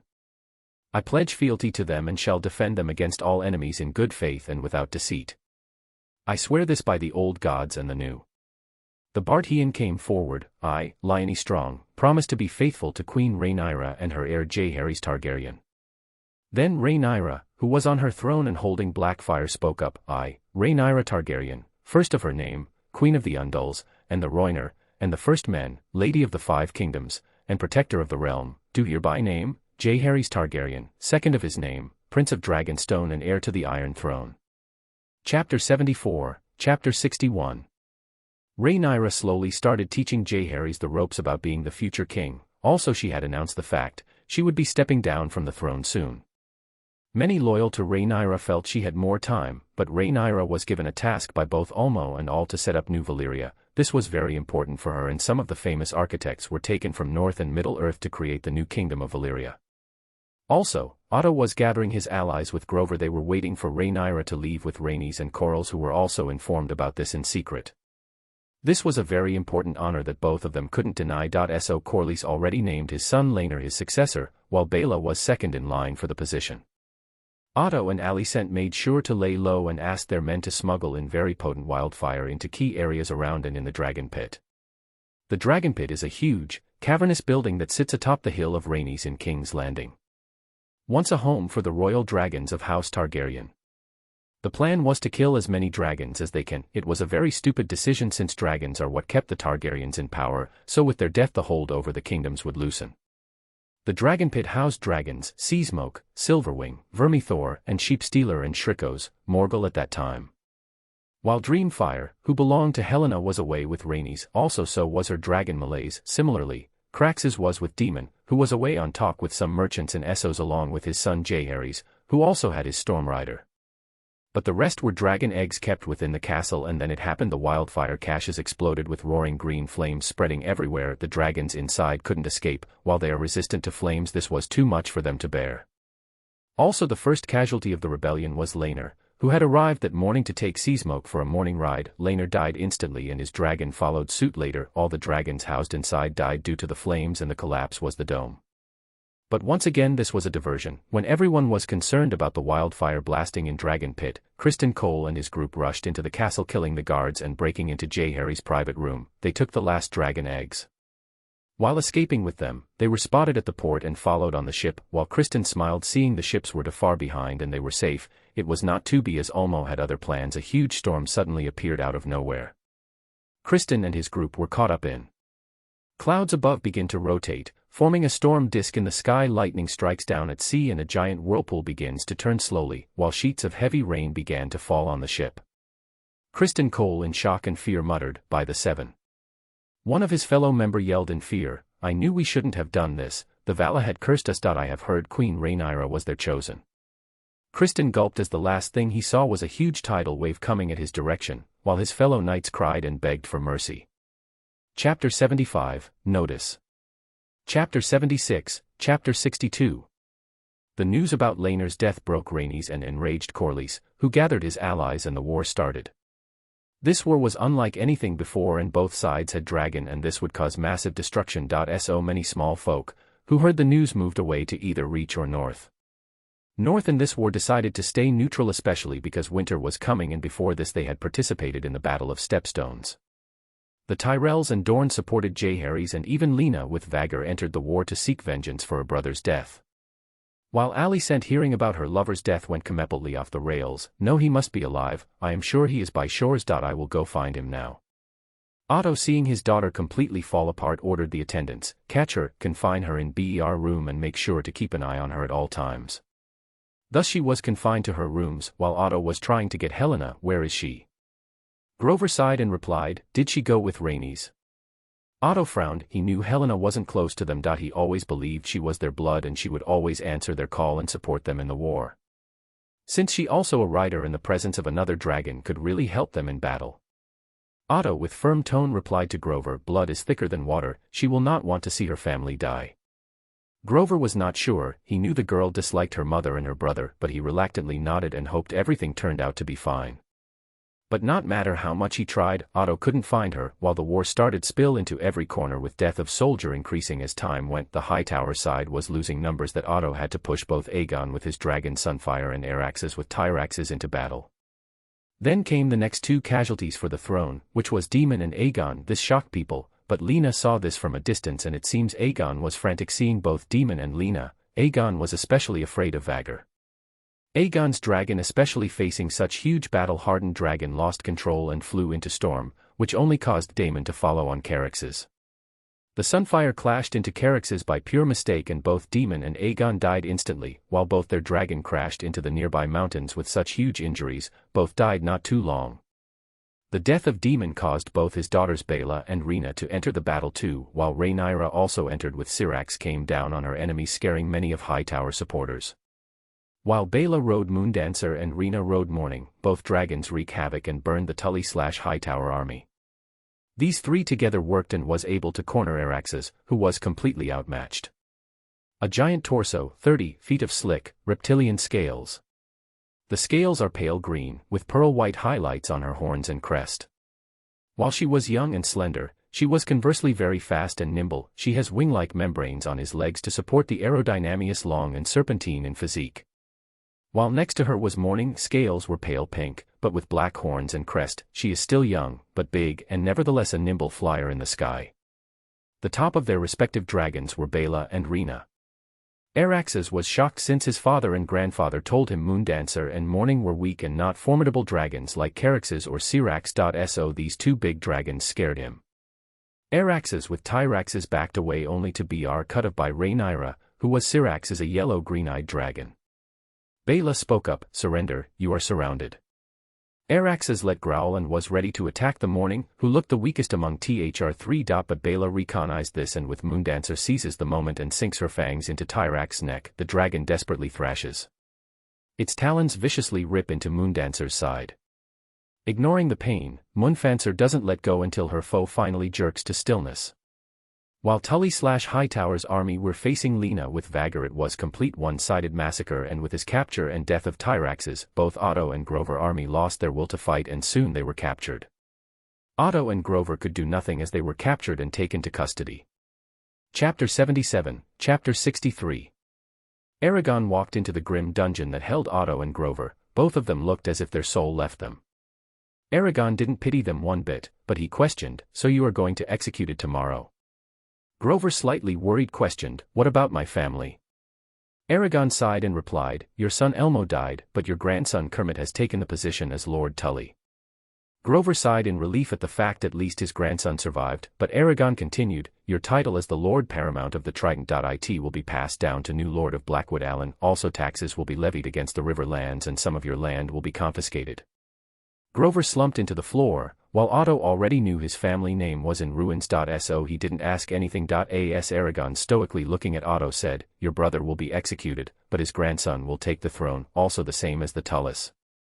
Otto looked down knowing this, but he knew his line would go forward were Helena, but that hope was blown away by Aragon, who added, "If you are thinking your line would succeed through Helena, the girl took a vow to never marry or have children just to get back at you and Alicent for causing so much death and destruction among the family. Your legacy is tainted beyond belief. Everything your ancestors built is lost and I don't think your house will ever recover from this, Otto." Otto with that lost it and cried muttering, "I failed everyone." Otto and Grover were executed. Hightower and Tully House would tainted by their actions for a long time. Tully's would slightly recover and return to becoming the paramount on the future, while Hightower's would remain a shell of their former selves. Alicent was crazy and Rhaenyra didn't have the heart to do anything, but confine her to Healer's wards, where she will stay at the end of her life. Rhaenyra sighed asked, "What about the riot? I mean, how did that start?" Aragon explained, "A man, who called himself the Shepherd. He began to preach against you in Cobbler's Square in King's Landing, saying that dragons were demons, the spawn of godless Valyria, and the doom of men. Some chose to use this an excuse to attack you, while majority those that followed him were that followed the faith like a fanatically. Their plan to storm the castle failed, and after their capture, it was revealed the fact the man was lunatic, that escaped his confinement. The people who followed him and felt humiliated, it was hit to faith at that time." Rhaenyra felt headache coming. She was already having her hands full with New Valyria, now this. She was consulted by Jaehaerys about the situation in King's Landing. They worked together to bring it back to former glory, especially the war had taken a toll on the people. Some had their farms destroyed, others had their homes gone. So only way was providing those that lost homes and farms with money, while at the same time taxes were reduced for those that were affected by the war, and same thing was done to those that followed Jaehaerys, while taxes were increased for those that followed Hightower and Tully houses. Chapter 78, Chapter 64. But Hightowers did try to use the last of the maesters to spin a story in their favor, but that was quickly squashed by the learned scholars, who pointed out the fact everything they wrote was pure heresy and not facts. The much clearer version was released later on. Corlys and Rhaenys moved away with Lena and Rhaena to New Valyria to have a peaceful life. They couldn't stay in King's Landing, while Baela, daughter of Daemon and Lena, took the position as Lady of the Tides, Master of Driftmark, and the head of House Valyrian. After giving birth, she too moved to New Valyria to be with her family. They lived there and died peacefully. Araxes would live for 56 and he had 3 children. Daeron, Baelor, and Dina Targaryen, Daeron taking the throne, but he died at young age and his brother Baelor was second in line. Only thing everyone felt off about him was his ardent belief in faith, but no one found it an issue at that time, but that was mistake they will regret later on. 2 years after Baelor coronation, Rhaenyra and Aragon got a message from Lionel Tyrell about an incident. Flashback. Barlow, after his coronation, asked the High Septon for advice in the matter of the court. Some of the council members advised against this, but Baelor ignored this and went forward with this, believing the High Septon would guide him through all trials. Even his sister looked at him as idiot at that time. Baelor's second decision was caused the biggest issue. Baelor was very thin, due to his repeated fasts, and frail-looking. He had a gentle, almost beatific smile, and a reedy voice. He wore a long beard and hair of typical Targaryen silver-gold color. His crown was made of flowers and vines. He smiled and asked Gandalf and Saruman, "Both of you are learned scholar, so I want you to renounce the Vala and join the faith. Through teachings of the Seven will you walk the right path in life." Saruman narrowed the Baelor, whom considered Baelor an idiot and an upstart, while Gandalf had similar thoughts, but with false smile replied, "I cannot do that, young Baelor, both of us are faithful to our beliefs." Baelor sighed and said, "It is sad to hear that." While the High Septon sneered and added, "Your Majesty, these so-called sages are fooled by those heretics and their gods are false." Baelor agreeing and muttered, "I agree, they should see the light of the Seven." Saruman had enough and slammed his staff into the ground, releasing powerful wave of magic, and thundered, "You dare speak such insolence in front of us?"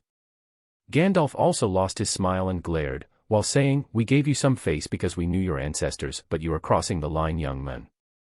Baelor shook his head, while High Septon said, "We gave you the choice to join the faith as believer, but you spat on our offer and insulted our Majesty. These two should thrown out into the streets." But both Baelor and High Septon saw neither the King's Guard or normal guards coming, since all of them knew the repercussion of touching these two, and added to the fact these two are skilled sorcerers and swordsmen. Gandalf sighed and walked away, while Saruman with sneer said, "Hope you enjoy the aftermath of your decision." Flashback ended.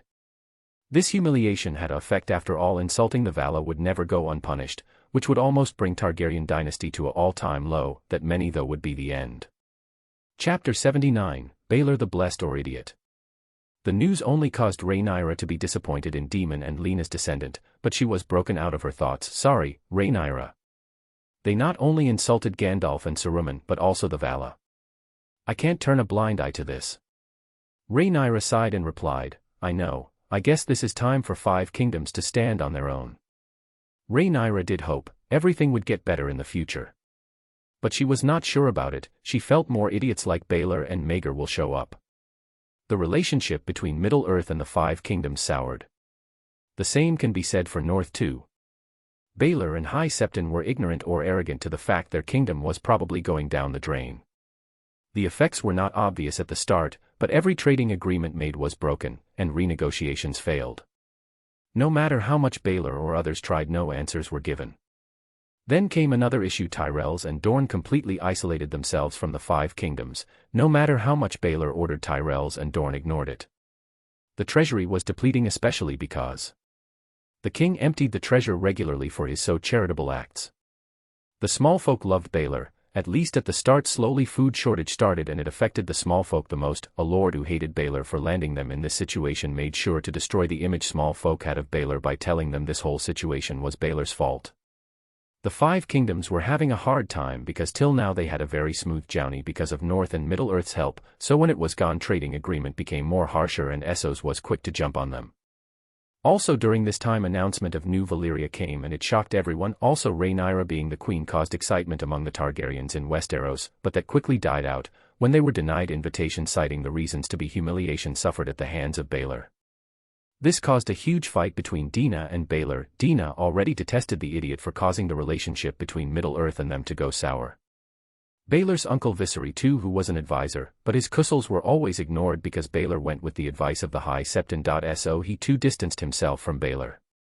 The effects became more evident as the debts started to pile up. Some of the lords banded to rebel, fearing the kingdom would be destroyed because of Baelor. But that was squashed. Then Baelor pardoned them and publicly forgive them despite outcry from his lords and council. Many similar acts of piety and forgiveness occurred throughout his 9-year reign, but these acts didn't matter to them. Baelor arrived at Sunspear after an arduous journey, which was considered the first miracle of his reign. Baelor forged a peace with the Prince of Dorne, which was considered the second miracle. Part of the agreement was that Baelor's young cousin, Prince Daeron, the only grandson of his uncle and hand, Prince Viserys, would marry the eldest daughter of the Prince of Dorne, Princess Maria Martell, when both children were of age.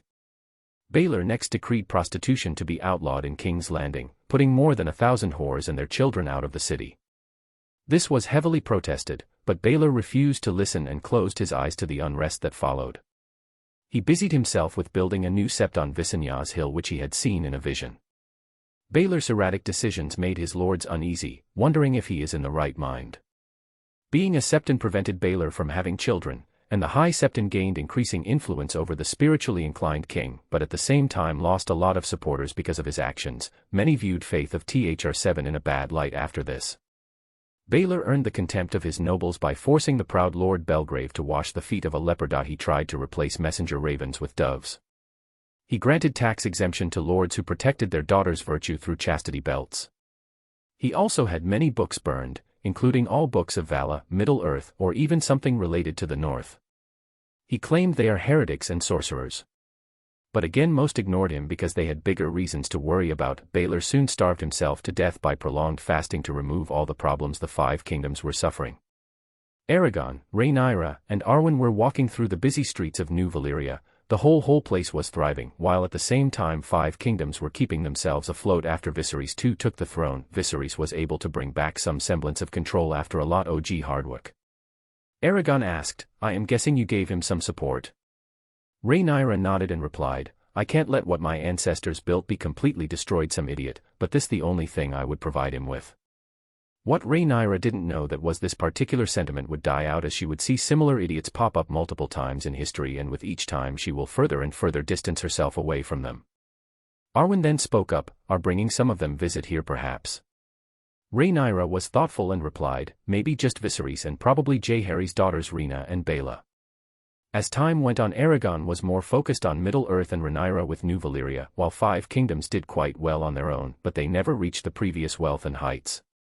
But once again things started as Viserys was a bit blind and favored his Aegon IV more than his other children, even though both Aemon proved to be gifted warrior and Naerys proved to be gifted in political field. But Viserys ignored all this and made his successor Aegon IV Targaryen, who would later be known as Aegon the Unworthy, was the 11th Targaryen to sit the Iron Throne, and is considered to be one of the worst Targaryen kings. He sired numerous bastards, and let's just say he was probably the second coming of Baelor, if not for Naerys countering or manipulating his decisions, which helped the kingdom in long run. But 170 AC that year, Princess Daena Targaryen gives birth to Daemon Waters, her bastard son by Aegon IV Targaryen. At the same time, Naerys with her husband gave birth for the first time to a son named Daeron. While Daemon Waters was raised in the Red Keep and was taught arms by Ser Quentin Ball, the master at arms at the Red Keep, when he was 12 years old, Daemon participated in a squire's tourney, which he won. Aegon Targaryen personally knighted Daemon and publicly bestowed the Targaryen Valyrian steel sword Blackfire on him, finally acknowledging him as his son. There were some who felt that the sword symbolized the monarchy, as it had been the sword of King Aegon I Targaryen, the Conqueror, and had been passed on from king to king ever since, but that was quickly squashed when Naerys pointed out Aemon was used the sword too before Aegon IV became king. This was mainly Naerys had doubts about some of the people that surrounded. They were eyeing for something more. So he made sure keep spies in their camp, and just like she thought, Daemon, who was Aegon's favorite, had been subtly pointing his father to legitimize him. So Naerys made plans to counter, and along with her husband Aemon, since their son was the second in line for the throne, since Aegon didn't have any legitimate children with the Queen Jaina Martell. So Naerys used the legitimization laws that were created during Queen Rhaenyra's rule, where the bastard would have to sign a certain document that will be entered into official records. The rules in it, like if they rebel, the person in question will lose his right to claim the throne, and if they try to kill the king, chosen prince, or his heirs, their line or any descendants will never get any chance to be on the throne again. The only thing that could allow a rebellion was if the king or chosen heir was tyrant. Just like Naerys heard Aegon in his deathbed legitimized all his bastard children, causing 3 generations of strife and war. Daemon took the name Blackfyre for himself, now claimed the right to throne. This was mainly because of 2 people pushing him. One was his half-brother Igor Rivers, and the second Ser Quentin Ball, the master-at-arms at the Red Keep, who had played the largest role in convincing Daemon. Chapter 81, Noctis. Chapter 82, so this is final. Catelyn is with Brandon before he dies. While Ned is married to Ashara Dane, and his kids will be the Cannon Stark children and 1 extra OC. Catelyn and Hoster will try to bullshit and pull the betrothal onto Ned, but he denies it. Also, Catelyn is allowed to stay in Winterfell for a short while because of her status as widowed wife of Brandon. But she will piss of the lords and Ned with her attitude. Chapter 83, Chapter 67. A/N. After this fanfic is finished, I am thinking of House of Dragon and Harry Potter fanfic, where Harry is reborn as a Hightower and he hates his family and runs away, ending up with Daemon, who takes him in and becomes a father figure. Harry goes far to cut ties with his Otto and take a different name. Also, he will be with Rhaenyra again. He will not be full OP. Also, another thing is if you want him to have a dragon, either Vhagar or Vermithor. Daemon Blackfyre quickly learned he lost the right to claim the throne. The poor boy lost many of his supporters then and there, but he knew if captured they will be executed. So with his supporters and half-brother Igor, he went into battle, just like everyone thought Daemon was killed in battle. While Igor ran away with his widowed wife and children. After that, 3 Blackfyre rebellions took place, and each time they were defeated. The last of the male line was killed in battle, but some from the female side escaped into Essos. While Middle-earth, New Valyria, and North kept a neutral stance. Aragon only kept contact with Tyrells, Dorne, and North in Westeros. While Targaryen kings came and went, so 60 years later Aerys II Targaryen took the throne, and he showed great promise during the start of his reign. During this time many older Game of Thrones players were born, Tywin Lannister and Olenna Redwyne, or future Tyrell. While in the north there was a slight issue which Rickard Stark, the new king of North, who was slightly paranoid during the time. He was slightly afraid of Middle-earth pulling their support whenever they wanted and destroying them, like the 5 kingdoms almost got destroyed during the reign of Baelor the Fool. So he kept a distance, and Rickard had made quite a few friends in the south, which were Jon Arryn and Hoster Tully. Aragon knew all this but didn't say anything. Also, if Middle-earth really pulled the plug and cut ties with the north, these ties Rickard created won't work, since the blessings of the Vala will also be gone from the north. Now Aragon was meeting Gandalf and Saruman, who visited the north. They were still very respected in the north. Aragon, looking at both of them, questioned, "I heard Saruman has taken a new apprentice." Saruman nodded and replied, "Olenna Redwyne. The girl has a sharp wit, high cunning, and intelligence. She is politically astute too." Aragon hummed and said, "Have you heard about the massacre of House Os Reign?" Saruman nodded, while Gandalf with a frown replied, "Tywin Lannister. I must say he is the most ruthless Lannister in while the last one was Tyland, but even he had some limits." Aragon nodded, remembering Tyland supporting Aegon, while Saruman added, "The young Tywin is emboldened by his recent military experience in the War of the Ninepenny Kings. He has any surviving reigns, man, woman, and child, put to the sword. He is making sure to set an example to any vassal who would dare challenge Casterly Rock again." The eradication of House Reign is the first major step in the return to glory of House Lannister, in which Tywin almost single-handedly rebuilt the fortunes and strength of his house. Impressed with Tywin's ruthlessness, Aerys II Targaryen appoints him as his new Hand of the King. Tywin continues to ably serve in this position for next 20 years, during which the 7 kingdoms and the Lannisters, in particular, enjoy peace and prosperity. Chapter 84, Chapter 68. After this time many Game of Thrones players were born. Aerys had a son Rhaegar with Rhaella. While Rickard and Lyanna Stark had 4 children: Brandon Stark, Eddard Stark, Lyanna Stark and Benjen Stark. For Tullis it was Catelyn, Lisa, and Edmure Tully. In Baratheon's case Robert, Stannis, and Renly. For Lannisters, it was Cersei, Jaime, and finally Tyrion Lannister, but giving birth to Tyrion had complication, which led to the death of Tywin's wife Joanna. Thus any kind of love or warmth in Tywin's heart was extinguished. He went and found someone to blame Joanna's death on, and it was Tyrion, who was blamed for the whole thing. Also with time Tyrion will be hated by his older sister Cersei because of Tywin's actions or beliefs. Last we have Littlefinger. Rickard during this time was trying to make more connections in the south. Due to his paranoia regarding Middle-earth, the man was slightly manipulated by Hoster Tully and Jon Arryn into making a betrothal for his eldest son Brandon and Catelyn Tully. It was a decision opposed by many of his advisors. But Ricard was stubborn and stood with the decision, while during this time Ned became close to Robert Baratheon. Let's just say Robert obsessed over Ned's sister Lyanna, which was something Lyanna ignored. Lyanna Stark hated Robert Baratheon for 2 reasons. The man was hypocrite by proclaiming his love for her and at the same time sleeping with whores and even having a bastards. King Aerys II Targaryen's wife Queen Rhaella give birth to their second son, Viserys Targaryen, and cracks begin to appear in Aerys's demeanor. He refuses to marry his son Rhaegar to Tywin's daughter Cersei, instead having Rhaegar marry Princess Elia Martell of Dorne. Aerys becomes paranoid over talk in the castle that Tywin is the true ruler of the 7 kingdoms. Aerys has Ser Island Payne's tongue ripped out with hot pincers when he was overheard whispering, accurately, that Tywin was the real man holding the realm together at this point. Rhaenyra and Aragon always got reports about the 5 kingdoms. Aragon was curious, questioned, "What is your view on Rhaegar?" Rhaenyra shook her head and answered, "I don't know, he looks and acts normal, but I have seen many act the same and soon start showing signs of madness." Aragon nodded. His wife was right about the madness. Rhaegar Targaryen tried many times to get in contact with Middle-earth or New Valyria, but he was rejected each time, similar to Aerys, since the boy also showed the same signs. Rhaegar was obsessed with prophecy of prince who was promised will start the rebellion. Aerys' madness increased after the defiance of Duskendale. Lord Darklyn of Duskendale refuses to pay his taxes, and takes Aerys captive. Tywin and Barristan Selmy rescue Aerys. The Darklynds are burned alive for their treachery. Already suffering from bouts of mental instability, later historians claim that the stress of Aerys' imprisonment shattered what was left of his sanity. He retreated from public view for the next few years and refused to allow blades in his presence anymore, except those of his Kingsguard, developing a deranged appearance with uncut and filthy hair hanging to his waist, and uncut fingernails growing several inches long. Chapter 85, Chapter 69. Gandalf and Saruman were asked by Rhaegar to talk about trade deals. This was a way to at least keep some relationship with New Valyria. It took a lot of discussions to get to this point. Also, Tywin was trying to cozy up the 2 Ishtari at that time. He has tried several methods to get secrets of magic and Valis steel, but it never worked. Tywin was also super careful not to poke too deep into it. He knew provoking Middle-earth or North wasn't a good option.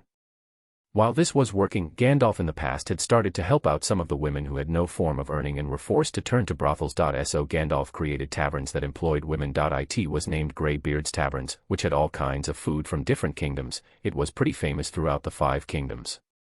Also during this time, Gandalf came across a girl named Tisha, who Gandalf grew fond of and adopted her.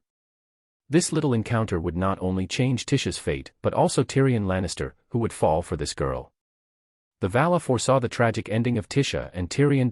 So they made sure to avoid it by sending Gandalf, and the Valar also felt that Tyrion Lannister had much potential and it shouldn't be wasted.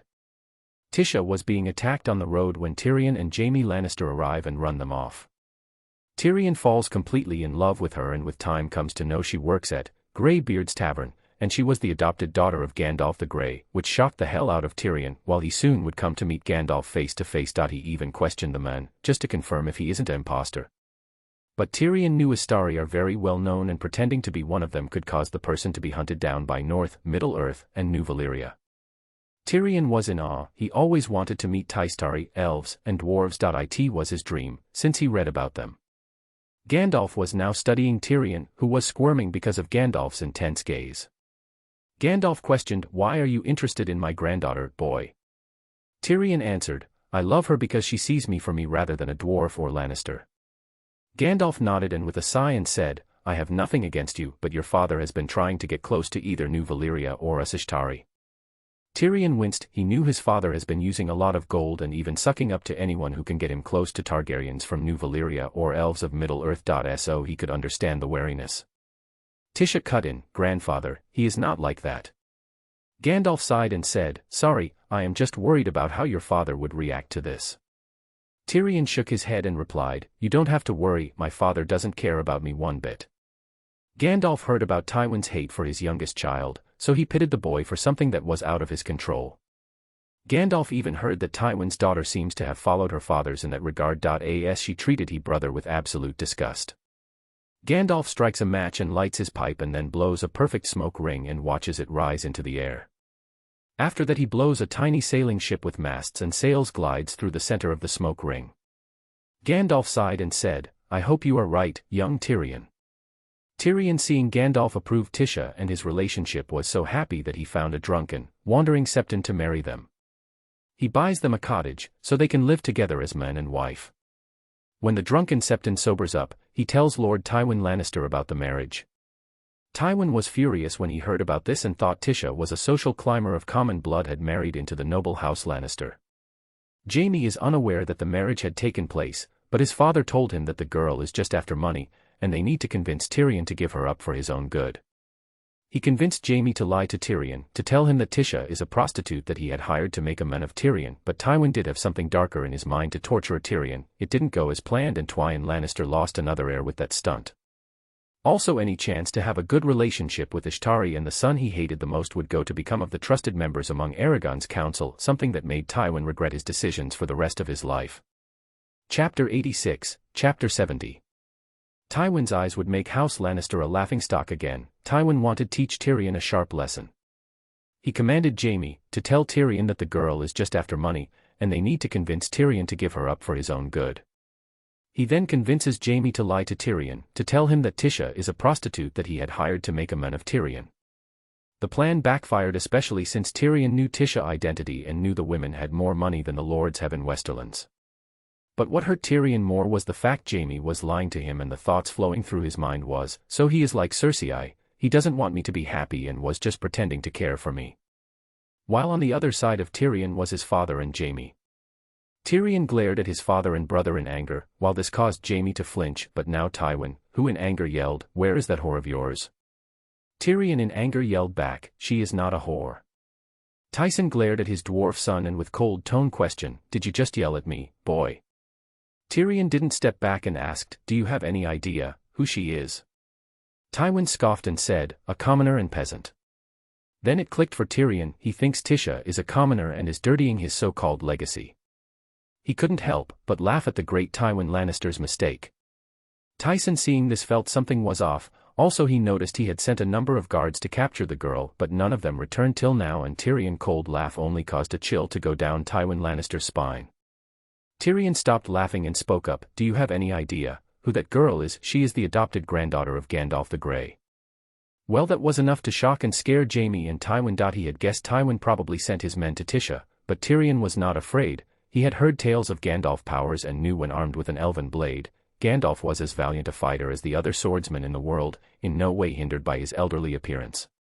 Tyson Lannister regretted jumping in without checking. After this was his blood, the Dew Boy wouldn't have chosen any random commoner, but before he could say anything to turn this situation, Tyrion decided to rub it in further by adding, "You know, for quite some time, I hoped to gain yours and Cersei's acceptance, but a part of me knew it was never going to happen."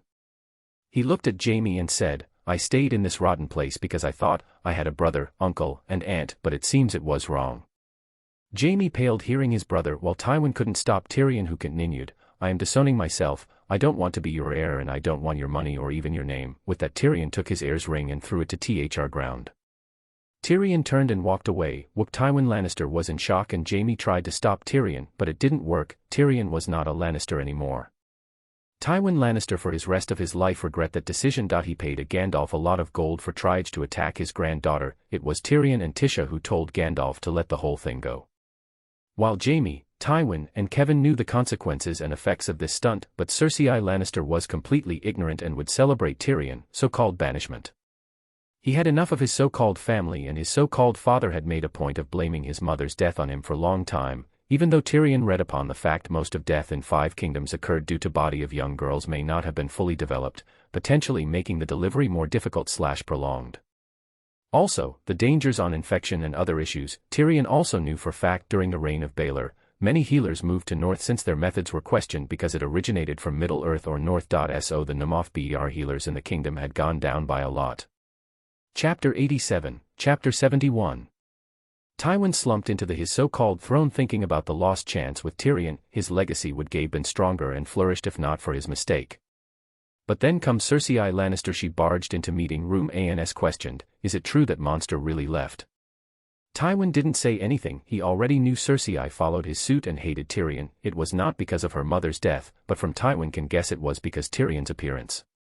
Kevin decided to tell Cersei, This is not a small matter. We have lost another heir and Tyrion now has very close connections with the Starry, which mean you will probably become very close to the King Aragon and Queen Rhaenyra, which is something your father has been trying to do for a long time, but now we probably will never be able to because now we attack them."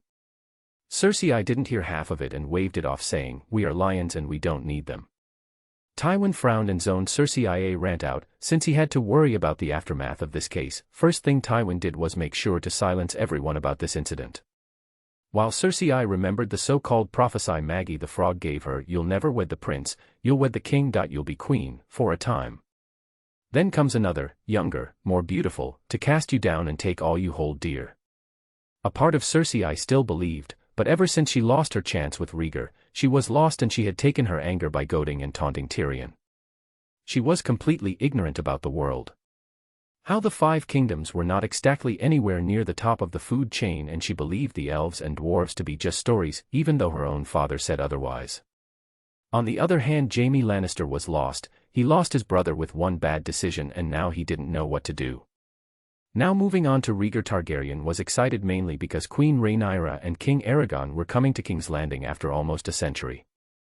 He had worked a lot on getting them here. He was planning on getting close to them enough to get a few dragon eggs. His plan was use Rhaenyra blood connection to him. After all, Queen Rhaenyra should have some emotional connections to them, right?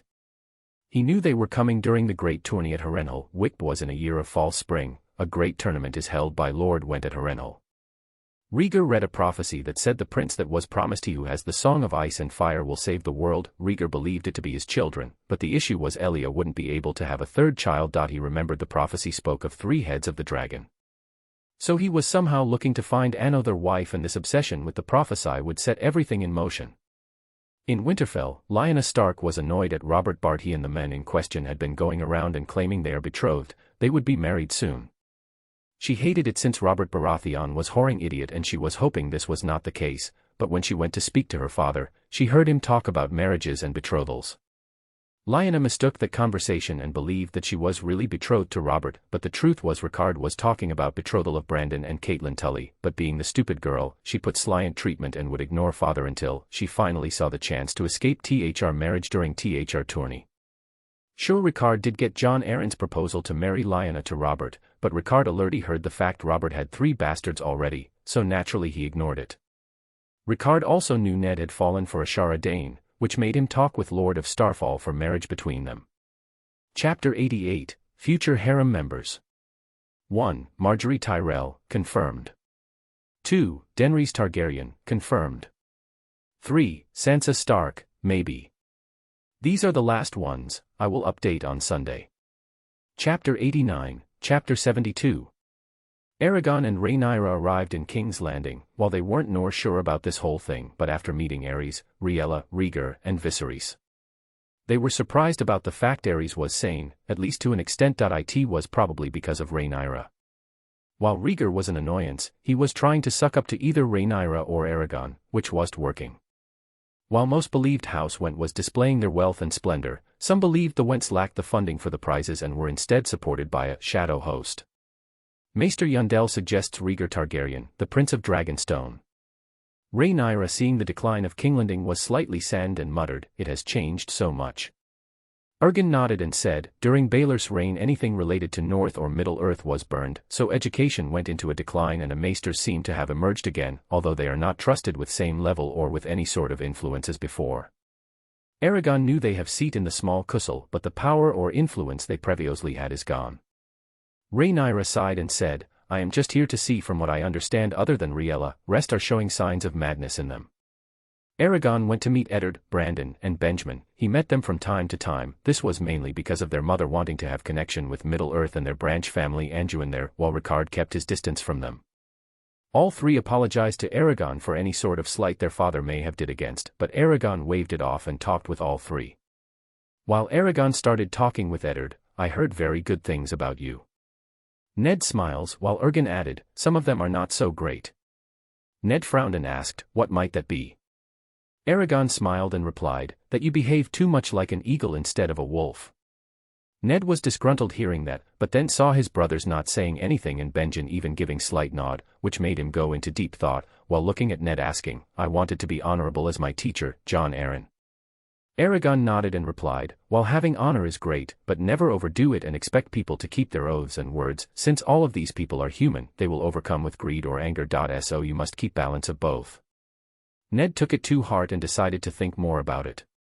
While King Aerys II Targaryen attended the tournament only because Lord Varys warned him that Rhaegar, his son and the Crown Prince, arranged the tournament as a pretext to meet with several High Lords to discuss removing his father as king in an informal Great Council. Many in attendance were shocked by the king's physical decline. During the tourney's opening ceremonies, Ser Jaime Lannister was admitted into the Order of the King's Guard.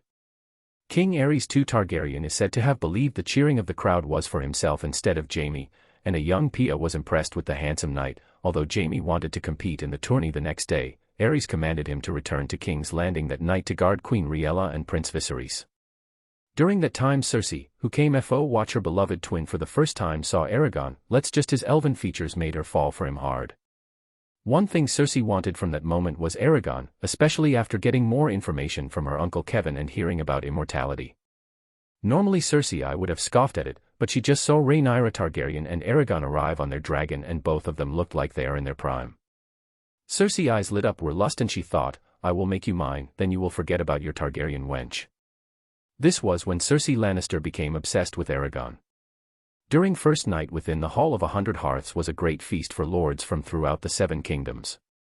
Besides Starks and Howland Reed, other Northmen in attendance were Dustins, Hornwoods, Manderleys, and Mormonts.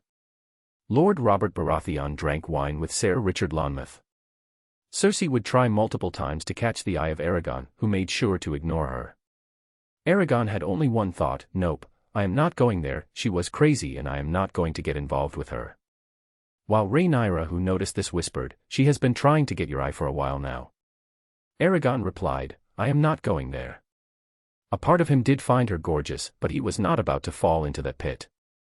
As he then focused on Benjen Stark teasing his sister, Lyanna, for crying at the singing of Prince Rhaegar Targaryen, so Lyanna poured wine over her younger brother's head. Lady Ashara Dane danced with Eddard. Their relationship was not unknown to everyone. Chapter 90, Chapter 73.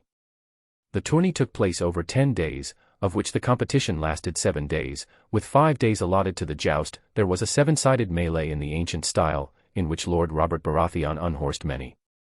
Besides the melee and the joust, the tourney included an archery contest, an axe-throwing contest, a horse race, and a tourney of singers. There was also a mummer show. Lord Walter Went's fair daughter was the Queen of Love and Beauty when the tourney began. Her honor was defended by her brothers and her uncle, Ser Oswell Went of the King's Guard, but they were all defeated in the tourney. A mystery knight, the Knight of the Laughing Tree, appeared in the lists to fight for the honor of a Crannogman. The knight was of short of stature and his armor was made up of mismatched armor bits and pieces that appeared ill-fitting on him. His shield was blazoned with the image of a white weirwood with a laughing red face. Aragon figured out who it was and whispered to Rhaenyra, that is Lyanna. Rhaenyra's eyes widened and then something clicked in her mind, remembering how Howland was attacked by 3 squires, younger but taller. Rhaenyra remembered how Lyanna recognized them as the feast, as one served a pitchfork knight, House Hay, one served a porcupine, House Blunt, and the last boy served a knight of 2 towers, House Fry. So Rhaenyra smiled, seeing Lyanna must have joined to avenge him. The mystery knight challenged and defeated all 3 of the previously mentioned knights, winning custody over their horses and armor. None of them were particularly popular, so the small folk cheered for the mysterious Knight of the Laughing Tree. When the defeated trio sought to ransom back their former property, the knight declared his terms, that they ought to teach their rude squires honor. His voice sounded booming through his helm. The trio proceeded to chastise their squires sharply. On the side, Aragon and Rhaenyra heard Aerys sending men, and even Rhaegar doing the same, to learn the identity of the mystery knight, who appeared and disappeared mid-tourney, but they were unsuccessful. Prince Rhaegar was champion of the joust, defeating 4 knights of the King's Guard, and in the end he chose Lyanna Stark as the new Queen of Love and Beauty, placing a crown of blue winter roses in her lap. This was scandalous in that, not only was Rhaegar already married to Elia of Dorne, who was present at the tourney, but Lyanna, who was by Robert's words his future wife, even though neither Eddard or Rickard confirmed anything. Rhaenyra with shock muttered, is he also mad? I mean, doesn't he know this stupid action of his will have repercussions? Aragon nodded, and noticing Oberyn Martell glaring at Rhaegar and gritting his teeth, while he said to Rhaenyra, he is definitely a fool. Aragon knew the Dorne was stronger and richer in this timeline. They have the Targaryens by the balls, since Baelor had negotiated a lot to get them back during his reign and the clauses involved. One of them was if by chance one of their family members is killed or dishonored by House of Targaryen or anyone with their blood, they will have to right to cut themselves off from the Five Kingdoms. So by the document Robert Baratheon did have blood connections to the House of Targaryen. Aragon and Rhaenyra returned to New Valyria after that, since it was mainly because of Aragon mistakenly believed North wouldn't be involved in the rebellion that Rhaegar was staging. Since he knew Lyanna didn't have any betrothal with Robert, so she didn't have to run away with Rhaegar to escape the marriage. At least that was his belief until a year later the news about Lyanna's abduction by Rhaegar came. He talked with Vala, who told him Lyanna's death was fixed the moment she decided to follow Rhaegar. At the time only thing Aragon could think was Lyanna was stupid. Chapter 91, Chapter Oberyn meets Aragon. Aragon heard about Lyanna kidnapping along with murder of Rickard and Brandon Stark. It was slightly heartbreaking to hear about Brandon, while he was notified by the guards that Prince Oberyn and his paramour had come to Valyria to meet them and it was urgent request. Oberyn is a well-built, tall man with dark brown hair and a short beard. Along with him was Ellaria Sand, who was the paramour. Aragon on seeing Oberyn said, "This is about Elia and her children." Oberyn nodded and replied, "Yes, we asked Aerys to send her and her children to Dorne for protection, but the mad bastard denied it." Aragon nodded and replied, "He is seeing enemies everywhere." Oberyn frowned and said, "The North will win even if it takes them time to reach King's Landing, but I fear for my sister. I am hearing Jon Arryn is planning to set up Robert as the next king. Since he has the blood of Targaryen, that man won't let Elia or her children live." Ellaria calmed her lover down. She was also worried about Elia, whom she saw as sister.Soshr questioned, "Can you help us get her out of King's Landing?" Aragon nodded and said, "I will give my word, she along with her children will be in Dorne safely." Oberyn and Ellaria had hope now, while Aragon added, "But getting her out now isn't easy. I will get her out at the correct time." Oberyn nodded and replied, "As long as she gets out." While in the sky in New Valyria suddenly, the loud wings of Syrax can be heard flapping. After a moment, Syrax lands down in the path. She is now as big as Vagar and she folds her wings up beside her. Rhaenyra telepathically asked, "What's wrong?" Syrax in sweet voice replied, "There were strangers asking." They were dressed in black and has sigils of House of Martells. They were asking a meeting with Aragon and you. Syrax jumps up onto her back legs and lets out a loud roar and added, "They are here to discuss about the issue in King's Landing." Syrax kicks into the air. She lets out another roar, while Rhaenyra closes his eyes and strains. And Syrax's voice fades out of her head. She grabs a spike on her back and pulls herself onto her back and rubs her side with her hand and she hums to her, "Let's head back." Syrax calms down and then kicks off and flies into the air. Everything below is quickly disappearing. The sky ahead is zooming toward them. Syrax is drifting through the air.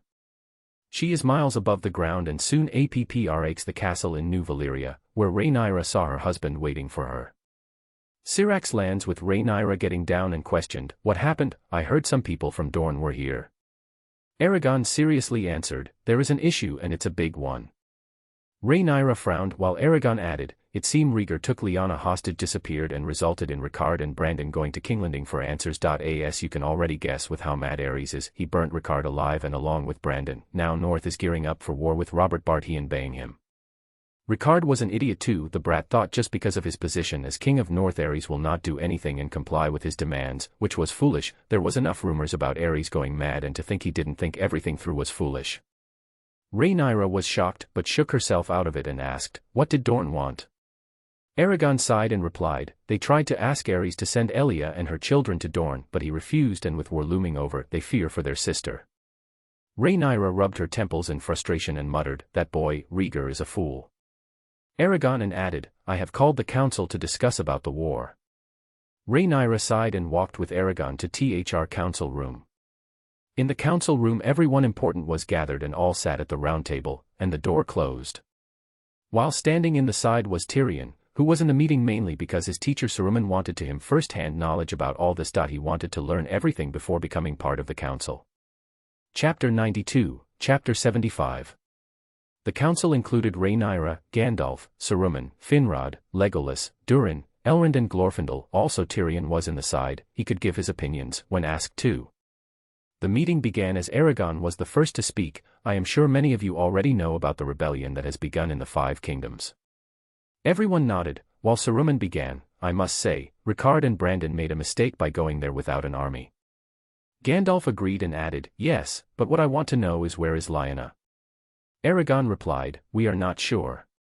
He then hummed and thought, Lyanna is not in Tower of Joy, at least not yet. Finrod then spoke up, so are you going to help out?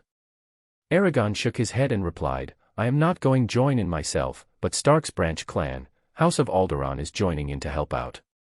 Elrond then spoke up, but from what I heard the army of North is having hard time crossing with House of Tully and House of Frey blocking them. Tyrion was confused and asked Saruman, Master, but wasn't House of Tully allied with North? Saruman frowned and replied, no, my student, Hoster Tully is not fully with the North, since Brandon died and Catelyn Tully is a widow. I believe Hoster Tully is trying to negotiate with Eddard to get him to marry Catelyn. Aragon spoke up, which won't work, since Eddard is married to Ashara Dane just 9 moons ago. Also, I know Ned, the boy will not step back. He is embracing his inner wolf and anyone who stops him is going to be torn apart. Aragon knew Ned had been doing a lot of thinking and seems to understand being honorable, while is good thing, overdoing it isn't a good idea. Also, he married Ashara Dane in small closed ceremony in Godswood. Legolas questioned, so are we joining this war? Aragon sighed and shook his head answering, no, we are not involving ourselves, at not fully. I have already sent Alderaans to join them and even weapons have been sent, but it is best of Gandalf to keep an eye out of Lyanna, while Saruman and I will to check for Elia. Aragon then turned to Saruman and added, we may have to use the fake body dolls you created to get Elia out. Fake Beatty dolls were magical puppets that would behave and look like anything Saruman wants. They did not last long, which was the only downside, and they didn't have any thoughts of their own. Saruman hummed, understanding Aragon's plan, said, so you plan to fake Elia and her children's death? Aragon nodded and replied, yes, I have heard Robert Baratheon has been yelling about death of dragons pawns. So him killing of Elia's children because of being Rhaegar's won't be out of the norm. Especially since Elia's children being alive will only cause trouble for his rule. Finrod frowned and questioned, from what I heard, Robert isn't even betrothed to Lyanna. So him going about like this makes him delusional. Rhaenyra answered this, because Robert sees Lyanna as a trophy. She is the only one who didn't fawn over him and her warrior nature probably attracted him. Aragon nodded. Robert is well-known warrior, Lord of Storm's End and handsome. He has a lot of admirers and he just wants to gain possession of Lyanna. Tyrion at side agreed with everyone, since he also took part in his master's spy network. So he knew Robert was visiting on Whore House after another yelling Lyanna, the man was fucking around even before this kidnapping. Thus the war raged on. The Stark, Tully, and Arryn armies begin gathering north of the Trident, but Robert's forces are cut off far to the south, leaving his brother Stannis to hold Storm's End. Robert marches his army northwest through enemy territory. As Rhaegar's support continues to besiege Storm's End for 2 months. Robert is defeated at the Battle of Ashford by Royalists' forces loyal to the king, but later joins up with the Northern and Vale armies at the Battle of the Bells. The combined rebel army crosses to the north side of the Trident. Both sides consolidate for a major showdown. Lord Hoster Tully of Riverrun, who had marries his daughter Catelyn to Brandon Stark, but with Brandon dead and Catelyn a widow, who didn't even have children. So Hoster instead now wanted this widowed Catelyn to marry to Eddard in exchange for his support in war. But Ned quickly threatened Hoster to wipe out his entire house if he didn't step back and told him, I don't need your support if you are not giving it. Hoster could only step back, but he knew the war was in favor for Robert and had married his second daughter Lisa to Jon Arryn. A month into it, Prince Rhaegar leads a royalist army to directly engage the rebels, but is defeated at the climactic Battle of the Trident, in which he is killed in personal combat by Robert Baratheon himself. Chapter 93, Notice. I remember someone in the comment section asking me to write a fanfic on Big Bang Theory, but I am not sure about that one. But will need more info on, like, is it reincarnation or transmigration? If reincarnation, what gifts should he have? Also, my mind is leaning more towards Friends, which is amazing, but whenever I try to think up a plot, it does not work out, like when watching THR show. Joey and Chandler were my favorite characters. But I could no way be friends with Chandler cause the constant sarcastic remarks would annoy me to no end. Comment. 11 Comment. Vote. Chapter 94, Chapter 76. Realizing that rebel victory is imminent, King Aerys sends his remaining young son Viserys and his pregnant wife Queen Rhaella to the safety of the ancestral Targaryen fortress, Dragonstone. Also with Rhaegar dead, lords who had been undecided about which side to join now abandon the Mad King. Lord Tywin's army arrives at King's Landing allegedly to defend the city, but once the gates are opened the Lannisters brutally sack the city. Aerys II is killed by Jaime Lannister, his own Kingsguard, for which Jaime becomes known as the Kingslayer. While Saruman silently sneaked in, while Elia was shocked seeing him, she was not alone. Rhaenys was under the bed afraid and Aegon was on the bed. Saruman with annoyance said, "Come on, girl, we don't have time, those Lannister knights will be here in any minute." Elia nodded, wiping away her tears, while she took both her children, while Saruman set up the puppets.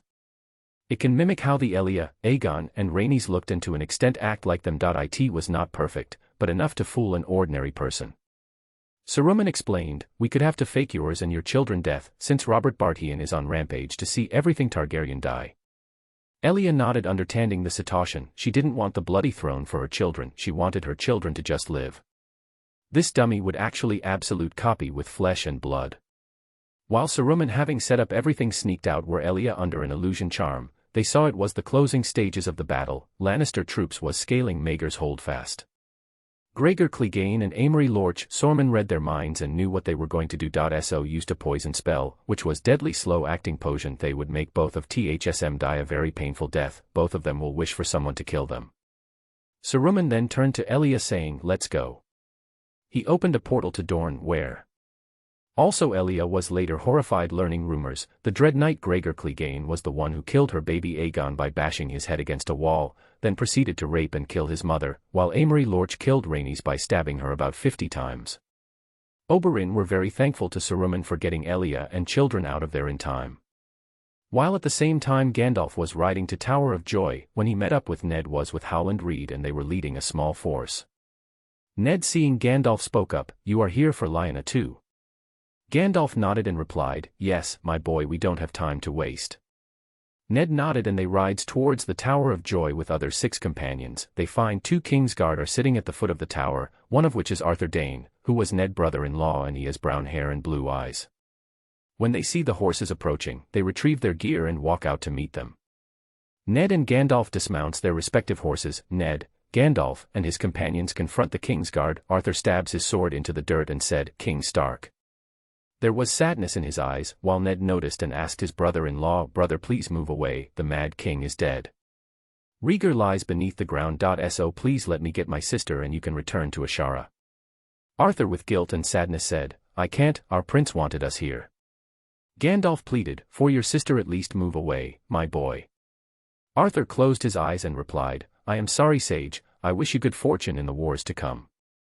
Arthur was saddened, while he and Gerald Hightower put on their helmets. As they draw their blades. Ned and his men draw their blades and attack. Arthur cuts down Howland, who was still alive and only injured, while Gerald Hightower runs one of Ned's men through with his sword. Ned engages in single combat with the Gerald Hightower and stabs him through the throat. Ned and his 3 remaining men surround Arthur. As the other men attack all at once, but Arthur deflects all of their blows repeatedly, then repositions himself.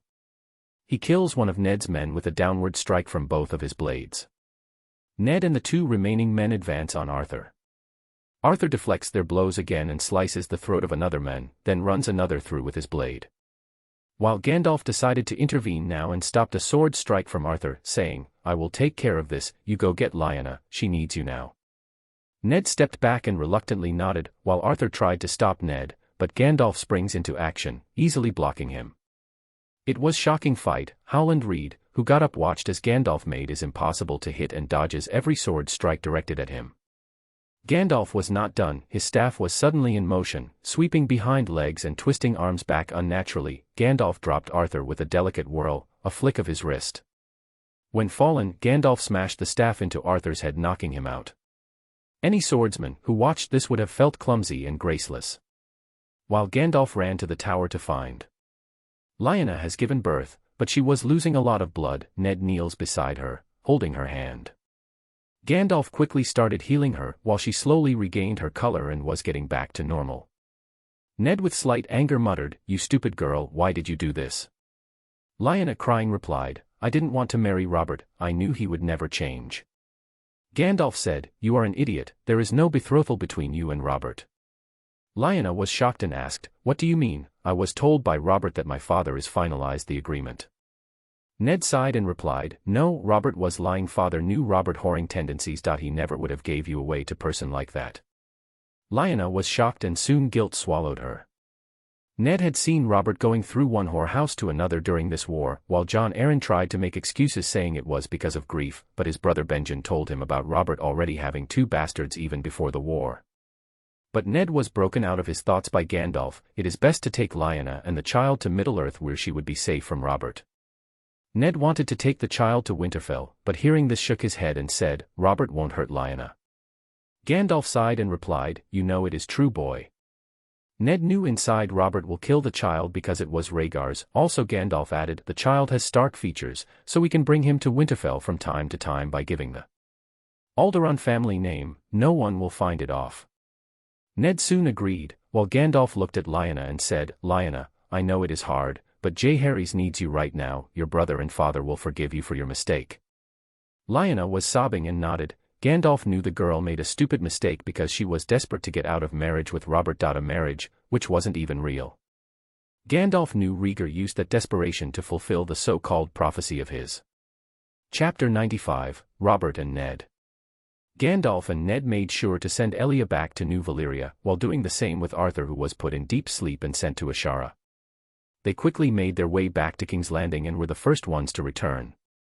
They saw King's Landing was sacked. It was blood-stained mess, while Gandalf met up with Saruman and went heal the injured.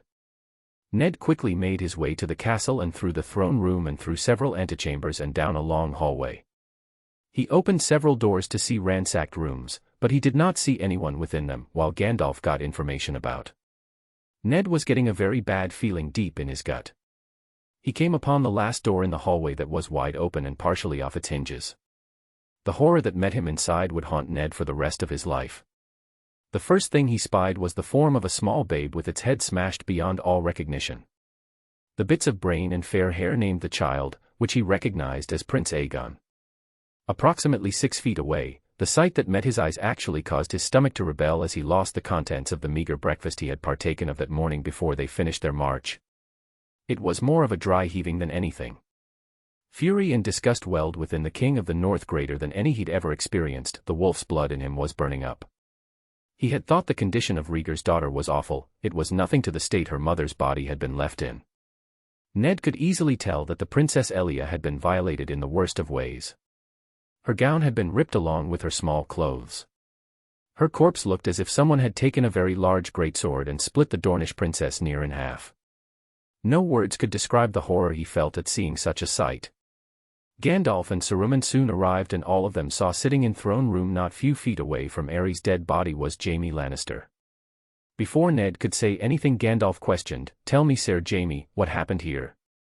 Jaime was pale and was surprised someone asked him for his side of the story. After all, not even his father asked it, when the men came.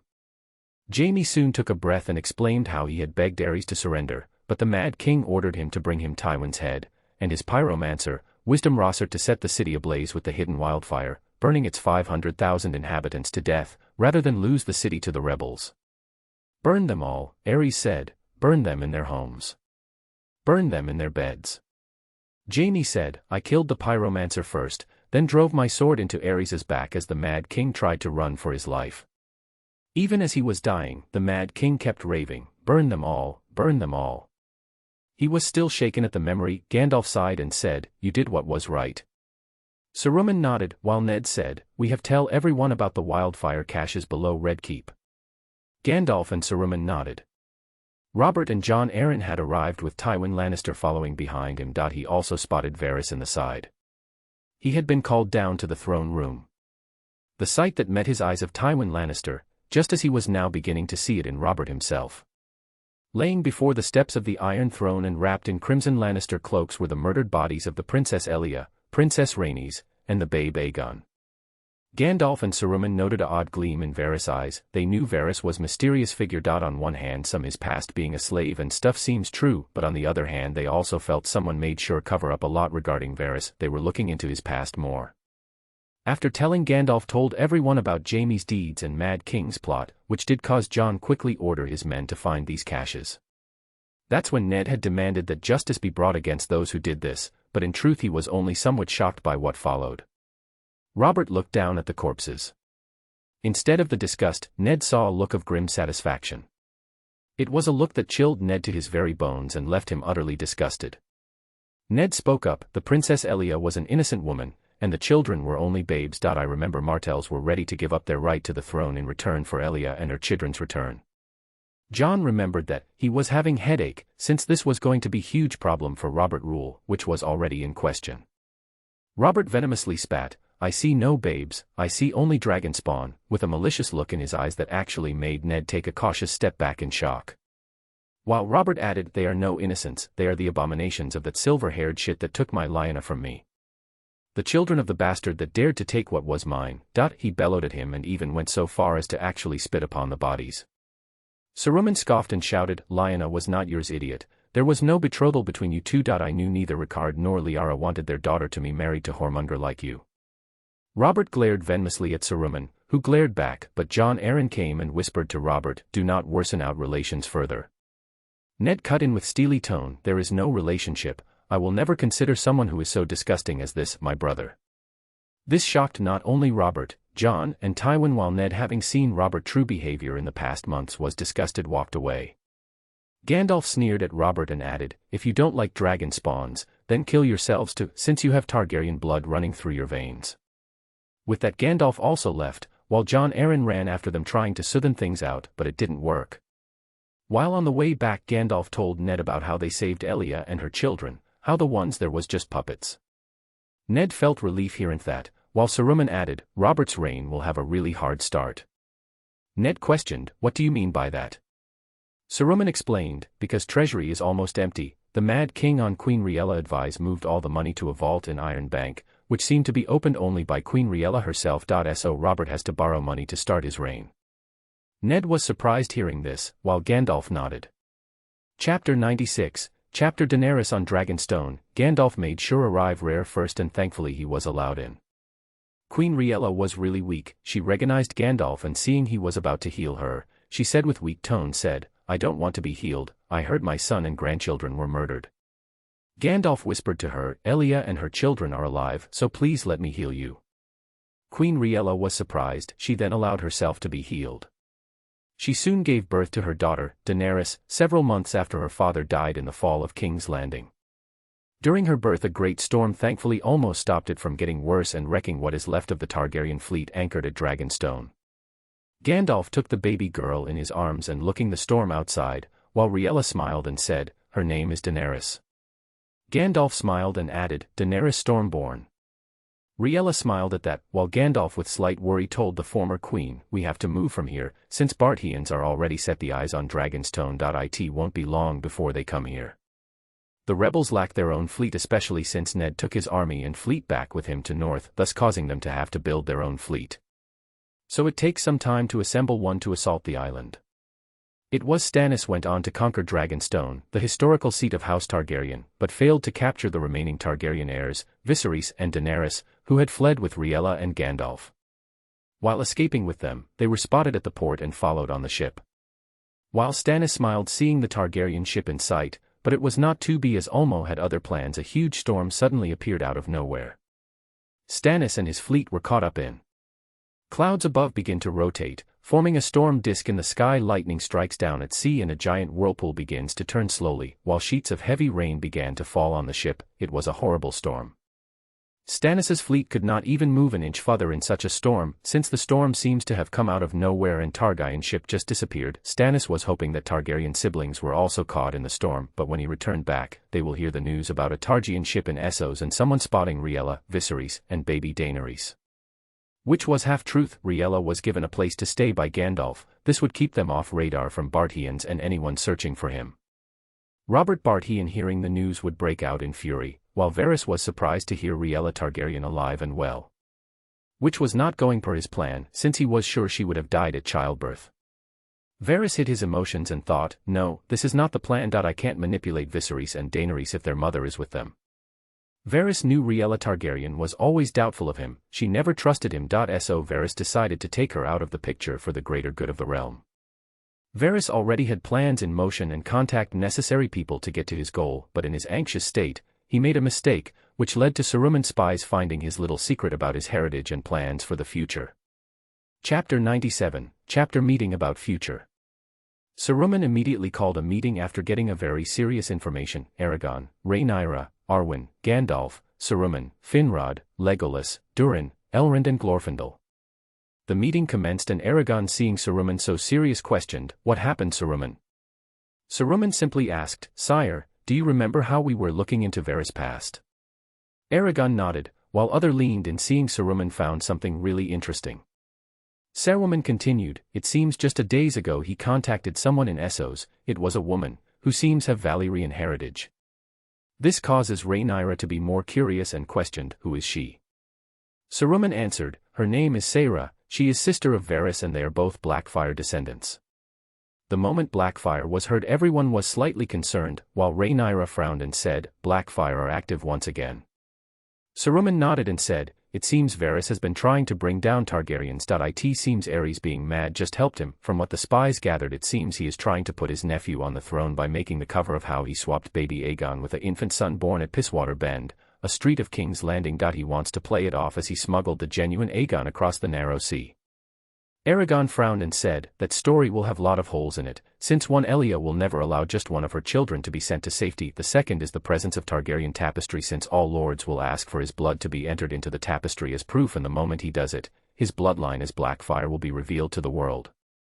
Tyrion added his thoughts, added to how Blackfyre's completely removed from having any rights to the Iron Throne unless Saruman continued, unless he plans to marry the boy to Daenerys, thus making sure no one questions his claim. Also, he tried to get hold of Targaryen tapestry, but Rhaella has it with her.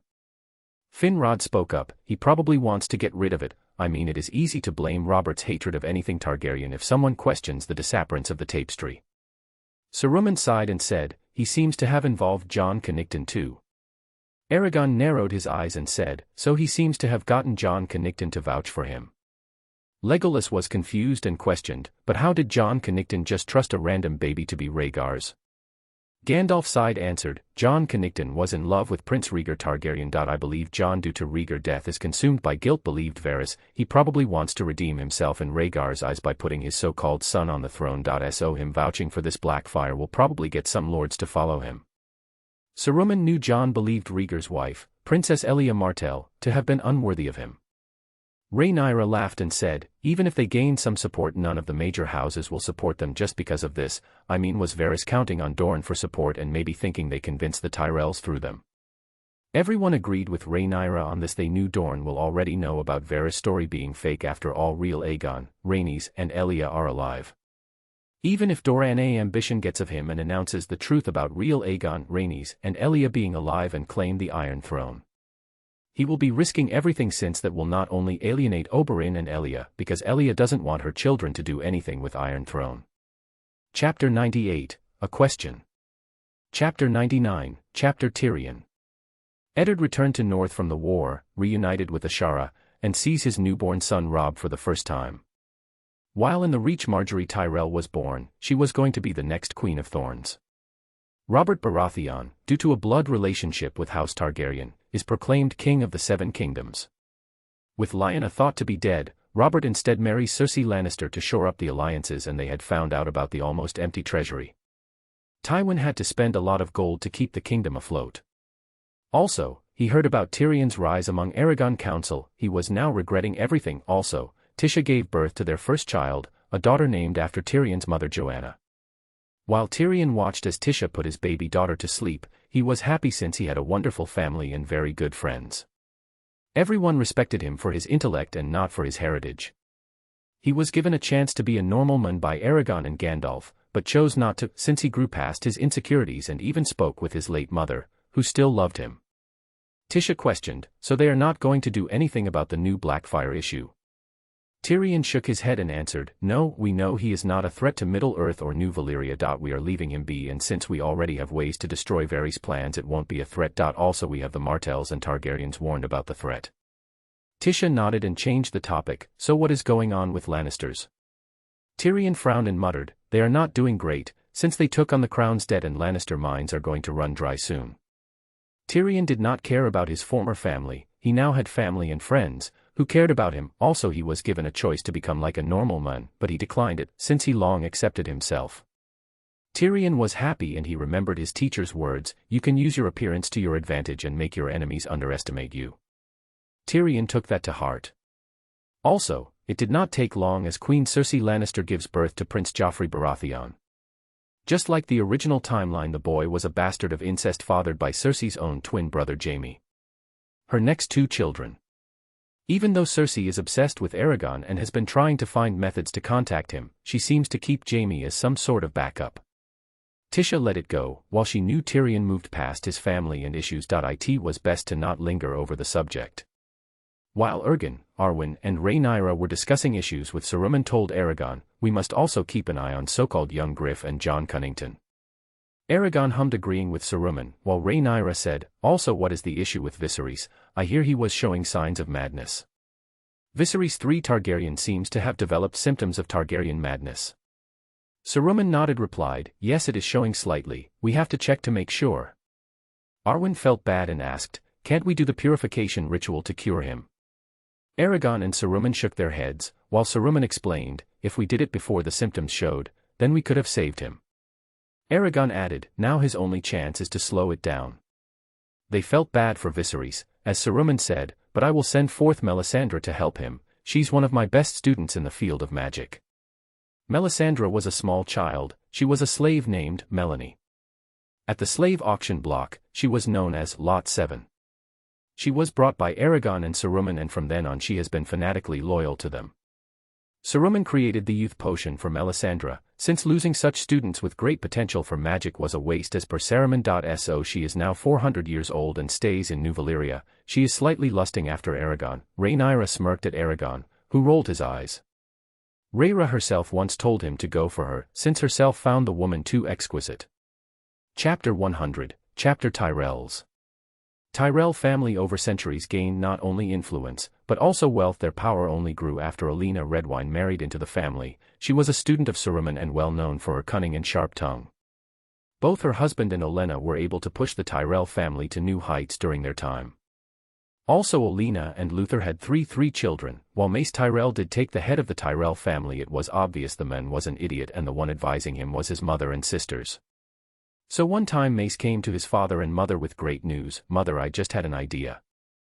Olenna sighed, said, "Say it, you buffoon."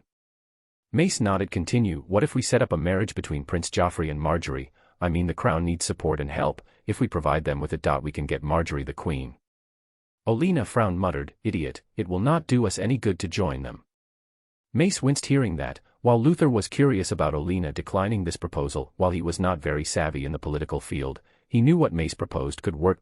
So he questioned, "Why do you think it is a bad idea?" Mace also nodded and leaned in to hear the reason why his mother was so opposed to this whole idea. After all, getting your bloodline on throne is great achievement and honor for the Tyrells. Olenna sighed and answered, "Because Baratheons and Lannisters are barely holding themselves together. They are taking loans from iron banks, and from what I understand, it won't be long before the Lannister mines dry out too." Olenna remembered her teacher's lesson well. She was always told to keep an information network, since information about your enemies could turn tide of any situation. She then looked at his idiot son and added, "So if you join them, the Tyrells will have to help them with all their debt, and add in the fact my master personally warned me to stay away from them." Luther and Mace were not surprised hearing the fact Saruman personally warned Olenna. Mace saw her mother worried look and with frown asked, "What did he say?" Olenna replied, "If we join the Baratheons and Lannisters, our house and bloodline will end." This shocked both of them, while Olenna added, "A war is definitely brewing and it is best for us to get not dragged into it." Mace and Luther slowly took everything in, while Olenna kept another secret to herself. It was about Cersei's children percentage, which she found questionable because all of their looks did not come close to Baratheons. Also, it only became more suspicious when Cersei never entered her children into the Baratheon family tapestry. So she did some digging, and Baratheons always had same physical features like blue eyes and black hair. Their bloodline remained constant throughout their time. Olenna found every bastard of Robert had similar features. Olenna felt Maegor didn't have to waste her life with something so stupid and she could do so much better. But what she didn't know at the time was Margaery would actually fall for Aragon in the future. On the other hand, Jon Arryn, Hand of the King for the newly crowned king, Robert I Baratheon was working hard to patch up the relationship between Dorne, Tyrells, and North. While Jon's main focus was on North and he tried every method to get Ned to forgive Robert, but nothing worked. The reason was Jon knew Robert's reign isn't stable and it won't last long without strong alliances, so he went even far to use his mentor status and talking about Lyanna to get Ned to forgive High. Ned was disgusted that he told Jon Arryn to leave. Jon was already brought Peter Baelish to court in King's Landing, and within 3 years, he was named Master of Coin and appointed to the Small Council. Peter Baelish lusted after Catelyn, and when Catelyn was sent to North as a widow, he hated North and Starks for making her life miserable. He even tried to get Lord Tully to give him Catelyn's hand in marriage, but it did not work. Mainly one reason Hoster Tully was going the same route as Otto Hightower and told Catelyn to get Ned attention. While Catelyn was reluctant, she agreed, and they knew a king could take multiple wives. It is frowned upon because of issues of heirs, but still possible. There, Peter increased his influence by moving his own people in place, such as the 4 keepers of the keys, the king's counter and the king's scales, as well as harbor masters, toll collectors, and wine factors. Meanwhile, he also developed a complex web of loans, transactions, and investments, as to supply the king and the king's hand with enough gold, and bought a number of establishments. But everyone was these loans, transactions, and investments were recorded by Saruman spies with evidence to back it up. Petri Baelish was a dead man walking and the poor men didn't even know that. Chapter 101, Catelyn Tully. Catelyn Tully was not having a good time in the north. She was a widow and didn't have any children. Over the years she watched Ashara Dayne give birth to Robb, then Diana, or previously Sansa, and Arya. She was bitter about how her life turned out. She tried multiple times to get Ned Stark's attention but failed every time. Also, she felt people of the North did not respect her enough. She told King Stark to build a sept. These are places of worship in the faith of the Seven. They are traditionally decorated with 7-pointed stars and artistic depictions of the Seven, such as statues or sculptures. But Ned sighed and explained, "I can't do this, Lady Catelyn, since creating a sept in the middle of Winterfell will cause unrest among my vassals and people." Ned saw Catll and frown, but he calmly continued, "You must understand North has a very strained relationship with Faith of Seven, who has called us savages and demon worshippers because we worship the Valas." Catelyn frowned and said, "Then thank you for explaining." With that she walked out of the throne room. Ned sighed and said, "She is getting more and more out of control as time goes on."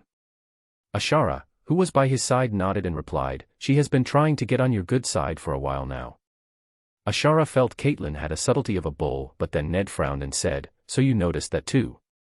Sahara nodded and replied, "Yes, my guess is Hoster Tully is pushing her. He is probably hoping you will notice her and make her your second wife."